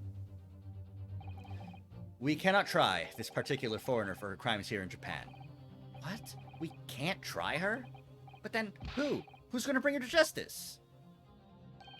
A British consular court will hear her case, somewhere far away where our voices can't be heard. But why a consular court? Professor, I simply don't understand. I thought consular courts were a thing of the past now that we've signed the Friendship Treaty. Yes, in normal circumstances, you're right. Then, so long as this is not a serious incident of highly political nature to our respective governments. They can't invoke a consular court just like that. Oh, can't they? Yes, she's a student, but it doesn't justify our governments making secret agreements about her fate, does it? Something strange is going on. So Miss Brett can't be held accountable for her actions here in Japan. I'm afraid that for the young student... Today's trial was nothing more than a game all along. There was never any danger of comeuppance for her. I don't believe it. The British government's Foreign Affairs Ministry has demanded that we hand over custody of Miss Brett. They're obviously taking this case of a foreigner committing murder very seriously. But it's all going to change from now on. We can make it change. This is a time of great turmoil, this new era heralded by the start of the 20th century. One day, I have no doubt, that woman will receive the judgment she deserves. Yes, change is coming, and we're the ones driving it. Well, I think that's enough seriousness for now. This evening calls for a celebratory drink. But, Professor... You're right. This is no time for gloomy faces. We should be celebrating Ryunosuke's not guilty verdict. Let's start having some fun. In that case, might I suggest Le Carnival? As the head waiter, I should be delighted to provide you with ample food and drink. You're a detective, Hosonaga-san, aren't you? Let's not worry about details for now. To Le Carnival! Will you accompany us, Professor? Of course! Le Carnival's food is second to none. I shall go and attend to the paperwork for Naruhodo-san's release. Oh, yes. Thank you.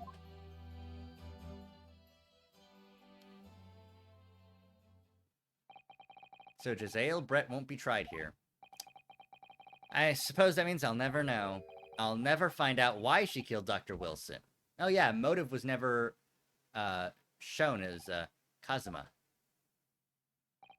Yes, Ryunosuke? I just wanted to say thanks again, that's all. You really saved my skin today.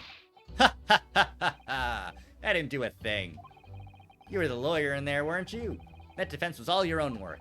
Your skills made the difference, though. One day, I bet you'll be the best lawyer in the world. I'm not so sure about that. To be honest, something kept occurring to me over and over again during that trial. I couldn't help thinking that maybe you're the one destined to become a great lawyer, not me. What? Come on, be serious. If I helped you today, it was only right at the very start of the trial. But you have a natural talent for it. For being a defense lawyer, I mean. Oh no, not me. All that tense verbal combat? I never want to go through that ever again.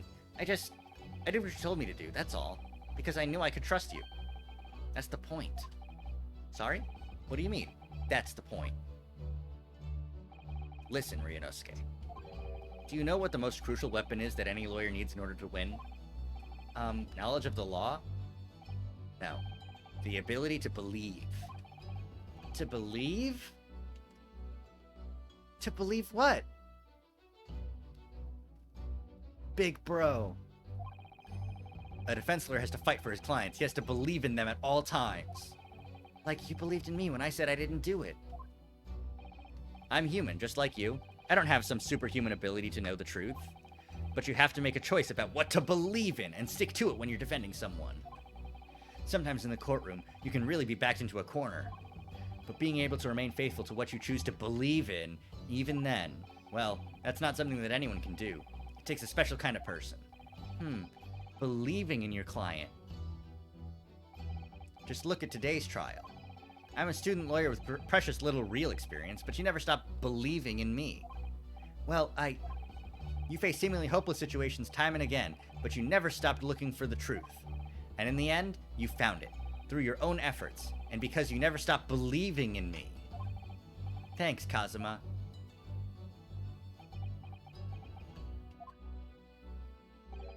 There's something I want to ask you, actually, Ryunosuke. Yeah? Well, it's a favor, really. Something very important to me. It sounds serious. What is... Ah, you're still here, are you? Come on, bitch. Oh, Inspector Hosonaga, I've arranged some rickshaws for us. Let's go! Thank you. We'll be right there. Let's pick up this conversation again later. We should be celebrating right now. Your first court victory. And your study tour to Great Britain, don't forget. Ah, yes, that too. You don't seem particularly happy about that, my friend Kazuma, my friend. My very first trial came to an end.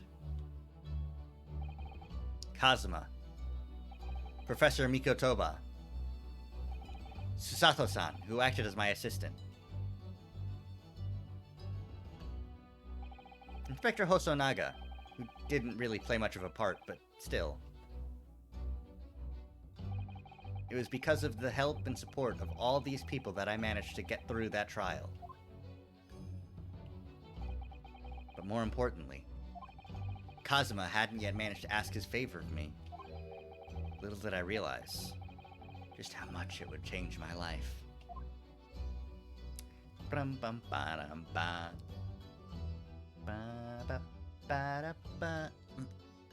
on, break my neck. And hey, there we go. Defense debut is the achievement I just got there.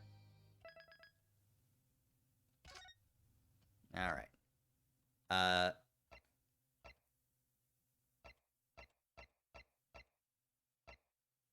This is the Great Departure. That's the one we just did. We're now going on to the Adventure of the Unspeakable Speckled Band. Then we've got the Adventure of the Runaway Room. The Adventure of the Clouded Kokoro. Clouded Heart. I know that much Japanese. That's just the Hound of the Baskervilles. That's just the Hound of the Baskervilles.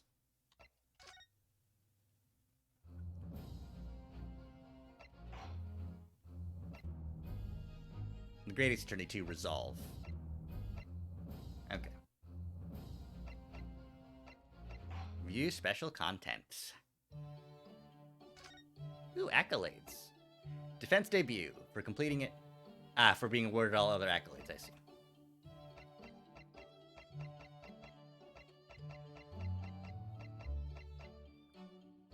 Ooh, I can change outfits and stuff. Every argument about shovels and spades. And ladders and step ladders, okay.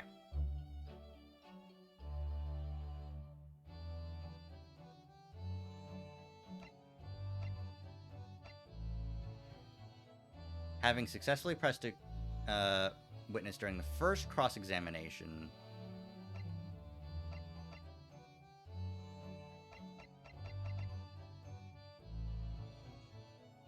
Oh.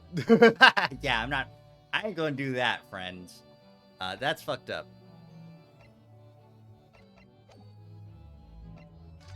What do we got in the gallery?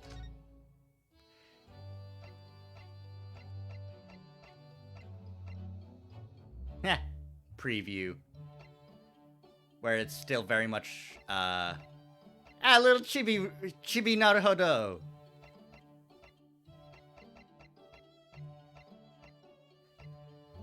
Yeah! Hate you! Stupid asshole! Stupid asshole idiot! Asshole! Douchebag! Huh. Iris Wilson. Kazuma Asogi. Cool as shit. Barak Van Zieks.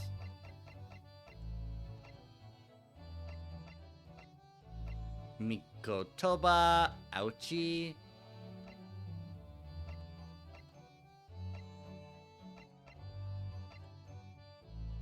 We're gonna get those people later, so we'll leave those for now.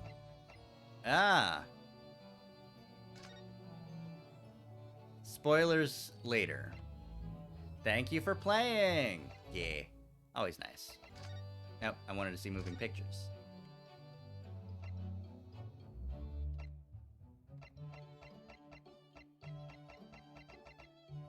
We'll watch one of these.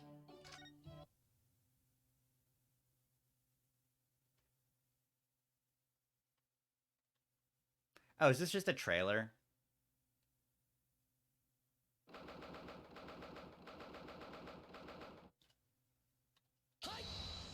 Hi. あなたの証言は決定的に矛盾している。そしてそう、むしろ致命的に矛盾しているのです。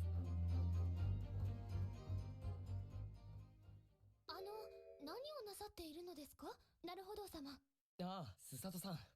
見ての通り、ちょっと張り切っているの You're です。 getting in the swing of things. 張り切って？来年発売予定の大逆転裁判で奇跡の出会いが待っているのです。 Yeah? その人物と今日、この大法廷で一足早く会えるらしいのです。 Ooh. 日本男児としてやり手なところを見せておきたいじゃないですか。おー、やる気でございますね、なるほど様。でもなんだかちょっと怖いですね、夜の大法廷は。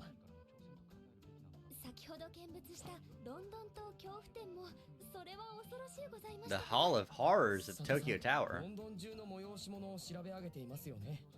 明日見て回る恐怖展の予定もかっちり組み上げてありましたもん。別に恐怖限定でなくてもいいと思うけど。ところで Oh, that is something that's happening. I was wondering what the fuck that was. そういえばこの大法廷幽霊が出るという噂がございます。やめてください。やめてください。の直後でやや敏感になっていますから。何者だ。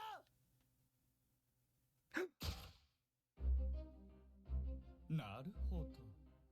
どうやら全て見えたようだ。我が名推理がささやく真実。君の正体はズバリ殺害されたイタリア人のコック長だ。自分が死んだことにも気がつかず大法廷をさまよっているとはね。死んだなら死んだらしくその辺に転がっているがいい。死人め。まさかあなたは No way, you're... 世界的な名探偵シャーロック・ホームズ様。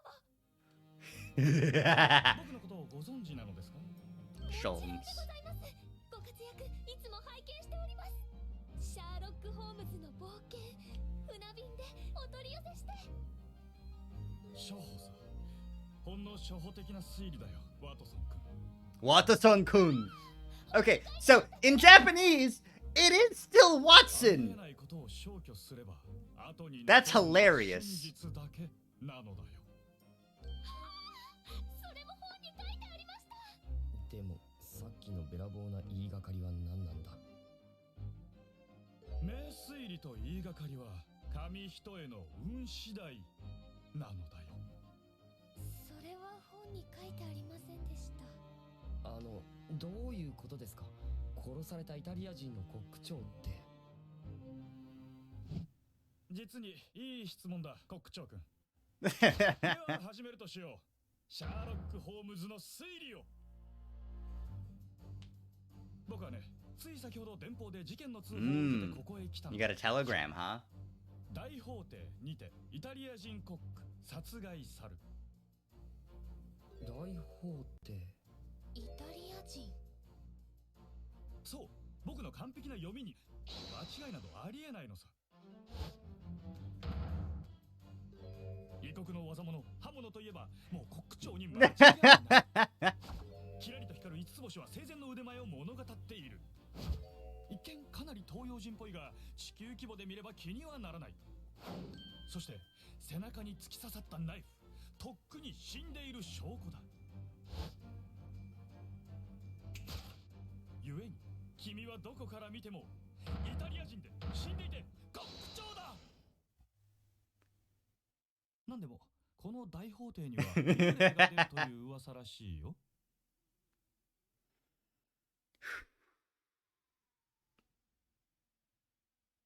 Dumbass. Hate you, hate you, hate you. 今の名推理、どこから見てもさっきの電報の後付けじゃないですか。だって背中に深々と刺さっているそのナイフを見れば明らかだろ。あ、これおもちゃです。ロンドン東恐怖展の売店で大はしゃぎで買ってまいりました。まさかとは思うが、今さら死んでないなんて言い出すつもりじゃないだろうね。死んでません。 Shindemasen. I'm alive. でないとしたら君は一体何者なのだ。はい。僕は弁護士のなるほど龍之介です。大日本帝国から司法を学ぶためこの大日本帝国に留学してきました。Yeah. 私は御言葉すさとと申します。なるほど様をお助けする法務助手でございます。というのは世を忍ぶ仮の姿。その正体はイタリア人のコック長という可能性はみじんもないのかな。ありません。ホームズ様、よろしければその電報見せていただけますか。これはこの電報明らかに矛盾している。え？よく見てください。大法廷ではなく大法廷です。大法廷。あ、そういえば裁判所の近くに大法廷というイタリア料理店があるそうです。陸軍に伝わる恐怖の大砲で焼いたピッツァが名物なのだとか。Okay, damn. London's fucked up. そう、あなたは電報の事件現場を完璧に読み間違えたのです。Oh, he's fucking dead. 大英帝国の電報なのに日本語のネタってどうなんだ。それでは今回はこの辺で。今度はゲームでお会いしましょう。次回もそれ This 名推理を披露さ was せて gonna be the last thing. 僕だって We're watching a clip 開示権を from 見 the 事 video 料理して section. やります。ではコック長君、うまいカルパッチョを所望するよ。だから僕はイタリア人 Ugh. の屋上で Yeah, this is gonna be it for tonight. Streaming for 3.5 hours. Completed the first trial.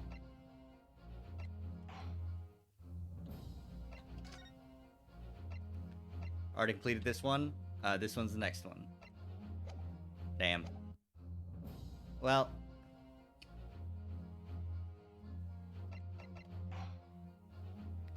There's exit game.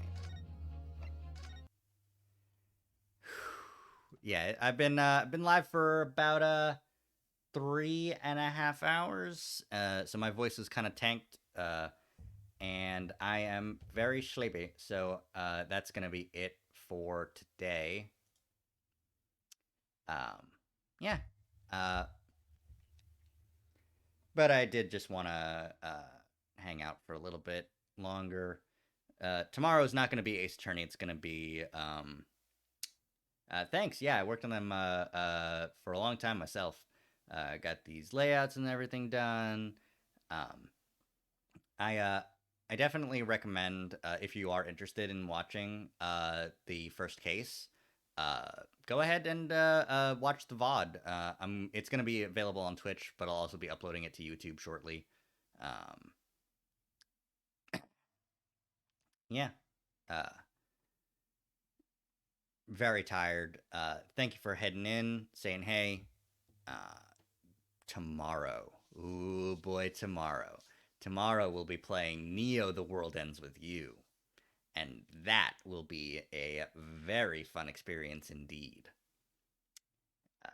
It will be fantastic, and it will be styling, and it will be it'll be hot. It'll be some real hotness.